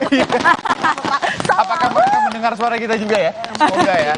Dan tentunya untuk Anda yang saat ini juga menikmati pergantian tahun, lagi nonton Kompas TV, kami ucapkan selamat tahun baru 2024. Ingat, kesehatan tetap tetap prioritas. Betul. Kan? Kemudian juga apapun yang Anda kerjakan semoga sukses. Iya, itu dia tadi di Ancol juga sudah. Iya. Hampir di semua titik ini pesta kembang api ya. Karena memang di Bundaran HI juga tadi selain drone light show dan lain sebagainya memang diakhiri dengan pesta kembang api yang memang udah jadi ciri khas ya perayaan malam tahun baru dimanapun. Ya kalau meriah lah ini mah sama mancanegara tadi ya kalau kita lihat ya. Nah ini disusul paling bawah. Betul. Lighting show akan bersiap. Dari Jakarta Timur. Dari Jakarta Timur, Taman Mini Indonesia Indah. Betul. Ini dia. Meriah Ini sekali. pasti memang banyak sekali keluarga yang memadati tempat-tempat atau spot favorit untuk nonton malam tahun kita baru. sudah masuk tahun 2024. Iya. Aci sendiri gimana sama Valen? Berasa nggak sih tahun 2023? Jujur, nggak berasa. Gak berasa. Nggak berasa? Gak berasa apa karena kita kerja terus kali ya. Soalnya tahun lalu Valen Yanda, saya ini merayakan tahun baru bekerja juga sih, tapi di Taman Mini Indonesia Indah. Oh, Oke. Gitu. laporan langsung dari sana ya? Betul. Valen libur. Benar-benar. Iya. Kan Anda juga. Ini visual terkini di Bundaran Hotel Indonesia. Betul sekali. Nih, kelihatannya semua yang ada di HI lagi ngangkat handphone karena mengabadikan momen ketika ada drone light show dan juga pesta kembang api yang sangat meriah. Kayaknya udah kayak lautan manusia deh di sana. Nah, ini di Ancol, saudara, Jakarta Utara. Kita lihat, wah keren banget ya. Keren banget. Pasti ini nggak kebayang ya menikmati di pinggir pantainya, kemudian menikmati kembang api semeriah ini. Apalagi bersama orang-orang yang terkasih. Ya jelas yang bisa kita himbau, jangan sedih dong kalau di sini Acing ada sedih. Tapi yang jelas imbauan yang pasti yang harus pada masyarakat ya, selain hati-hati dengan kembang apinya, itu juga tolong buang sampah pada tempatnya. Betul sekali. Iya, biasanya kalau malam tahun baru ajang mereka buang sampah sembarangan dan biasanya besok pagi kita melihat Jakarta kotor banget. Betul, itulah yang harus ditingkatkan kedisiplinan mulai dari diri Anda sendiri. Jangan mikir kayak kan nanti cuma saya doang gitu ya, sampai juga kecil lah. Kalau dikumpulin kan jadi banyak ya. Iya, benar. Jaga kebersihan, jaga keselamatan Anda di tengah orang ramai juga. Dan yang jelas tentu butuh kerjasama dari pemerintah kota kabupaten karena biasanya setelah ini komando untuk bersih-bersih petugas orange itu biasanya udah siaga. Nah jadi kita sama-sama bantu supaya petugas orange juga kelelahan gitu ya. Iya, sekali lagi ini adalah visual atas kiri ini adalah di Bundaran HI, kemudian di sampingnya di mana, Cik? Ini di Ancol. Nah, kemudian yang di paling bawah yang bawah adalah Taman Mini Indonesia. Ini tempat Aci melaporkan tahun lalu. Meriahnya sama nggak, Ci? Sama, tapi kalau tahun lalu ini karena baru revitalisasi, jadi ada pulau-pulau yang lampunya meriah banget. Waduh, ini dia pertunjukan kembang api yang meriah sekali ya. Di Ancol ya? Cantik sekali seperti dua rekan saya saat ini malam hari. Waduh, terima kasih loh. Pengen aku kasih 2 hari juga. Itu dia. Anda bisa kesana ya. Anda bisa kesana tapi nggak apa-apa ya. Lewat visual juga sudah indah. Betul sekali. Siapa tahu Anda juga sedang menonton Kompas TV, Anda bisa menikmati lewat sini. Mungkin Anda juga bersama orang-orang tersayang Anda saat ini. Nikmatilah momen pergantian tahun 2024. Dan paling penting ini, Aci dan Valen, kita akan segera melakukan pemilu nanti, pemilihan umum tahun 2024, 14 Februari. Betul. Walaupun Anda berbeda-beda pilihan, 1, 2, 3 terserah lah, tapi jangan sampai berhenti bercanda. Karena walaupun kita berbeda pilihan, tapi tetap persatuan Indonesia yang paling penting. Betul nggak? Betul sekali. Semoga kemeriahan dari malam tahun baru ini juga akan kita rasakan sampai Februari nanti, bahwa pesta demokrasi juga akan seseru ini. Bukan cuma meriah, tapi juga harus rukun, harus tertib, dan juga semuanya harus berjalan dengan adil dan jujur. Amin. Ini keren banget nih di Ancol ya. Ini selain ada kembang api, ada lighting show. Nah, tadi kalau kata jurnalis Kompas TV ini Putu Trisnanda, di Ancol nih bukan cuman pesta kembang api, tapi juga ada festival musik. Jadi memang tadi pengunjung yang sempat wawancara juga sama kita tadi, itu katanya mereka sampai bawa selimut, bawa bantal, rela nginep di sana. Dan mungkin informasi bagi Anda juga nih yang lagi dengerin saat ini atau yang lagi nonton di Taman Mini itu, kalau di Ancol tahun lalu itu kan sampai jam 1 aja, habis itu semuanya udah harus pulang kan. Kalau saat ini boleh Anda beristirahat dulu di sana, jangan buru-buru karena Ancol akan buka 24 jam sampai jam 12 malam nanti, tanggal 1 ini. Jadi Anda tidak usah terburu-buru untuk pulang. Jadi Anda bisa juga menikmati kuliner, kemudian juga bersantai dulu di sana dan tidak buru-buru pulang. Iya betul, tidak buru-buru pulang, boleh kok pulang, boleh cuma dong. antri pasti yang pertama jelas. Kalau biasanya nanti kan antrinya akan lebih pendek gitu ya. Yang jelas tetap hati-hati sama barang bawaannya, di tempat ramai harus waspada, handphone, dompet, lain sebagainya. Kalau misalnya memang bawa kerabat yang masih berumur anak-anak gitu ya, pengawasannya juga jangan sampai lost gitu lah istilahnya ya. Nah ini dia, kita lihat kembang apinya ya. Ya ampun, bagus banget ya. Ya masih di Ancol ya ini. Ini masih di Ancol. Kepikiran juga ya, kapan ya terakhir menikmati kembang api sebagus ini ya. Tapi ternyata kita nggak perlu physically hadir di sana. Iya. Melalui layar Kompas TV kita tahu. Kita bekerja dengan penuh. Iya, kita lihat gambar. Dedikasi. Iya. Gitaran-gitaran petasan atau kembang apinya ini terasa juga nih di studio Orange Kompas TV. Iya, kalau biasanya nih, kalau jelang malam tahun baru, itu di rumah biasanya jam 10-11 tuh tidur dulu. Baru dibangunin sama orang tua setengah 12 gitu kan. Tapi orang tua udah nyiapin kembang api, iya, udah nyiapin petasan gitu-gitulah.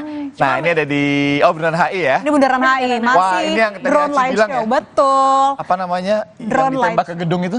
Itu video mapping Video 3 mapping. dimensi. Keren juga ya. Tadi juga disebutkan bahwa rangkaian Kirana Jakarta ini juga kental dengan budaya Betawi. Oh, oke. Gitu. Nih, saya yakin orang-orang di sana nggak ada yang nggak ngangkat handphone sih, karena keren itu. Pertunjukan musik juga kan sih di sepanjang jalan? Ada 11 panggung di sepanjang sepanjang Jalan Sudirman Tamrin. Oke, ini juga ada lighting show, video mapping, terus juga ada konser musisi tanah air, disulap sedemikian rupa. Itu, wah, ini kalau misalnya aku di sana, udah sih aku nggak peduli sama sekitar, yang jelas harus direkam handphonenya. Iyalah, harus direkam momen ini. Betul. Terus ya kadang kita bisa ngelihat ya, apa yang sudah terjadi yang bisa bikin kenangan. Untuk merasakan atau lebih merasakan lagi, kita akan langsung sapa jurnalis-jurnalis Kompas TV yang saat ini bertugas untuk membantu Anda melihat atau mantau langsung bagaimana situasi pergantian tahun dari 2023 ke 2024. Ada di beberapa titik, kita akan langsung ke Jonah Monangan terlebih dahulu di Bundaran HI Jakarta. Jonah, bawa kami ke sana, bagaimana kemeriahannya saat ini detik-detik pergantian tahun ke tahun 2024. Silakan Jonah. Wah, benar-benar meriah ya. Saya bahkan sampai terdesak, gak bisa punya space sama sekali. Di mana antusias masyarakat begitu luar biasa. Jadi sekarang ini yang Anda saksikan di layar kaca ini sedang ada kemeriahan kembang api. Nah, sekarang ini kurang lebih sudah 12:08. Jadi 8 menit kembang api tanpa berhenti. Benar-benar luar biasa banget ya. Nah, terus terkait tadi tidak hanya kembang api ya, tadi 3 menit sebelum masuk ke pergantian tahun, tadi saya sempat ada drone show. Nah, tadi drone show itu kurang lebih ada sekitar 500 dan menampilkan mulai dari burung Garuda, terus tadi tokoh pewayangan. Jadi benar-benar menarik sekali. Nggak hanya cuma drone, tadi di sebelah kanan saya juga saya lihat ada video mapping.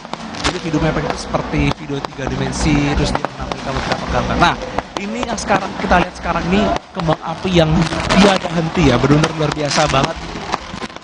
Kembang apinya ini benar luar biasa tanpa henti, dan ini di sekitar kita. Tidak hanya mungkin yang ada di Hotel Indonesia, tapi juga ada di samping saya. Jadi benar ini kembang apinya ini benar-benar semarak sekali, dan ini sesuai ekspektasi mungkin masyarakat yang mungkin sudah menunggu kurang lebih sampai 4-5 jam yang memang sudah menunggu. Jadi ini benar-benar perayaan yang luar biasa, dan kita bisa melihat bagaimana antusiasme masyarakat yang melihat pergantian tahun khususnya ada di Bundaran HI ini. Valen. Itu dia ya, Jonah di Bundaran HI Jakarta Pusat. Dan selanjutnya kita kemana? Aci? Bukan cuman di Bundaran HI aja yang seru, tapi juga di Ancol. Sudah ada jurnalis Kompas TV nih, ini Putu Trisnanda. Saya pantau laporannya dari tadi menjelang malam begitu, memang udah rame. Nah, kira-kira sekarang kayak gimana? Selamat malam Putu, gimana perayaan tahun baru di Ancol sekarang?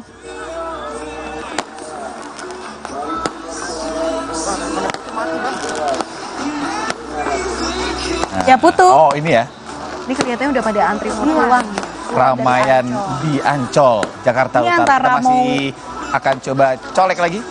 Putu, selamat malam. Wah, ini dia ya di Ancol ya. Oke, nanti kita akan kembali lagi kali ya ke kita Ancol, bergeser Jakarta dulu Utara. Kemana kita?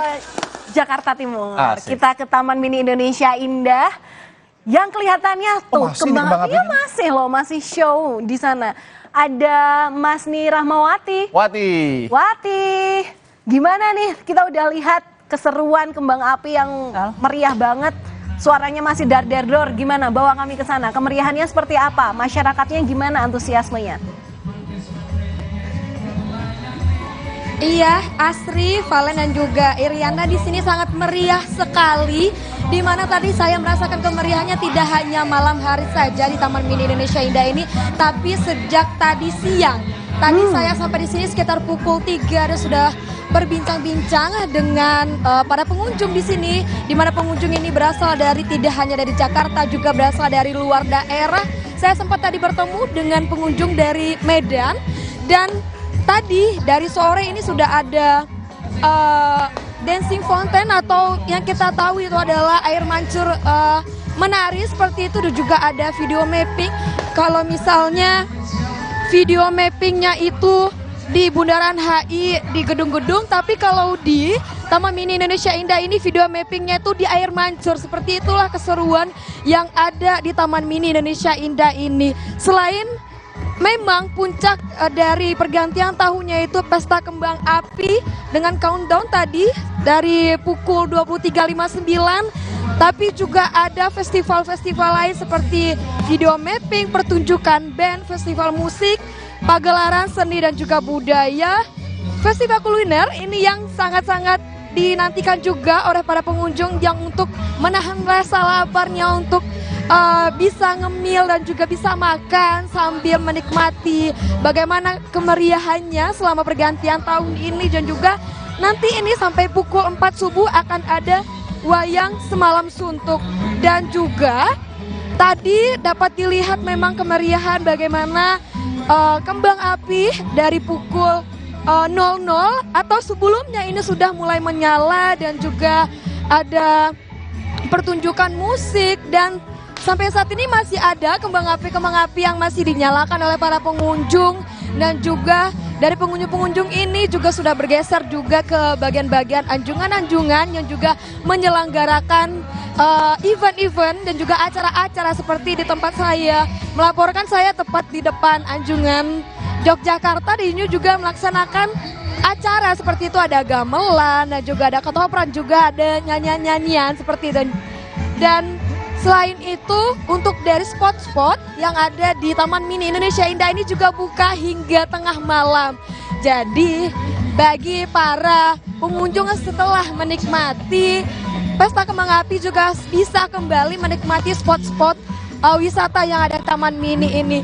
Dan juga untuk para saudara dan juga Asri Irianda Valen, selamat tahun baru 2024. Semoga resolusi yang diharapkan di tahun 2024 ini dapat terwujud di tahun 2024 ini. Kembali ke studio. Amin. Terima kasih Wati. Jadi selain ada festival kembang api, festival air mancur menari, ada juga ya festival budaya yang pasti kalau dilaksanakan di Taman Mini Indonesia Indah. Terima kasih Wati. Wati, terima kasih atas semangatnya. Ya. Semangat banget kelihatannya.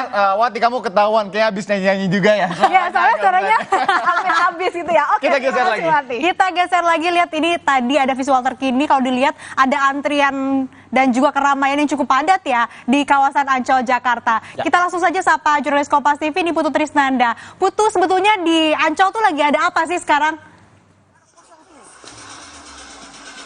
Selamat malam, Asri, Valentina, dan juga Irianda yang ada di studio. Saya sedikit mau sombong karena kalau di Ancol tadi kurang lebih saya dan juga jurnalis Kompas TV, Bimo Wicaksana, dihibur habis-habisan dengan pertunjukan kembang api. Kurang lebih selama 7 menit tadi kami menyaksikan bagaimana kemudian kembang api ini seperti yang sudah dijanjikan oleh penyelenggara dari pihak Taman Impian Jaya Ancol yang akan mempersiapkan kembang api terbesar di Indonesia. Dan tadi selama 7 menit kami menyaksikan bersama-sama dengan para pengunjung, kurang lebih ada 120.000 pengunjung di kawasan Taman Impian Jaya Ancol. Ini kembang api yang sangat besar dan juga dekat sekali dengan para pengunjung. Sehingga tentu saja ini menimbulkan euforia begitu setelah tadi dari pagi, kemudian pagi hari bermain air, kemudian memasuki sore hari sampai dengan malam dihibur dengan hiburan musik-musik begitu ya, ada band, kemudian juga ada Noah, ada Roma Irama, dan di akhirnya di penghujung pergantian tahun dari 2023 ke 2024 ini kami di matanya dimanjakan, langit Taman Impian Jaya Ancol ini juga dimeriahkan dengan kembang api yang sangat besar dan juga dekat. Ini tidak main-main, baik Irianda, Asri dan juga Valentina, karena ada filosofinya. Jadi kembang api yang besar itu tentu saja menjadi satu pengharapan supaya tahun 2024 ini bisa menghadirkan kebaikan, kedamaian, keberkatan begitu ya, yang juga dalam jumlah yang besar untuk seluruh masyarakat Indonesia. Dan ketika kita melihat bagaimana kemudian kembang api ini sangat dekat dengan para pengunjung, harapannya juga amin ataupun juga doa-doa ini bisa terkabul dengan jarak yang cukup dekat begitu. Jadi 2024 ini memang hanya berganti sekian detik saja dari 2023, tapi tentu saja banyak pengharapan yang disampaikan, yang diinginkan oleh masyarakat, terutama terkait dengan tahun pemilu juga tentunya. Ini diharapkan bisa berjalan dengan damai dan tentu saja baik itu rezeki, pekerjaan, ataupun juga yang jomblo-jomblo. Tadi saya pantau begitu ya pada saat acara musik, yang jomblo di sini bisa dapat pacar, bisa dapat gandengan loh Asri dan juga Valentina. Jadi semua doa baik diharapkan ini bisa diamini, bisa terkabul begitu ya, dan juga kebahagiaan mengiringi masyarakat Indonesia. Asri, Valentina, dan juga Irianda, silahkan. Amin. Semoga tadi semua pengharapan di tahun ini, maksudnya di tahun 2024 terkabul, khususnya soal jodoh. Iya, kelihatannya ada apa sih ini? Iya, kelihatan. Gak apa-apa, gak ada apa-apa. Harus tukeran deh. Asli, Ancol, Putu ke studio. Terima kasih kawan-kawan. Tadi ada Jona dari Bundaran HI, kemudian ada Wati atau Masih Ramawati di Taman Mini, dan juga terakhir ada Niputu Trisnanda di Ancol. Selamat tahun baru dan selamat bertugas kembali kawan-kawan, jaga kesehatan dan keselamatan. Yap, kami akan kembali usai jeda. Masih ada sejumlah informasi. Kami juga ingin menyapa teman-teman jurnalis Kompas TV yang ada di Medan. Kita akan juga tanyakan seperti apa sih kemeriahan tahun baru di sana. Jadi tetap bersama kami hanya di Sapa Tahun Baru 2024.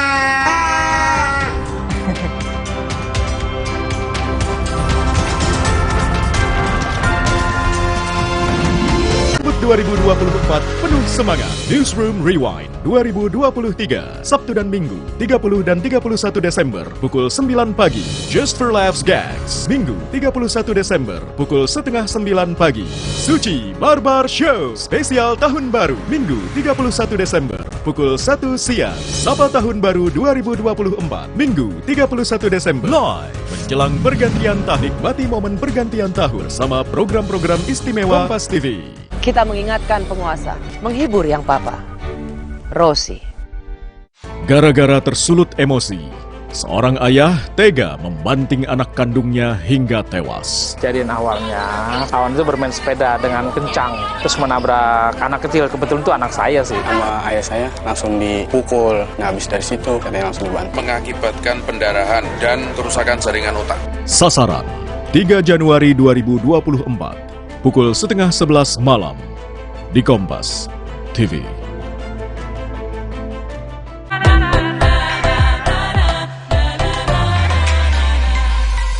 Pesta demokrasi sebentar lagi. Kita akan memilih pemimpin negeri. Pilihlah, cobloslah dengan nurani. Bersama kita majukan negeri. Dia bukan pilihan, cerdas kawan. 5 menit tentukan 5 tahun ke depan. Berbeda pilihan, itu biasa. Tetaplah berpegang, Bhinneka Tunggal Ika.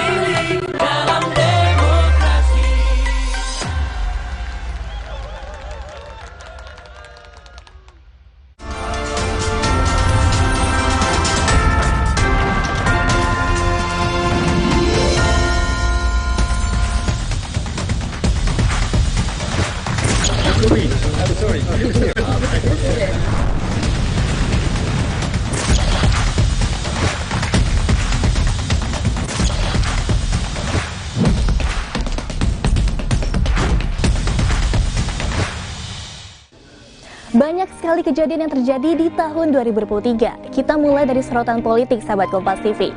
Kita semua tahu kalau tahun ini merupakan tahun persiapan pesta demokrasi yang akan dilangsungkan pada 2024 nanti. Selain itu, di acara-acara kenegaraan banyak sekali momen menarik. Kalau dari luar negeri, konflik Israel dan Palestina masih menjadi isu yang belum berakhir. Nah, berikut rangkumannya untuk Anda.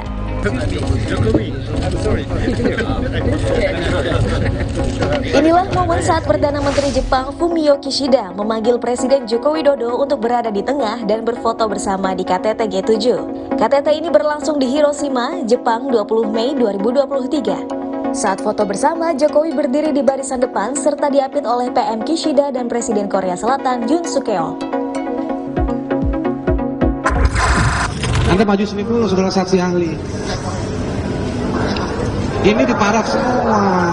Di sidang lanjutan kasus pencemaran nama baik Menteri Koordinator Maritim dan Investasi Luhut Binsar Panjaitan pada 17 Juli 2023 lalu sempat menjadi sorotan. Terdakwa Haris Azhar merespon dengan keras keterangan ahli pidana Agus Surono ketika mempertanyakan perihal konflik kepentingan pejabat negara terhadap usaha yang dimiliki. Bahkan Haris sempat maju ke meja majelis hakim.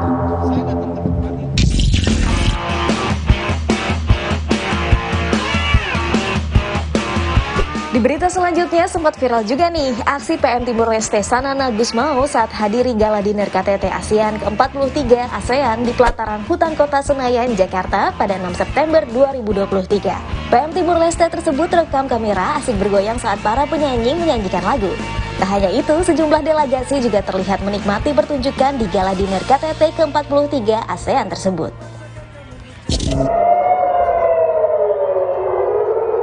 Kita beralih ke peristiwa dunia, yaitu memanasnya konflik antara Palestina dan Israel. Konflik Israel dan Palestina kembali memanas sejak 7 Oktober 2023 lalu saat Hamas meluncurkan sejumlah roket ke arah Israel. Israel kemudian melancarkan rentetan serangan ke Gaza.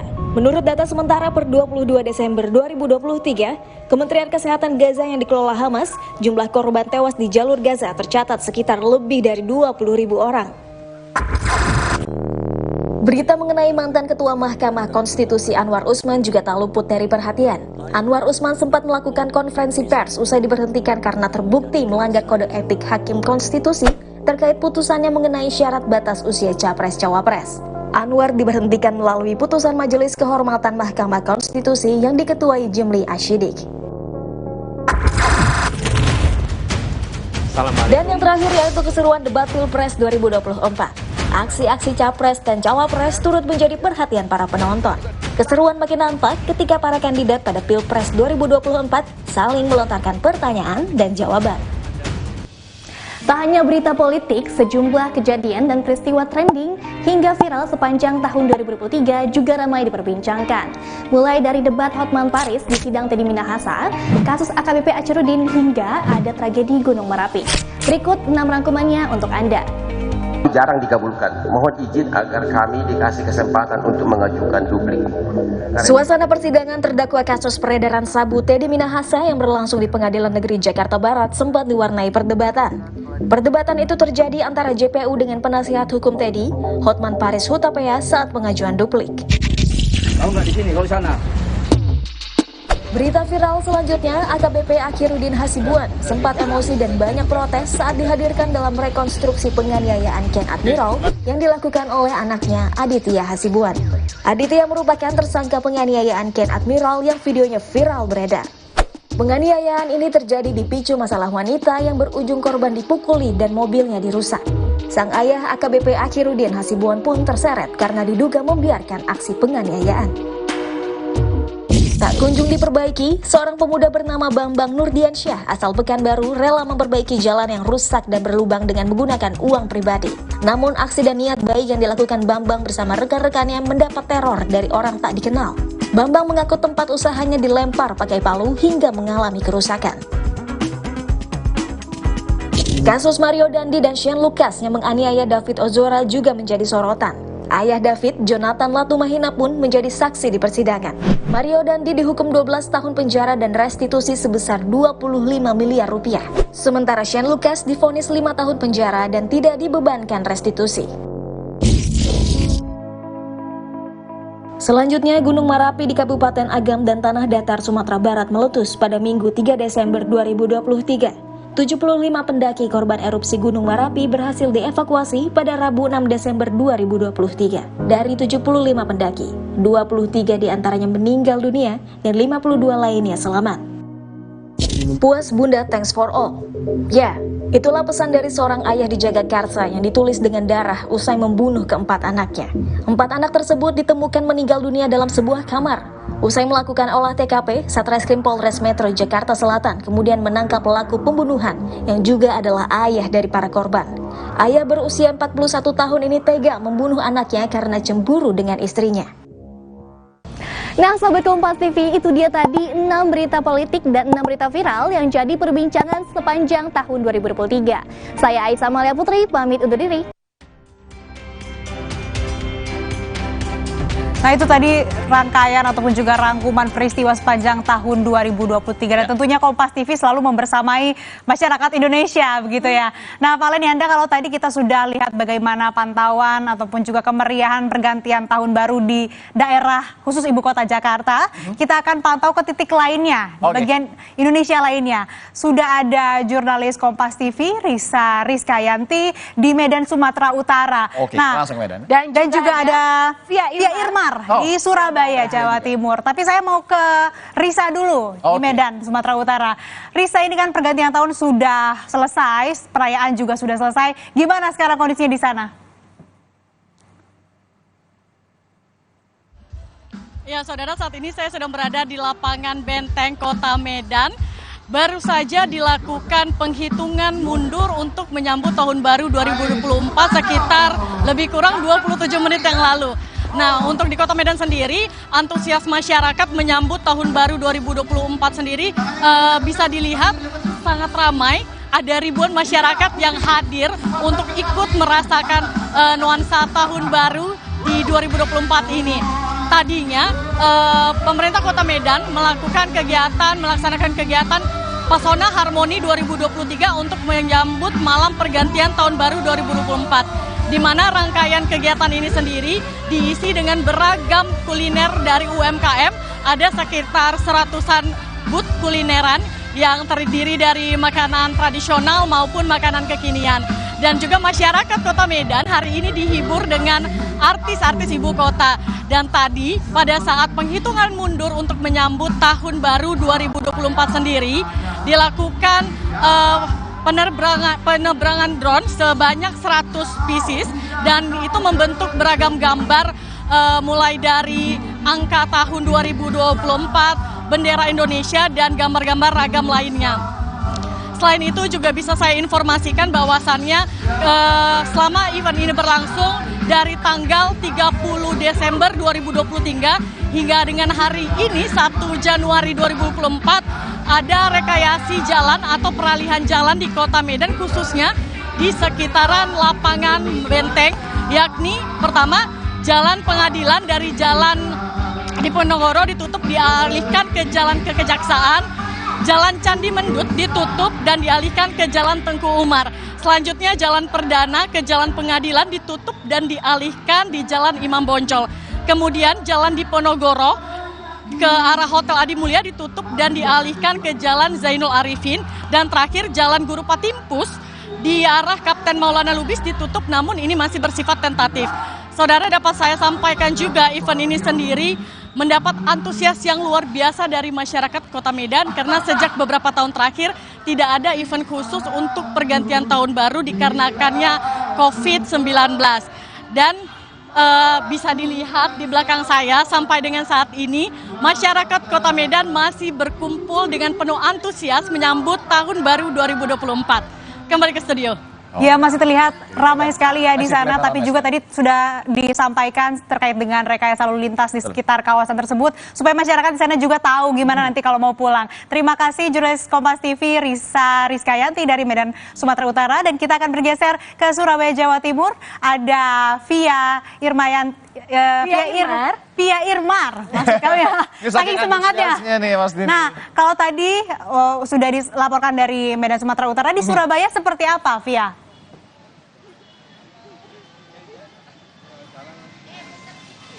Ya, sebelumnya kami dari Surabaya ingin mengucapkan Happy New Year, selamat tahun baru, selamat masuki tahun 2024 untuk Yanda, Asri, dan juga Valen yang ada di studio, dan tentu saja untuk pemirsa Kompas TV yang saat ini tengah menyambut tahun baru 2024. Dan saat ini di Surabaya, khususnya di Taman Bungkul Surabaya, suasana masih cukup meriah ya, meskipun countdown sudah selesai dilakukan di sini. Ini kami masih mendengar bunyi-bunyian trompet yang dibunyikan oleh orang-orang dan juga pengunjung yang ada di sini. Kemudian juga ini masih banyak ya, Yanda, Valen, dan juga Asri, pengunjung masyarakat Surabaya yang masih berkumpul duduk-duduk di Taman Bungkul Surabaya. Ada yang duduk-duduk bersama keluarga, komunitas, teman-teman. Bahkan tadi juga beberapa menit yang lalu kami juga masih mendengar, bahkan melihat ada pengunjung Taman Bungkul Surabaya yang menyalakan kembang api. Memang di Surabaya sendiri tidak ada perayaan khusus yang diselenggarakan untuk menyambut malam pergantian tahun baru ya, dari 2023 ke 2024, karena dari pemerintah Kota Surabaya sendiri menghimbau agar masyarakat merayakan malam pergantian tahun baru di rumah masing-masing untuk menghindari hal-hal yang bisa menyebabkan atau yang bisa mengganggu keamanan dan juga kenyamanan kota. Namun meski begitu, antusiasme masyarakat untuk menyambut tahun 2024 ini begitu terasa sekali, di mana mereka mendatangi titik-titik keramaian, salah satunya di Taman Bungkul Surabaya, kemudian selain itu juga ada di Taman Apsari, lalu juga ada di Balai Kota Surabaya. Bahkan tadi kami menerima informasi Wali Kota Surabaya juga menyapa masyarakat yang berkunjung ke Balai Kota Surabaya yang dibuka khusus untuk malam hari ini dan bisa dinikmati oleh masyarakat umum. Jadi luar biasa sekali, Asri dan juga Yanda serta Valen, suasana di Kota Surabaya ya, meskipun tidak ada perayaan khusus. Sementara itu, meskipun tidak ada perayaan khusus, namun pemerintah Kota Surabaya sendiri menyiagakan sekitar 1.500 personil gabungan yang terdiri dari TNI, Polri, Satpol PP, kemudian juga di Subkota Surabaya yang bersiaga di titik-titik perbatasan. Ada sekitar 12 titik perbatasan antara Surabaya dengan kota-kota sekitar, mulai dari Sidoarjo, Mojokerto, kemudian juga Gresik. Hal ini dilakukan untuk mencegah adanya hal-hal yang bisa mengganggu keamanan selama perayaan Tahun Baru. Bahkan juga dari personil gabungan juga melakukan pengawasan juga, terutama mereka pengendara sepeda motor yang melanggar aturan, jadi langsung ditilang pada saat itu juga.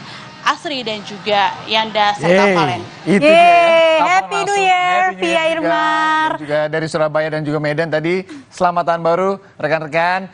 Dari Surabaya ada Via, kemudian juga ada Rizka. Langsung dari Medan, Sumatera Utara. Terima kasih teman-teman, sehat selalu. Kita ketemu langsung kapan-kapan, semoga tahun depan ya. Sana ya.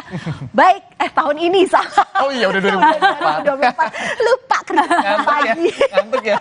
Nggak ngantuk. Ya mungkin kalau bicara mengenai 2023 memang mungkin beberapa masyarakat merasakan ada yang berat begitu ya. Tapi tentu yang patut diingat adalah ada alasan untuk bertahan dan yang jelas harus selalu bersyukur. Lantaran ada juga terima kasih yang perlu diucapkan lantaran ada tangan-tangan penolong yang membuat kita bisa berdiri sampai di titik ini di tanggal 1 Januari 2024. Ya harapannya semoga semuanya lancar ke depan. Selamat menyongsong tahun 2024 ya yang pasti. Betul sekali, dan informasi tadi juga menutup jumpa kita di Sapa Spesial Tahun Baru 2024. Akhir kata, saya Iriana Mardanus. Saya Valentina Sitorus. Dan saya Asri Gunawan bersama seluruh keluarga besar Kompas TV mengucapkan Selamat Tahun Baru 2024. Selamat Tahun Baru. Selamat Tahun Baru.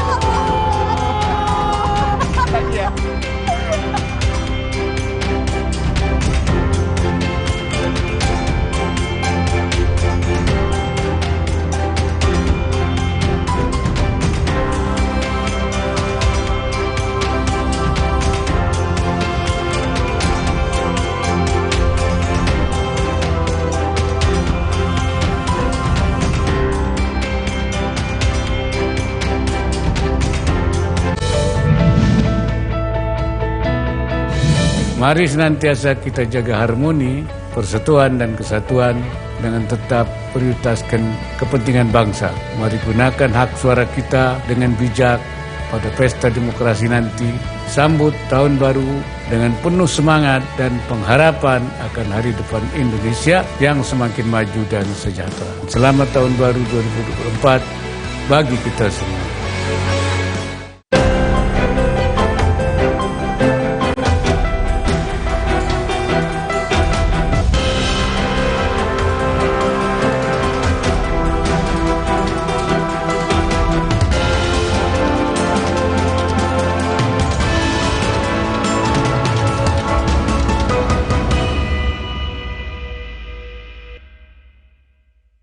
Tahun 2023 sebentar lagi kita tinggalkan dan bangsa ini akan segera masuk kepada satu hari penentuan, yaitu pergantian pimpinan nasional pada 14 Februari 2024. 3 pasangan calon presiden dan calon wakil presiden sekarang sedang menyampaikan gagasan, menyampaikan ide untuk memperbaiki kondisi negeri.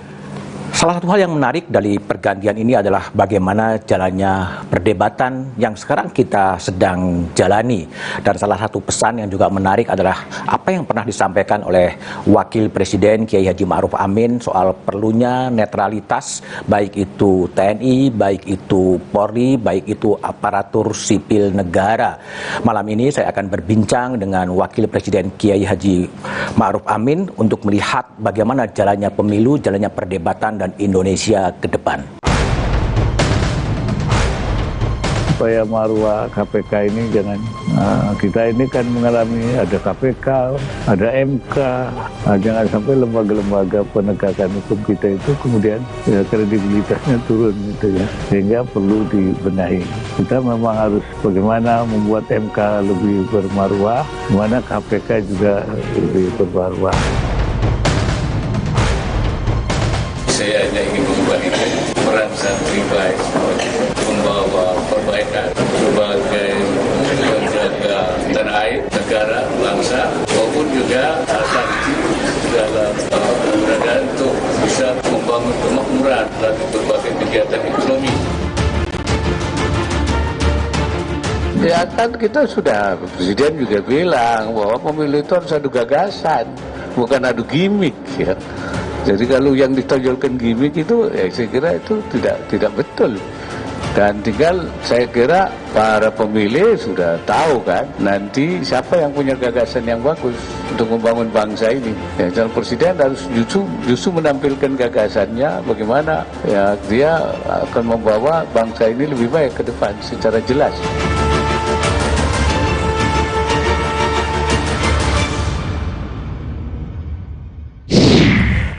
Pak Wapres, terima kasih telah bersedia meluangkan waktu di tengah kesibukannya di satu meja The Forum.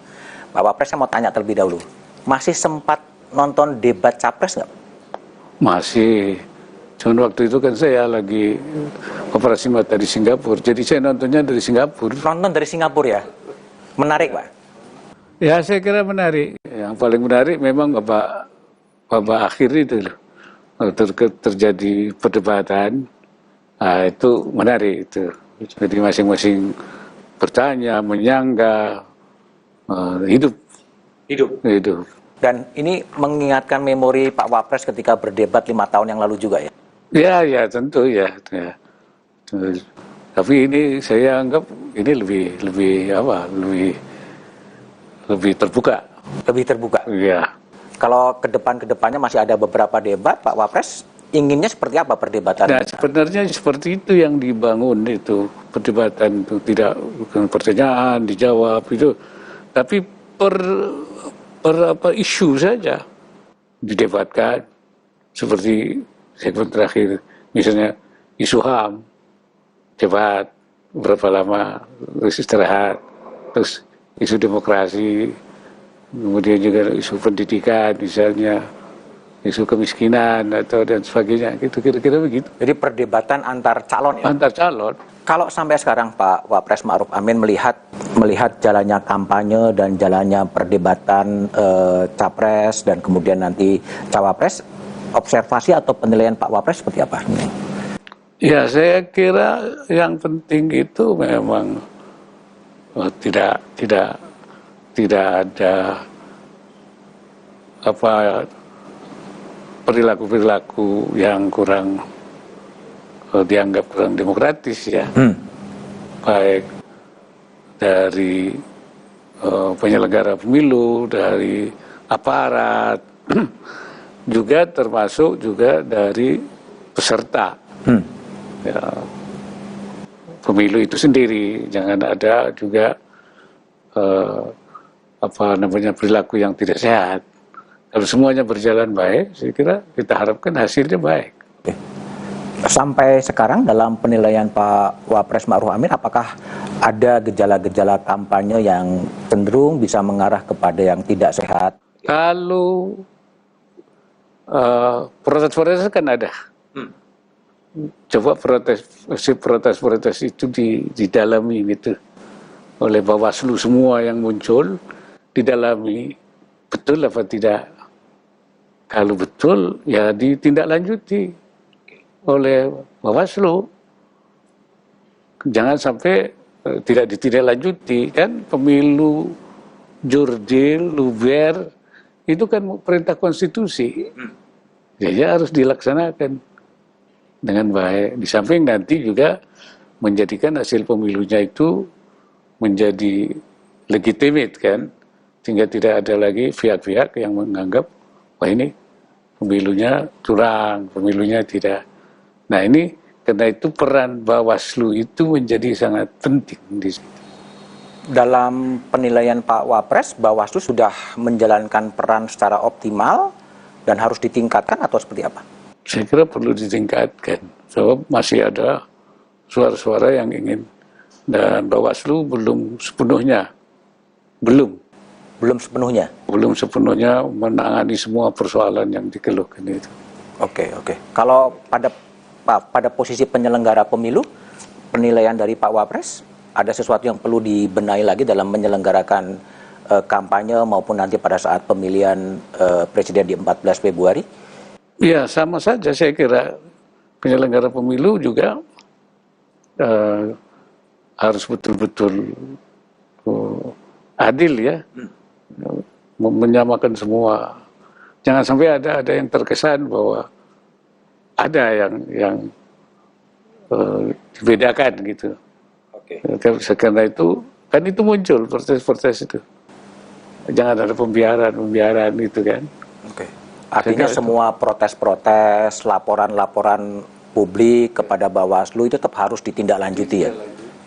Hasilnya seperti apa itu diumumkan kepada publik. Pada publik ini sehingga ada kepuasan. Oke, dan itu yang sekarang mungkin ke depan masih perlu dibenahi ya. Perlu ditingkatkan. Kalau Pak Wapres sendiri meskipun tetap sebagai wakil presiden, seperti kalau kita merefer kepada Pak JK ya, Pak JK kemudian mengendorse kepada pasangan tertentu. Pak Wapres posisinya gimana kalau tiga pasangan yang semuanya anak buah Pak Wapres sendiri sebetulnya itu? Ya karena itu saya harus bersikap netral dalam arti pernyataan ke publik bahwa saya ada pilihan, ya pasti nanti di situ saja. Saya nyebutnya kan bahasa kiai ya, itu namanya itu amrun syakhsiyun qalbiyun. Amrun syakhsiyun qalbiyun itu persoalan hati dan personal. Nah, jadi seperti itu. Karena itu saya hanya tuangkan dipilih untuk di publik, saya harus bersikap netral aja. Bersikap netral dan tidak akan menunjukkan endorsementnya kepada siapapun. Tidak akan menunjukkan.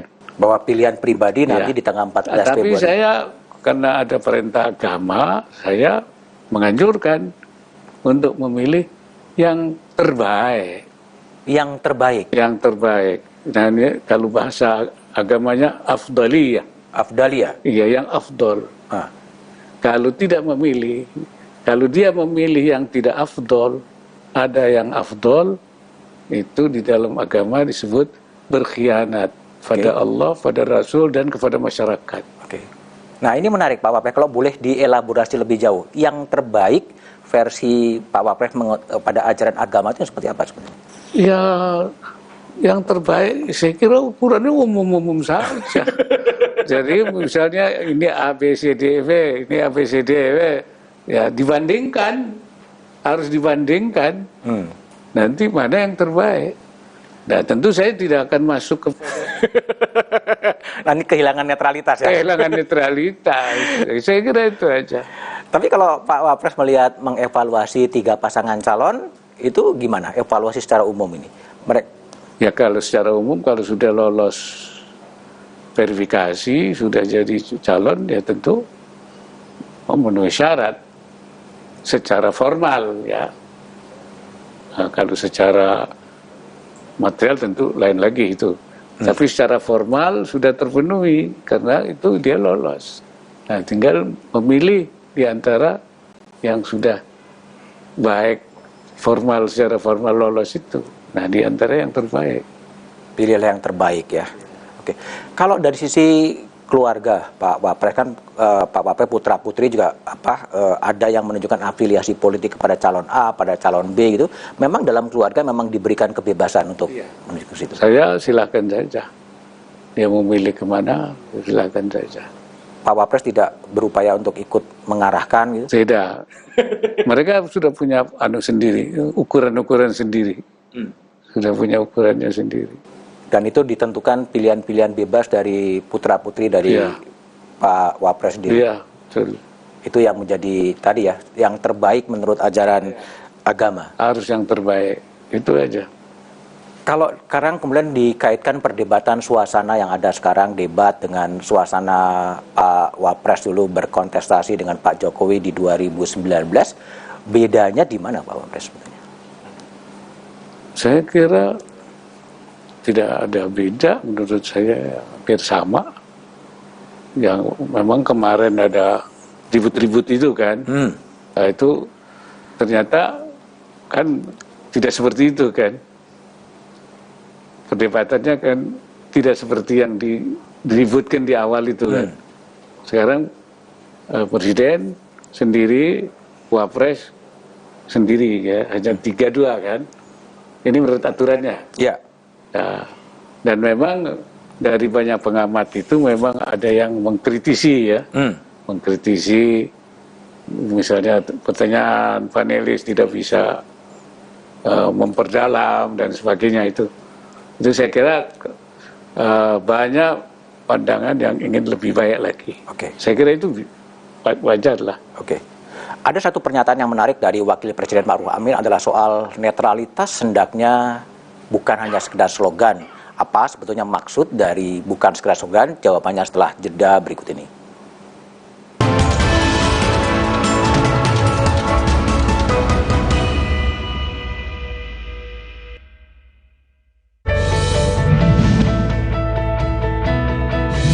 Saya Sandiaga Salahuddin Uno, Menteri Pariwisata dan Ekonomi Kreatif Republik Indonesia, mengucapkan selamat menyambut Tahun Baru 2024. Semoga kita senantiasa dilimpahkan damai sejahtera dalam persaudaraan yang penuh cinta kasih, serta semangat kebinekaan untuk bahu-membahu membangun bangsa dan negara Indonesia menjadi semakin baik. Tuhan memberkati.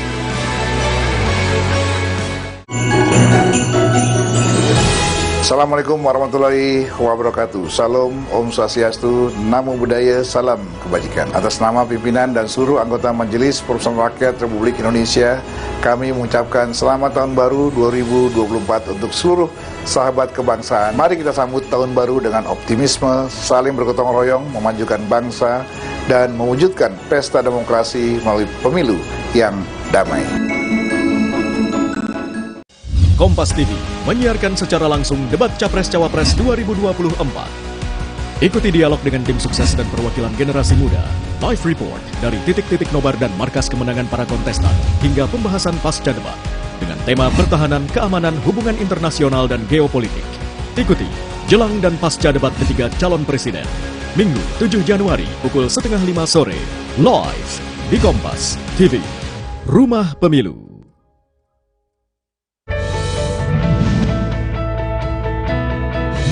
Mari senantiasa kita jaga harmoni, persatuan dan kesatuan dengan tetap prioritaskan kepentingan bangsa. Mari gunakan hak suara kita dengan bijak pada pesta demokrasi nanti.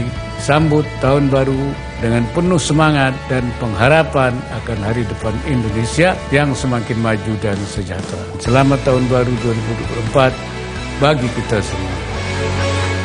Kompas TV menyiarkan secara langsung debat Capres-Cawapres 2024.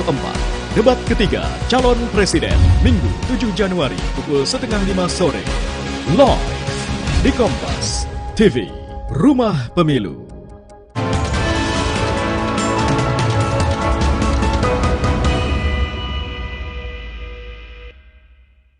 Saya tetap berusaha untuk menjaga netralitas itu. Artinya jangan sampai ada pesanan, ada tekanan gitu kan. Ya bukan slogan, ya betul-betul dijalankan dengan baik. ASN itu harus netral, itu sudah tidak bisa ditawar lagi. Saya masih bersama dengan Wakil Presiden Ma'ruf Amin, Pak Wapres. Ada pernyataan yang pernah diucapkan oleh Pak Wapres bahwa netralitas ASN dan siapapun jangan hanya sekedar slogan. Bisa dielaborasi lebih jauh? Penekanan pada bukan hanya sekedar slogan itu seperti apa? Ya artinya itu bukan hanya sampai di pernyataan. Kalau pernyataan semua bisa mengatakan ya netral itu artinya slogan saja. Tetapi harus di dalam bentuk perilaku nyata di lapangannya. Ya semua harus netral begitu. Seperti saya katakan tadi ya. Pemilu Luber Jordil itu kan perintah konstitusi, ada dalam konstitusi, dan itu harus dilaksanakan. Jadi bukan hanya terserah dalam konstitusi, kemudian diverbalkan dalam bentuk pernyataan, ya, tetapi juga dilaksanakan di lapangan. Nah, untuk itu di situ perlu adanya pengawasan, apakah itu dilaksanakan di lapangan apa tidak. Nah nanti oleh pengawas pemilu itu, Bawaslu itu nanti yang akan apakah sampai di pernyataan, apakah sudah dilaksanakan di lapangan. Kalau sudah dilaksanakan di lapangan, tidak ada masalah kan. Tidak akan ada protes-protes. Semuanya berjalan baik. Kalau ada protes berarti masih ada yang masih belum dilaksanakan dengan baik. Nah, untuk memverifikasi apa benar ini terjadi ketidaknetralan, disitulah Bawaslu menjalankan tugasnya dengan baik. Saya kira itu. Oke, jadi kalau Pak Wapres beberapa kali menyebutkan soal netralitas, ini pesan netralitasnya hendaknya disampaikan kepada siapa saja sebetulnya? Ya kepada yang punya kewenangan tentu, ASN, TNI Polri, penyelenggara pemilu, termasuk kontestan juga. Semuanya harus melakukan hal-hal yang terbaik, terutama ya yang punya kewenangan-kewenangan tertentu, yang harus netral, yang dia harus berada di semua pihak. Ya, ASN, TNI Polri, pelaksana pemilu. Termasuk juga dengan penyelenggara negara ya? Iya, penyelenggara negara, semua yang punya terkaitan dengan itu. Tergantung si menteri ini nanti melakukan menggunakan kesempatannya yang ada. Tapi saya tentu akan terus mengawal itu. Saya akan terus mengawasi dan terus mendorong bekerja sebagaimana biasa. Kalau dalam konteks kembali kepada penyelenggara negara yang menteri yang memang dibolehkan untuk cuti, untuk berkampanye, observasi umum dari Pak Wapres apakah memang sudah minimal waktunya sudah berkurang ya untuk berkonsentrasi di kementerian? Saya kira itu pasti ya, pasti kurang. Tapi apakah mengganggu kinerja? Ini yang harus dievaluasi betul. Pasti orang namanya terbagi sana dan sini pasti. Tapi kan kinerjanya terganggu enggak? Nah ini itu ya perlu data, perlu hitungannya. Tapi bagaimana Pak Wapres mengawasi agar tidak terjadi penyalahgunaan jabatan untuk kepentingan elektoral? Ya saya kira pengawasannya itu dari publik.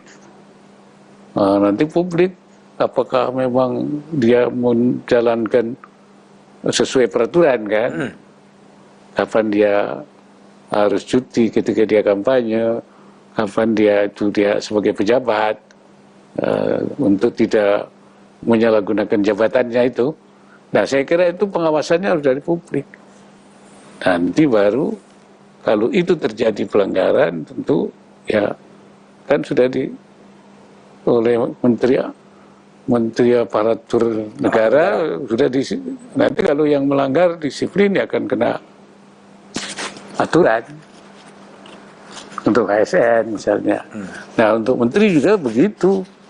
Kalau dia tidak menjalankan sesuai aturan, ketika ada laporan publik disampaikan atau oleh pengawas dari Bawaslu kan, nanti Presiden akan melakukan sanksi yang sudah ada di aturan itu. Kalau pandangan Pak Wapres sebagai pribadi ke depan, apakah memang tidak sebaiknya memang mundur saja agar lebih jelas gitu? Ya kita lihat saja nanti pemilu sekarang ini, nanti kita evaluasi. Nah, dulu mundur. Ya. Nah sekarang cuti. Nah bagaimana nih ketika cuti itu terganggu nggak? Pertama, dia tidak menggunakan jabatan. Yang kedua, tidak